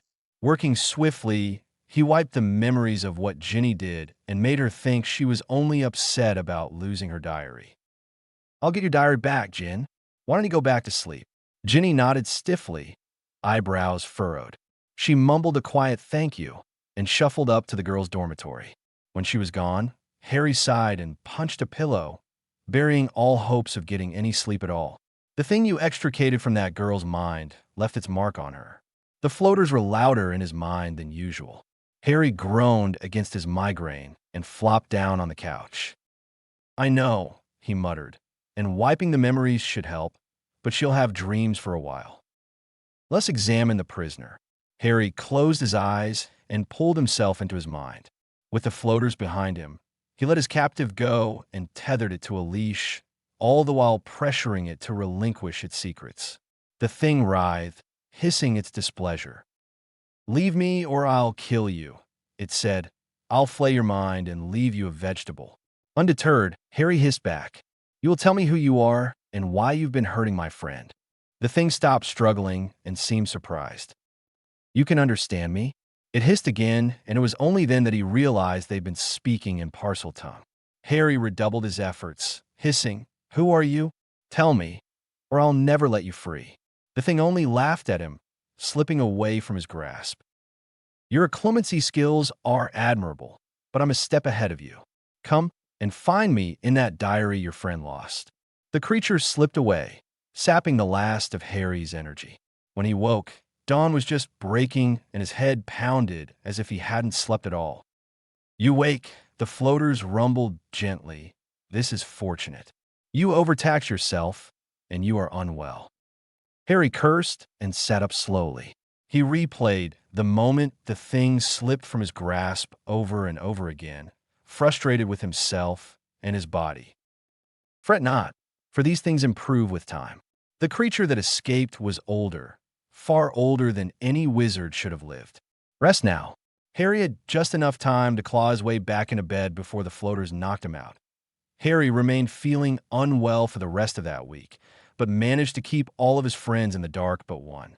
The study group met again in the abandoned girls' bathroom. Harry was surprised to find that the Slytherins looked as deprived of sleep as he was. "Why do you lot look like you've been dragged through the forbidden forest?" Ron was munching on a pumpkin pasty he'd filched from lunch. The sight of it seemed to make Blaze waver on his feet. "There may or may not be a ghost bothering us in our sleep," Pansy said, her face buried in her bag as a makeshift pillow. "Is it the Bloody Baron?" Hermione asked, looking up from a large and suspiciously marked book. "No, it's not him," Malfoy said with an annoyed look on his face, "or I'd have exorcised him into the next century. We're not sure what the thing is, but everyone's been having these weird nightmares with this green light and a lot of hissing. Last night, a bunch of first years said they ran into a green thing hissing the same thing at them over and over again." "I bet it has something to do with the chamber," Hermione mumbled, almost to herself. It was then that she proposed the absolutely bonkers idea to infiltrate the Slytherin dorm with Polyjuice Potion of all things. After all, it would make sense that Slytherin built the entrance to his chamber in the Slytherin dorm room, she said as they packed their things. "Face it, Hermione, you just want to take a peek at what our rooms look like," Pansy shot back sheepishly. Draco and Harry were the last two in the room, Draco having lagged behind his friends. Harry struggled to stand without his world spinning and shrugged on his bag. "That Granger is bonkers if she thinks she can pull off the Polyjuice Potion and impersonate one of us. I might suggest Crabbe or Goyle. They don't speak very often. Might be a nice change for her." Draco trailed off and stopped laughing when he saw that Harry wasn't listening. "Are you all right, mate? You look worse than I do." Draco threw an arm around Harry's shoulders, and the sudden weight caused Harry to topple over. Draco yelped and caught his friend right before he fell, cursing frantically all the way. Harry recovered quickly with one hand clutching his bag and the other clutching Draco's elbow. "Ugh, sorry, mate," he said, feigning a yawn. Draco's hands stayed around Harry's shoulders as if ready to catch him again. "What was that? Do we need to go to the hospital wing? You look terrible. Are you sick?" Draco Malfoy was yammering. It was almost funny, except that it wasn't, and Draco was dead serious. Harry tensed and looked away from Draco's worried expression. "I'm okay, Draco, honestly," he ground out through a weak chuckle. "Just didn't sleep very well and stood up too quickly, is all." Draco put his hands on his hips and examined Harry with an annoyed tilt of the head. "Think you're being funny, Potter? You dropped like a dead weight in my arms, and I'm supposed to believe that you just stood up too quickly." Harry tried to shrug him off with as much lightheartedness as he could muster, But Draco's wide eyes caught his, and Harry was staggered by the waves of fear rolling off of his mind. "You're really shaken up about this, aren't you?" Harry's voice came in little more than a whisper. "Bloody hell, Harry, who wouldn't be?" Draco was still looking him up and down, and Harry noticed his pale fingers were trembling. Harry hesitantly grasped Draco's forearm to steady him. "I'm sorry, Draco." "Harry, you don't have to apologize for anything. I just want you to be straight with me, especially if you're unwell," Draco said, more urgently, almost pleadingly. "You're like my brother, Harry. You can trust me." Harry let go of his hold on Draco to shrug his bag on and ruffled his hair, unsure of what to say. Warmth bloomed in Harry's chest, and he wasn't quite sure whether he wanted to hide away or apologize again. "I have a headache," he began, "a bad one." "What kind of headache?" Draco looked confused, but maintained an expectant silence. A magical kind, I think." Harry rubbed his temples. "I wasn't lying to you about not getting enough sleep. I haven't slept in days.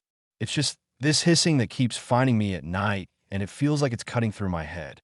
It killed him to omit the thing he found in Ginny's mind, but whatever that thing was, he didn't want it to find Draco. "So you've had the same problems as the rest of us? We couldn't sleep all of last night because of that weird hissing noise. Why can't the others in Gryffindor Tower hear it? Parseltongue, remember? It's not as loud up there as it is in the dungeons, but I think I'm just more sensitive to hissing." "Okay, fine, but do you know what it's saying?" Harry hesitated, hating himself more the more he lied, but said, "No, it's nonsense. It's like a crazy person talking. The words don't make any sense." He didn't have the heart to tell him the murderous mumblings that plagued him at night. "Whatever it is," Draco continued after a tense pause, "it's in the Slytherin common room now. As soon as Hermione's polyjuice potion is finished, we'll figure this out, all right?" Harry patted a tired Draco on the back as he groaned. "What am I supposed to do then? All of us are worn out. Polyjuice will take a month to finish, and that's after Granger gets her hands on the ingredients." Draco seemed to be counting something on the far wall of the bathroom, possibly the hours of sleep he could live on over a month. Harry's eyebrow shot up, and he stalked out of the room, Draco in tow. "Where are you going?"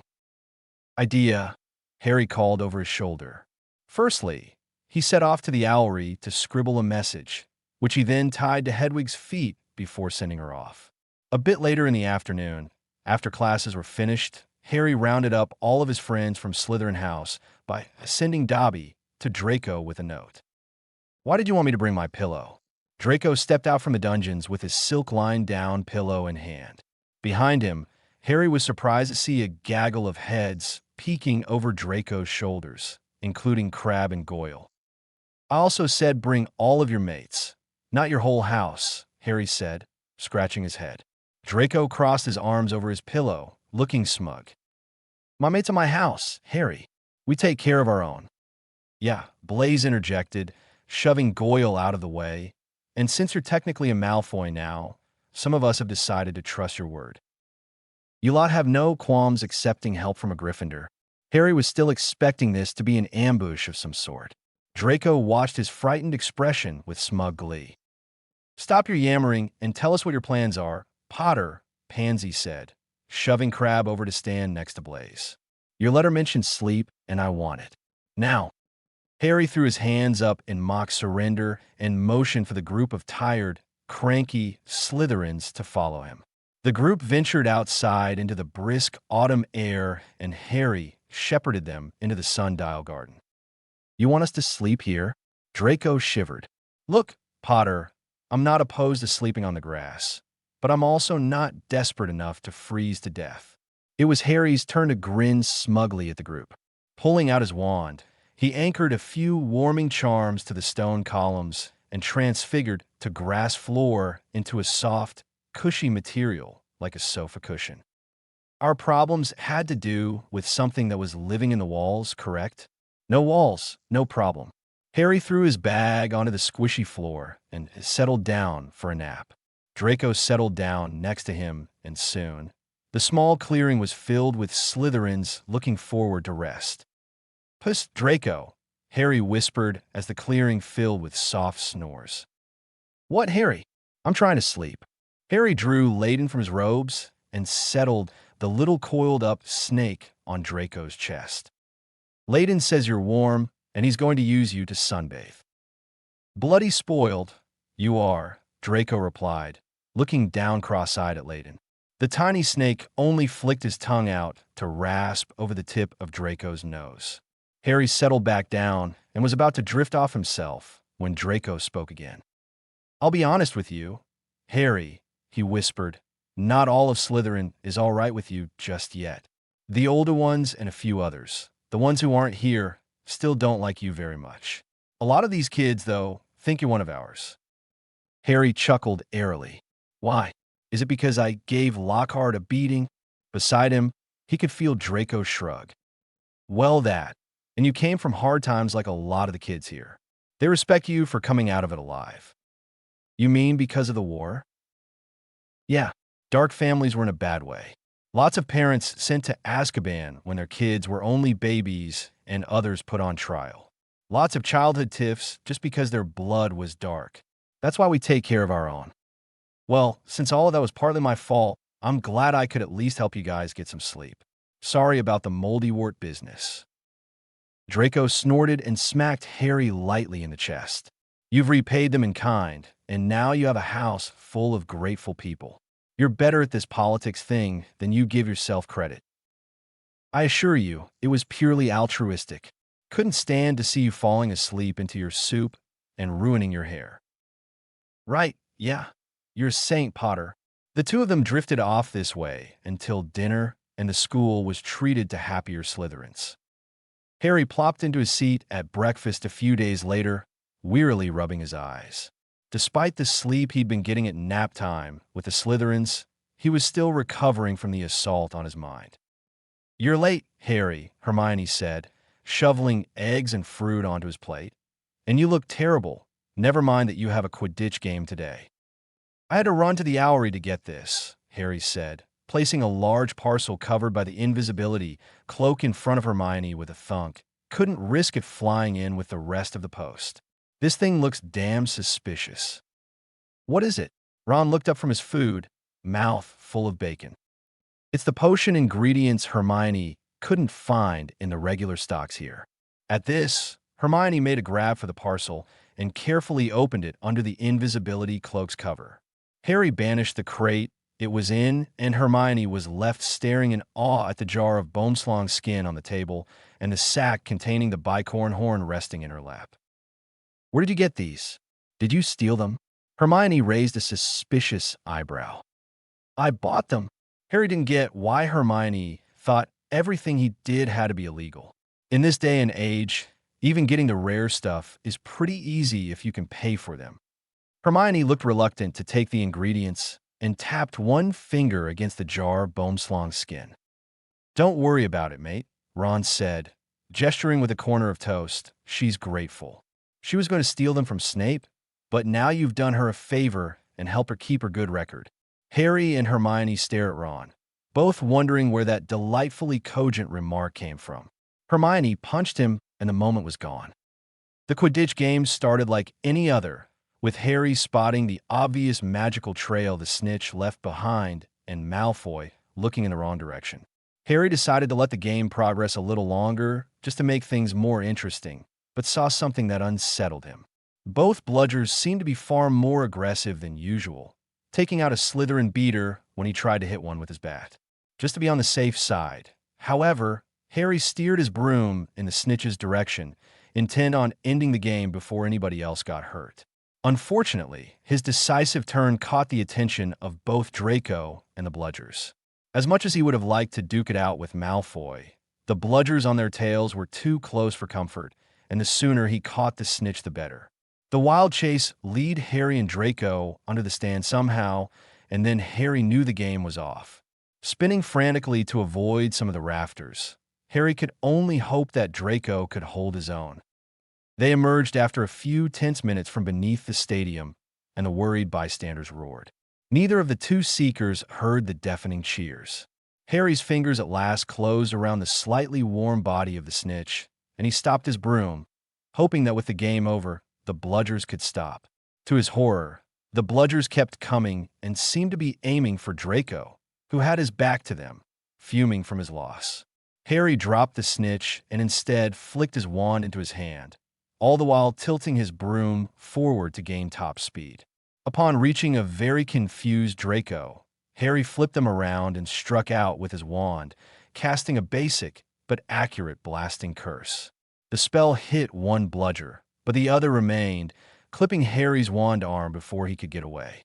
He ducked when the bludger came back for him and flew away, leading it under the stands and away from the crowd. Harry pointed his wand again and cast a spell that made the bludger explode from the inside, sending pieces of shrapnel flying into the wood of the rafters. The impact of the explosion sent Harry flying into the fabric covering the rafters. With a terrible tearing sound, the fabric gave in and Harry emerged on the Gryffindor side of the stadium, his legs in one hand clutching the fabric as it continued to rip and his wand arm dangling limply at his side, still clutching his wand.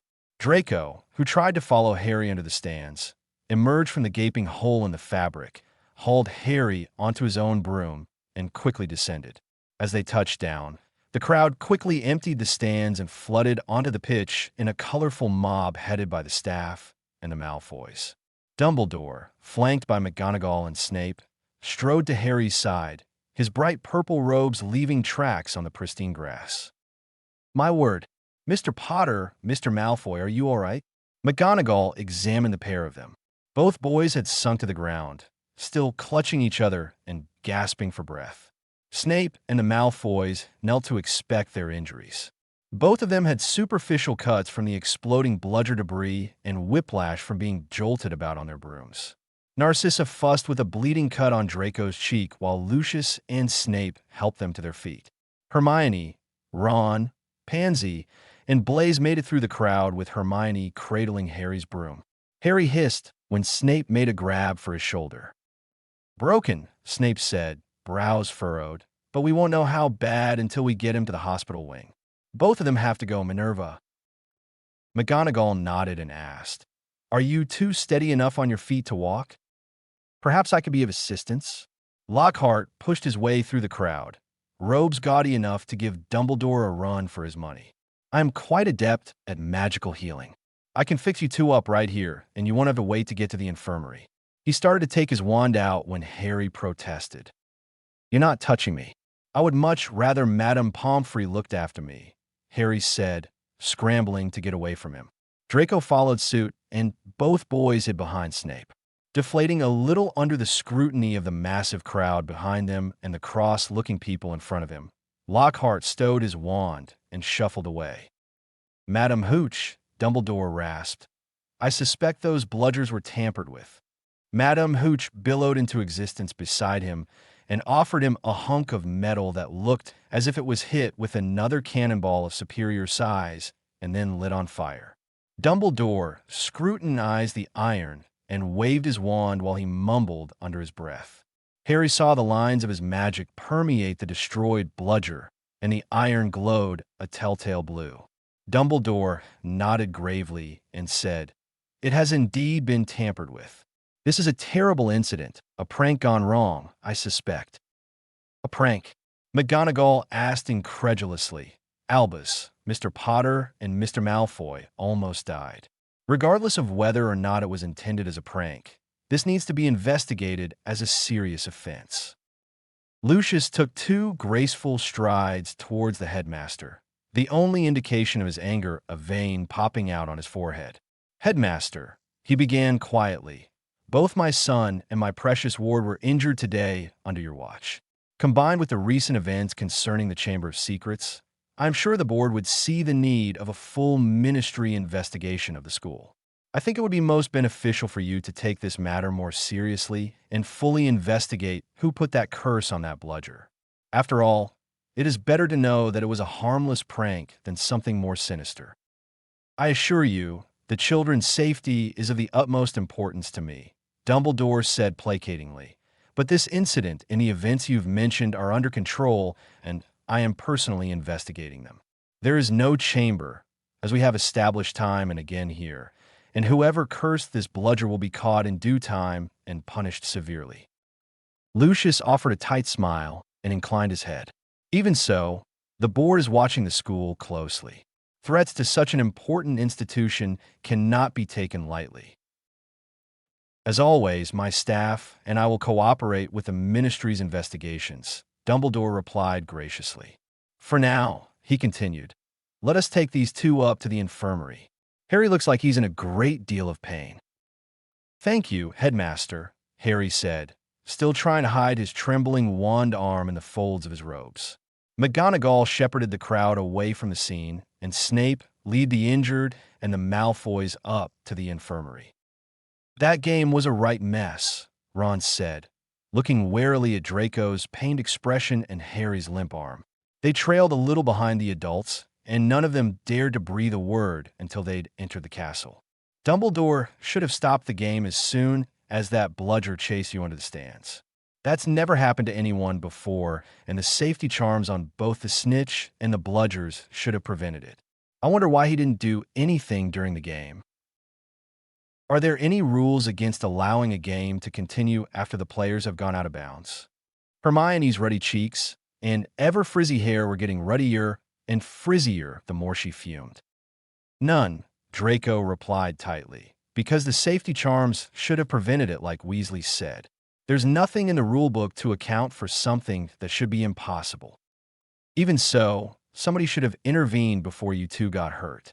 Hermione's feet stomped in time with her outburst, and on the last word, her toe accidentally stabbed Ron's. "Ow. Hermione, you don't want 3 injured friends, do you?" Ron hopped on one foot and skipped a little to catch up with the group. "You two ought to sue, you know," said Pansy, who'd taken a corner of Draco's Quidditch robes between 2 fingers. "My father's reported him to the Board of Governors." "That's as good as leashing him," Draco said, shrugging. As they entered the infirmary, Madame Pomfrey sat them down on beds facing opposite each other. The Malfoys stayed by the entranceway to chat with Snape. Draco noticed that Harry hadn't spoken the entire walk there and shuffled to Harry's bed to peer cautiously at his friend. "Harry, what's wrong?" he asked, carefully brushing the hair aside from Harry's face. The others paused in their conversation. He found Harry's skin pale and bloodless, expression lined with pain. Harry looked tiredly at him and tried to crack a smile. "It hurts," he said simply, gesturing to his arm. "Harry, we talked about this. If you were hurting this bad, you were to tell me or anyone here." Draco darted to Harry's other side and gingerly peeled off Harry's bracers. "I told you it hurt, didn't I?" Harry allowed Malfoy's ministrations, but watched warily as Hermione bounded over to look at his injury. They found his forearm bent and trembling at an unnatural angle. "I meant before I had to ask you, Pratt," he said. The lack of an answering chuckle worried him more. "Let me," Hermione said, quivering as she conjured a makeshift splint. "Hold on. Why are you still holding your wand?" Draco tried to take the wand from him, but found that Harry's fingers wouldn't uncurl from the wood, and the skin of Harry's palm was encrusted with blood. "I'm getting Madame Pomfrey," Hermione said on the verge of tears. The rest of their group crowded around Harry, and each seemed ready to catch him. "Harry, how did this even happen?" Blaze's face was pinched and his eyes were, for once, empathetic. "I may have overdone it on a few of those blasting curses," Harry replied, wavering slightly. Madame Pomfrey bustled over and shooed all but the injured out of the infirmary. She dealt with Draco first while Snape checked on Harry. "I know your arm is broken, but I can't set bones as well as Poppy can," Snape said, rolling up his sleeves. "I can, however, help with your hand." He applied a salve to Harry's hand and gently pried the skin off of the wood. "What did you cast?" Snape set the wand aside and looked gravely at the severe burns on Harry's palm. "E bombada," Harry said, sheepishly. "Right, bombarda caused your mild magical exhaustion and burned your skin into your wand from the magical recoil," Snape bit back. "What did you cast?" "Fine, it was Displodio," he said after a tense pause.